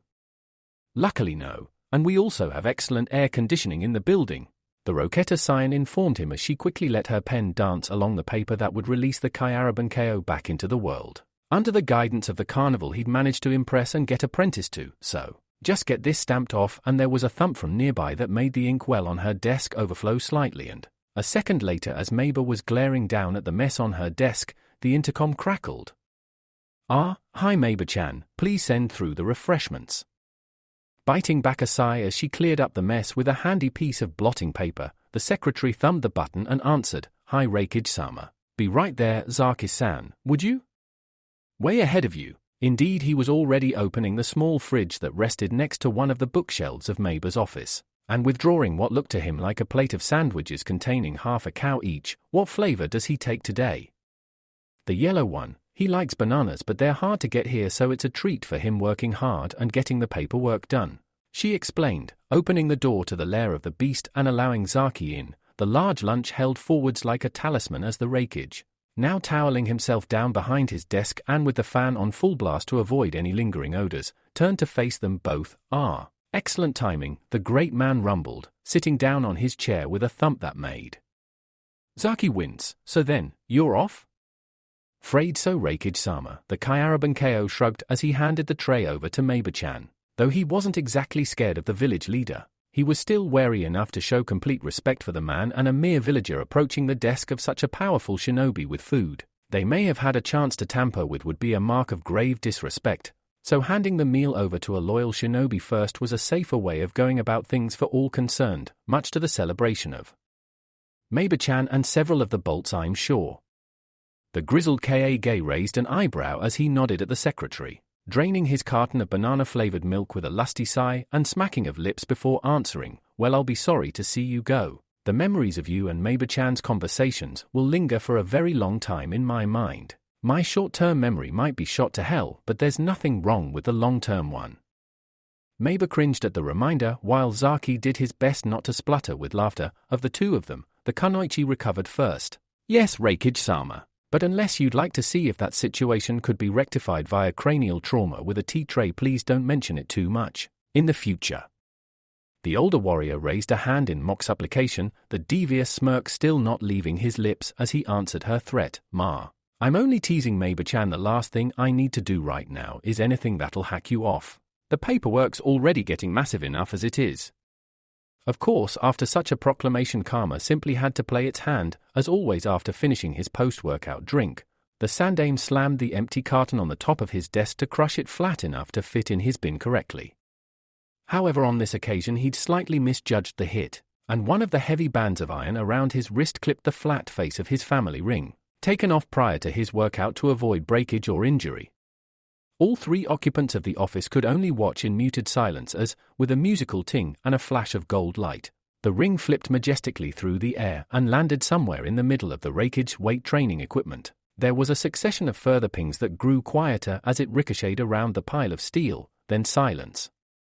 You know, it shouldn't be possible for a man that huge to look that sheepish, mind you, as he glanced to the side of his and saw the spine-chilling glare that the secretary was sending her boss, as well as the grip she'd adopted that was putting a heck of a strain on the tray in her hands. He added to his idle observation, it also shouldn't be possible for a woman that comparably slight to look that threatening. Sheikah was right again. No matter how strong you are, there's always a woman you'll find troublesome in your life. Zaki-kun, would you mind going and fishing that ring out of the weights over there? She asked in a tone of sweetness and like completely at odds with the bare-fanged snarl she flashed towards the shivering Kage before her. I don't want there to be any witnesses when I attempt to assassinate the Rakage in his own office. Knowing which side his bread was best buttered, the Kyaraban Ko did just that, scurrying off to the pile, and gingerly picking his way through it at the same time as doing his best to block out the determined argument he could hear in the background. Even when she was upset, it was difficult to imagine Meiba-chan having an angry argument with someone. A determined argument maybe, an angry one no.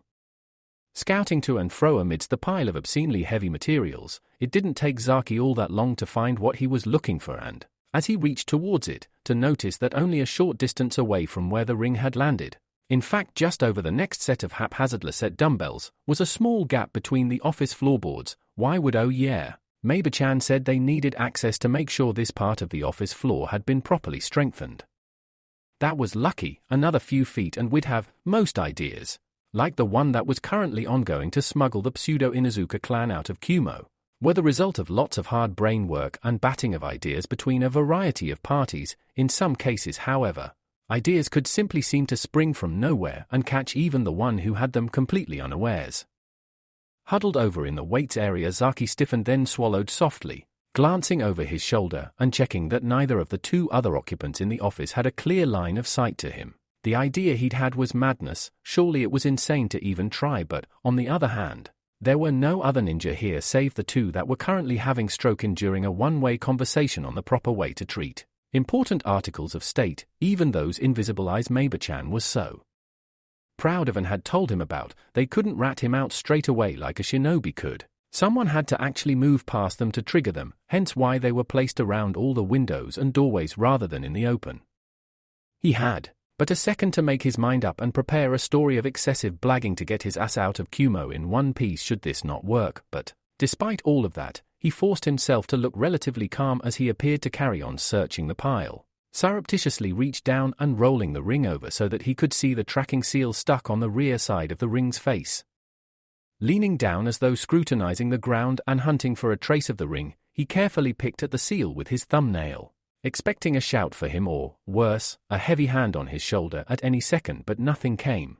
Even as the seal was carefully peeled away from the metal surface, held on as it had been by a small blob of heavily squashed white tack. With the dynamite now on his fingertip and sweat prickling his underarms through the shirt he was wearing under his thick winter coat, the Kyaraban Ko leant on the dumbbells next to the ring as though trying to look over them, quickly flicking the removed seal towards the hole he could see in the floor after a heart-stopping panic. When it seemed to stick on the lip of the hole for a split second, he let out a silent breath of relief as he watched the seal disappear into the small void. Okay, now they can't trace it, so, with that he stood back up and, after squatting as though trying to peer under some of the taller pieces of kit, he reached down with his left hand and with a flick he'd practiced almost since he'd first come up with the idea of his mask, he scooped the ring up and made it vanish up his sleeve, partially withdrawing his left hand through the sleeve of his coat until it came to an inner pocket. In seconds the item was stashed away and he was left to stand up, shaking his head and looking apologetic as he carefully made his way out of the exercise area. Sorry Rakage-sama, Meiba-chan, he began, both quarreling shinobi looking over at him as he pointed towards the metallic wasteland he'd just come out of. I can't see it or reach it, but I could give you a good guess as to where it's gone. Oh, don't tell me, but of course. Meiba groaned in frustration as she sensed for the tracking seal and immediately realized it was slightly below them all, and there's only one way it could have possibly got there, right? That's it, I've had enough, Raikage-sama, I am going to get you a stamp. But no, don't even think about trying to argue with this, come hell, high water or a rogue bijou attack, I am going home early today and nothing is going to stop me, least of all your pig-headedness. I am going to get you a stamp. You are going to use said stamp perfectly, and with good grace to get every scrap of paperwork on this desk signed off and then dismissing us both, or as Kamisama is my witness, the first piece of paper that crosses your desk tomorrow morning will be my resignation letter. Are we absolutely clear on this point? Battered and blackmailed by this sudden attack and not able to countenance life without the services of his redoubtable secretary, the huge man merely held up his hands just this once. Hi, I'll get it done, but surely I could just, if you say you'll move those weights, the next place you'll find yourself will be somewhere very high and very cold. I don't care if the chakra exhaustion kills me, Meiba threatened, making Zaki hide a smile as he remembered what Meiba-chan had confided in him about her special power to move objects from one place to another she visualized at the speed of light, though it was a taxing ability that she couldn't use all that often due to the strain it put on her. Last time you decided to try interior decoration, part of the floor gave way and we nearly lost Suari-kun. The poor man hasn't been able to set foot in the tower since that weight plowed a furrow in his desk while he was stretching his legs. We'll get it in the morning and you will be patient up until then, understood? The life of a Ka-gay, to be ruled and henpecked by two separate women, the Sandane groused before looking over at the third member of this impromptu office gather. Sometimes I don't wonder if you carnival people have the right idea, just love and leave them. It makes life so much easier than hanging around. Not expecting the sudden call and with his mind on other, much more treasonous matters, Zaki jumped at the sudden address and looked around before reasserting himself. Huh? Who do you? Oh, sorry, I get it now, hair. He gave a yawn, shaking his head. Hope I've not been infected by whatever lurgy it is that's laid the she-beast low. It'd be just like her to give me her bugs as a parting gift. I preferred the one I got from the budding blossoms. He gave a salacious smile as he could manage when he was convinced everyone in the tower should be able to hear his pounding heartbeat, not truly believing it when the Raikage merely chuckled and Meiba attempted to look affronted by this comment. I would say you were too young to go looking for the gift that keeps on giving, but, knowing you, it'd be a wasted effort, Meiba sighed, shaking her head as the boss belatedly tried to regain control of his helpless snickering. Just get going, Zaki. Sand, good luck, safe journey and all that. Just tell Rin-chan I'll call on her tomorrow after work to check she's feeling better. I'll be gone by then, so she should have perked right back up, Zaki pointed out before bowing himself out of the office, eyes averted from the Raikage at all times before saying one last goodbye, turning on his heel and leaving the tower completely. It was only when he and the refuse he was dragging along was a mere 100 or so yards away from the disposal site that he finally allowed himself to pat the pocket he'd stashed the ring in and flush from the adrenaline that coursed through his body when he felt the hard outline nestled in the material there. I can't believe that worked, and he couldn't, but still, this was no time to dally around. He'd already known he was going to be a wanted man by tomorrow if he was lucky, and running off with an article of state was only going to add to his crime sheet if anyone in that tower put 2 and 2 together and came up with the 5 sticky fingers he'd used to pilfer the ring. Applying the handbrake to the cart he made to stash his cargo, levering off the lid of one of the barrels of bad food and holding his breath against the stench, he hooked the ring into the palm of his hand, plunged his arm as deep into the barrel as it would go, released the ring, whispered a few words of instruction covered by a loud invective against the foul odor assailing him, and then put the lid back on as though nothing had happened, dragging the cart towards its destination as though all was well with the world. A few minutes later, as he looked over and saw each of the barrels in turn being pitched into the fast-flowing stream before him, and gave the brawny workman heaving the heavy barrels over the bridge into the water, he let out a low whistle of relief as he watched them float away, and realized that at least that much of the recently changed plan had followed the script properly. Rushing over the branches and across scrub with his team on his heels, each of them grim-faced and cold as the grave, Kurushi once more set his eyes forwards, following the tracks of the retreating caravan and once more cursing himself for not seeing this, cursed all of Kumo and the fates in general for simply not seeing the viper that had been coiling around them, and had now struck a damaging blow that may yet turn fatal should his team fail to track down the fleeing snake and cut off its head. In his heart of hearts, however, he was aware of how unlikely it was for them to find a warm trail for that, and nothing else. He complimented the man who was now a deadly enemy of his state.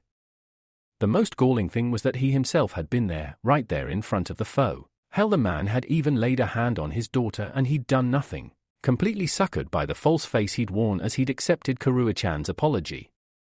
But everyone was fooled, even Reikage-sama. In fact, the only reason they'd even got warning of the full extent of the crimes committed against Kumo had come when, after being directed to the resting place of the Reikage's missing ring by Meiba-chan's use of a tracking seal, the crew that had spent most of the morning painstakingly clearing the area of the Reikage's training equipment to lever up the floorboard were able to find only the seal itself, the ring long gone.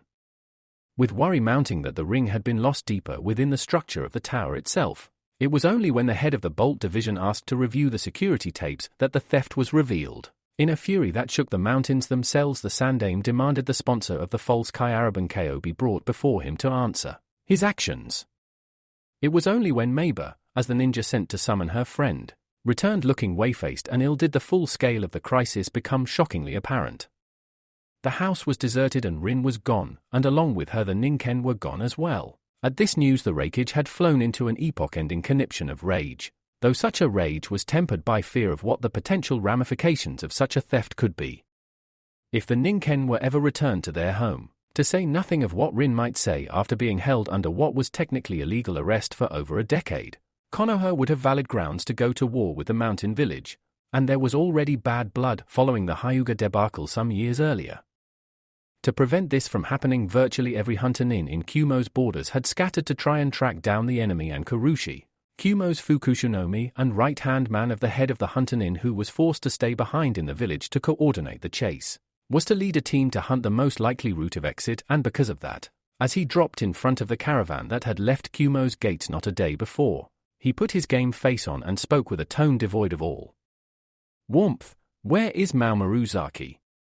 The driver in the front seat, a swarthy man wearing a patchwork suit, drew the horses to a halt and peered down, meeting the glowing golden eyes of the shinobi with barely a glance. "Who?" "Mamoru-zaki," Kurushi repeated, stepping forwards and letting the handle of a kunai peep into view. "The Kyaraban KO you picked up in Kumo?" "Oh, the new blood, you'd have to ask the ringmaster about that, though he's in a fine old temper today, hey." The driver leant forwards as a woman the ninja assumed was his wife poked her head out from the caravan covers to see what the hold-up was. "You think he might be responsa, hey? Where are you going?" "Which caravan is the ringmaster in?" "Middle one, 7th, no 8th one down." Nodding his thanks, the shinobi moved down the line, unnoticed hand signs telling the rest of his squad to search every caravan for the thief, though to be discreet about it, while he moved as soundlessly as a shadow towards the ringmaster's caravan. He emerged not a moment later, having got the information he needed, signaling for a meeting. The captain spoke to the rest of his squad. He was never here, went to bed in the caravan almost as soon as he joined up, claiming illness from the Inuzuka sponsor. When they came to rouse him this morning, it was as though the bed had never been slept in. The ringmaster had an hour delay to check nothing was stolen, hence why we caught up to them so quickly, but nothing's missing. He must have taken his provisions from inside the village. "Shit," one of the kunoichi in his team swore and lashed out at a nearby tree branch petulantly, cleaving it cleanly in half. "Bastard could be anywhere by now."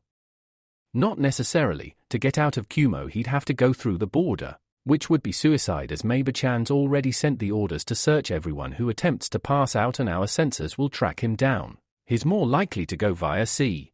The further from Kumo the better in his mind to try and avoid our patrols. He doesn't know that due to Meiba-chan. We can send orders there faster than even he can run. From here we'll split into 3 teams, one for each of the closest ports, and me alone following the road in case he's trying to give us the slip by running ahead of the caravan even as he planned, and broke his squad apart. The second in command of Kumo's hunter-nin could not have possibly known that he was working on old information, and his quarry had already floated out of the country sometime the previous evening, following the vessel in which he had hidden himself and his clone had delivered to the removal area running aground. A small blonde mouse emerged from a small knothole cut in the top of the lid and shook the damp out of its fur. After checking as much as it was able to that the usual frost farmers weren't around, the mouse dispersed in a cloud of smoke, and a second later a rain of rancid kibble spilled onto the sands as Naruto quickly pried the lid off the barrel and snatched up both the large sealed scroll and the ring his clone had been audacious enough to steal from the very office of the Reikage himself from the stinking innards of the container. hastily stowing both items inside his borrowed clothes and shaking his head at his doppelganger's boneheaded stupidity for risking it all like that. Still, as long as an idea works, it's not a stupid idea. He checked the sun and saw with relief that it was late afternoon. He had time to start running through frost and find somewhere to lay low for the night. With that thought in his mind, the mouse adopted his signature henge and splashed through a few small puddles to try and wash off the worst of the stink of the rotten kibble he'd been submerged in before running for the tree line, emerging as a boy once more as soon as he was sure he was out of sight of everyone. Following releasing Rin that night from the uncomfortable confines of the partner seal in the scroll, while in the henge of a man just about entering the earliest stage of middle age, one of the two masks he and the Inuzuka had come up with to get them out of hostile territory, they were both ready to go.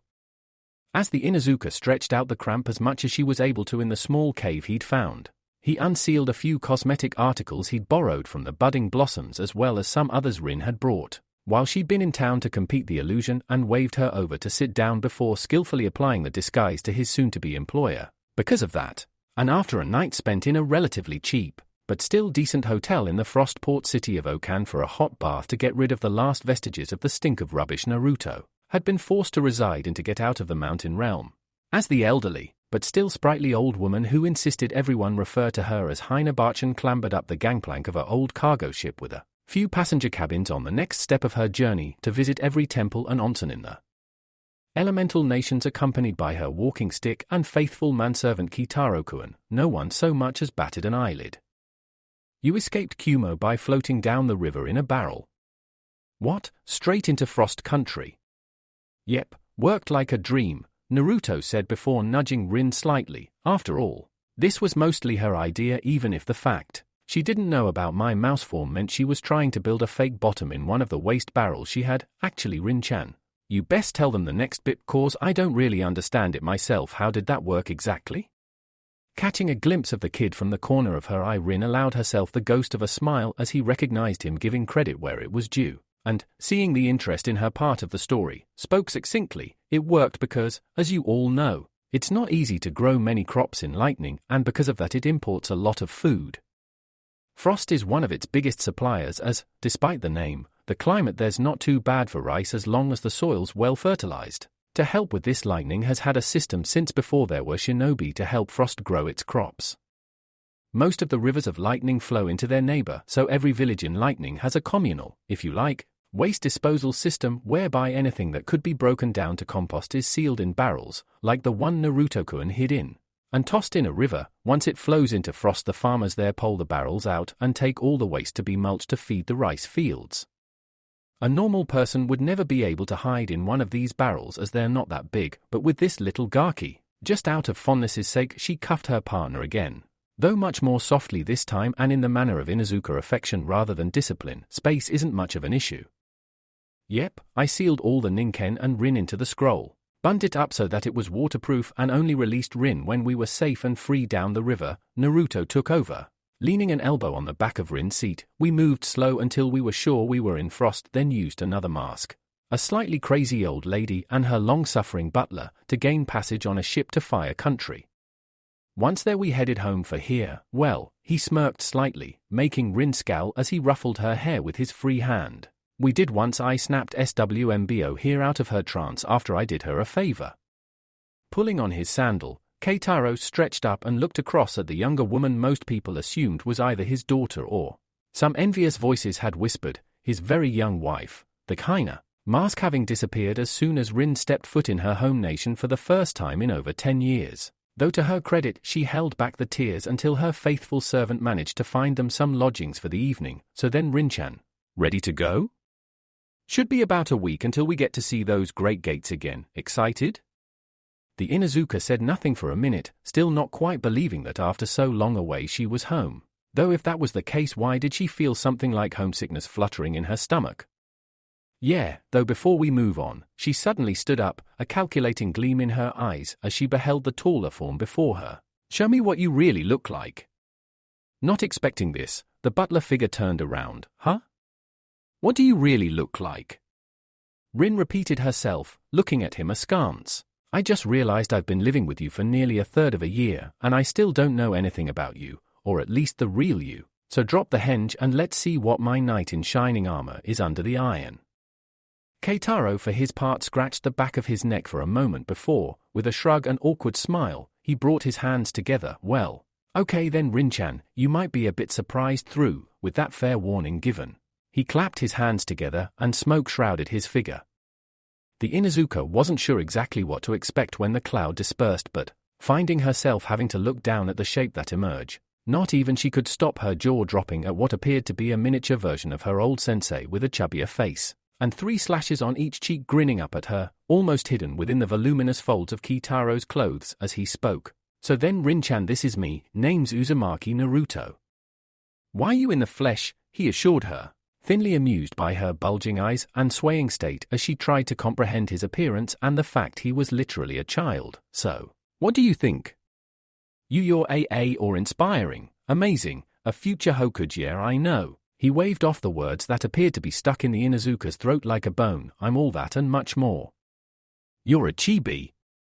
Rin managed to thunder, spearing a disbelieving finger towards him as though hoping it would dispel some illusion or other. Not impressed by this comment about his vertically challenged status, Naruto folded his arms as much as the shirt he was in would let him, and you're a tattooed lady, we've all got our problems. Anyway, his fingers twitched under the cloth and Keitaro reappeared. Rin by this point being forced to sit down and fight of hyperventilation with a distinct lack of success, we'd best get going. People to see and places to go and all that. Would you like help putting on your makeup today, my lady? Or do you think you can manage alone? So yeah, I'm not usually one for being taken by surprise, but at the sight of this brat popping up out of nowhere left me absolutely flabbergasted, I'll say. Never before has so much flabber been so thoroughly gasted. Fastidiously ignoring the unhelpful comment from the cheap seats even as one or other of the assembled council couldn't disguise a snort of amusement, Rin soldiered on, but apart from that we just went from there, walked or hitchhiked back to Konoha as best we could. Let the Ninken out when it was safe to do so, but aside from that it was a relatively smooth ride back, except for the bandits that one time. Rin tailed off for a moment, remembering the desperate men that had tried to hold up the small merchant wagon she and Naruto had been hitching a ride on and been beaten back by the caravan owner. His elder 2 sons and Naruto with her, and the youngest daughter chipping in with accurately thrown slingstones. Still, I guess nothing says, "Welcome to fire." Like an attempted mugging on your doorstep, just like nothing says a one-way ticket to A&E. Like some idiot pulling a pilfered nation's treasure out his sleeve just because he felt like it. I still can't believe you tried that. Me neither, but it was worth it, and once I got the seal off it couldn't be tracked either, Naruto pointed out nonchalantly, flicking a hand towards the ring still sitting snugly under Hyuga Hayashi's left hand, the lord of the Byakugan not letting the heirloom out of his sight or even his sense of touch if he could help it. So yeah, we got back earlier today, really, about mid-morning, still in Henges. I took Rin-chan to Jiji's house, bumped into Buwika-chan almost at the door, proved who I was by pointing out that apart from her, the midwife, Jiji and Beardy-san, I was about the first person to hold her son, and then spent the next 10 minutes trying to talk her out of just beating me to death for going missing for so long and getting her, and everyone else so worried. She got Jiji after leaving a clone with me. He showed up, Rin-chan and I dropped our henges and told them both the story you've just heard. He called for a full council and here we all are. Ending his tale with a clap of his hands, Naruto looked around the chamber hall, smiling as he picked out all the different people there, and wincing slightly as he saw the unconscious Anbu still splayed out on the floor as flat as a frog hit with a frying pan. They really ought to move him at some point, and spread his arms wide, one part of his body reminding him of something rather important that he had yet to fulfill in the 12 or so hours since he'd got back. So, who's hungry I'd kill for? A dish of ikirakas right about now.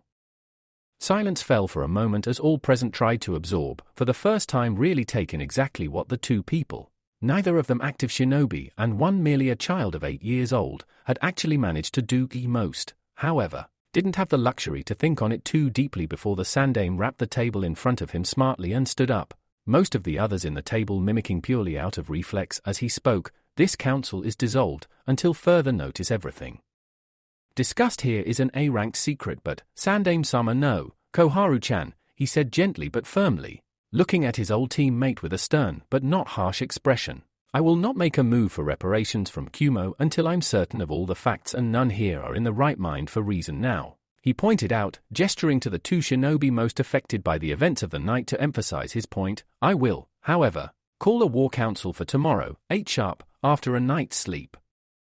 And a day thinking about this information, I will listen to demands for restitution and present my case to the Raikage as soon as possible. The Sandaime smirked nastily at this, a glimmer of the old god of shinobi he had once been rising to the surface. As he found himself looking forwards to that little confrontation, the Sandaime of Kumo had always come across a posturing, arrogant bully and was long overdue a comeuppance in Sarutabi's book. Should I find his offers unsatisfactory, I may well reconsider your demands, Tsume-chan. The Inuzuka looked puzzled for a minute before the memory clicked into place, and she smiled evilly, displaying her pointed fangs. Just give the word, Hokage-sama. We'll make what happened at Kuza look like an over-enthusiastic picnic in the woods by the time we're through with Kumo. I don't doubt it. Still, 8 tomorrow and an A-ranked secret at this, reminded. Tsume groaned suddenly and hung her head. Damn it. I forgot, sorry Hokage-sama, the secret's already out. As all present whipped their eyes to the Inuzuka mistress, she had to fight hard to stop from blushing, as she explained what had happened through an abashed expression. The pups were covered in Naru-chan scent and they're too young not to tell the pack what happened. It'll be all over the clan by now. I can say it won't go outside the Inuzuka, but most of them will already know the truth. Sarutabi frowned at this, but, seeing as it was too late to stop the damage from a revealed secret, and sadly not for the first time in Naruto-kun's case, though this should have a happier ending for him, merely nodded. See that it doesn't, Tsume-chan. Until then, all are dismissed. As all present stood from their chairs, Sarutabi stayed where he was for a minute under the pretense of reaching for his pipe. His eyes, however, never strayed from around the table, and didn't miss the sudden rise in his adoptive grandson's apparent popularity. Even Danzo seemed to be changing his stance ever so slightly from a mindless weapon to a properly broken killing machine. He did smile though as Naruto made to leap off to his own lodgings, however, and was surprised by a sudden hand on his shoulder. Tsume had approached him noiselessly and was looking down at the small Jinchuuriki with a great deal of both pride and respect in her eyes. As she spoke, if you think for 1 second I'm letting you go back to that flea pit of yours tonight, you're dead wrong, Naru-kun. You're an honored guest of the Inuzuka tonight, and I know for a fact there are going to be at least 2 of my clan who are going to be very anxious to meet the one who restored our broken pack. Rather unsurprisingly for someone who'd never been so much as invited into someone's house, or at least invited to enter someone's house in a legal manner, Naruto appeared to grow a little flustered, not quite sure how to react and apparently on the verge of shrugging off her hand. An offer, well, offer for the moment. If I know Tsume-chan at all, the harder he resists the more she will insist. I just hope it doesn't come down to bare knuckles and ninja wire. I really don't feel like putting down a brawl in my office tonight, but apparently seemed to think better of it, instead offering his arm to pull Rin to her feet. Fair enough then, can we just stop by my place before all this kicks off? I'd like to wear clothes that fit for a change, and I need to check if all my pets have eaten each other yet. Pets? Didn't know you had any? Well, they're not pets exactly, I'll explain on the way. Naruto wheedled as both the Inuzuka flanked him on his way to the council room door. Just remind me to wash this kit before I give it back. Buika-chan lent it to me, said it belonged to Beardy-san when he was my age. Man, he must have been a real monster even then. It's hanging off me. Not difficult for clothes when they're wrapped around a stump rather than a fledgling tree. No. More comments about my shortness. As the 2 laughing women and irked boy left, the last of the company to depart due to their conversation, Sarutabi was left in peace with his pipe and his memories, his eyes still on the door as he thought back through what he'd just seen and what it meant for the future. And one thing is immediately obvious to even one as jaded as me: a future Hokage just walked out of that door, one who can unify not just the Leaf but the rest of the elemental nations as well through his habits of going to the limit and beyond them for the sake of his friends. Apart from that though, where shall I start? Remembering all Naruto had told the council and a few other details he hadn't, though he was sure those would come to light at the Inuzukas over the course of the night. It was all he could do not to splutter ashes all over the desk in his mirth. 3 months in a Kumo pleasure house, seducing a fellow Jinchuuriki one moonlit night, overcoming and taming a fierce Amazon via strength of arms, and escorted by 2 Inuzuka protectors to a victory feast. All in a single mission? The more he thought about it, the funnier it became. to the point where he was forced to hold his pipe in his free hand as he laughed out loud in the virtually deserted council hall, his only companion being the still unnoticed and still comatose Anbu operative, abandoned by his already laughing squad who were doubtless already telling the rest of the cadre about his inappropriate nap in the middle of his duties. As he wiped a tear from the corner of his eye, a last whimsical thought crossed his mind and resulted in him virtually having to steel himself away from writing a very saucy and insolent letter to another ninja the Sandaime considered to be something of a son to him, letting him know of his godson's promise in the ways of the Uro ninja. Poor Jiraiya-kun doesn't know what he's missing. Go support me on Patreon for more fanfiction that includes adult content as well. The link is in the description and like everywhere on my channel. Thank you for your views, likes, subscriptions, and overall support of my ongoing efforts to bring great content to all of you.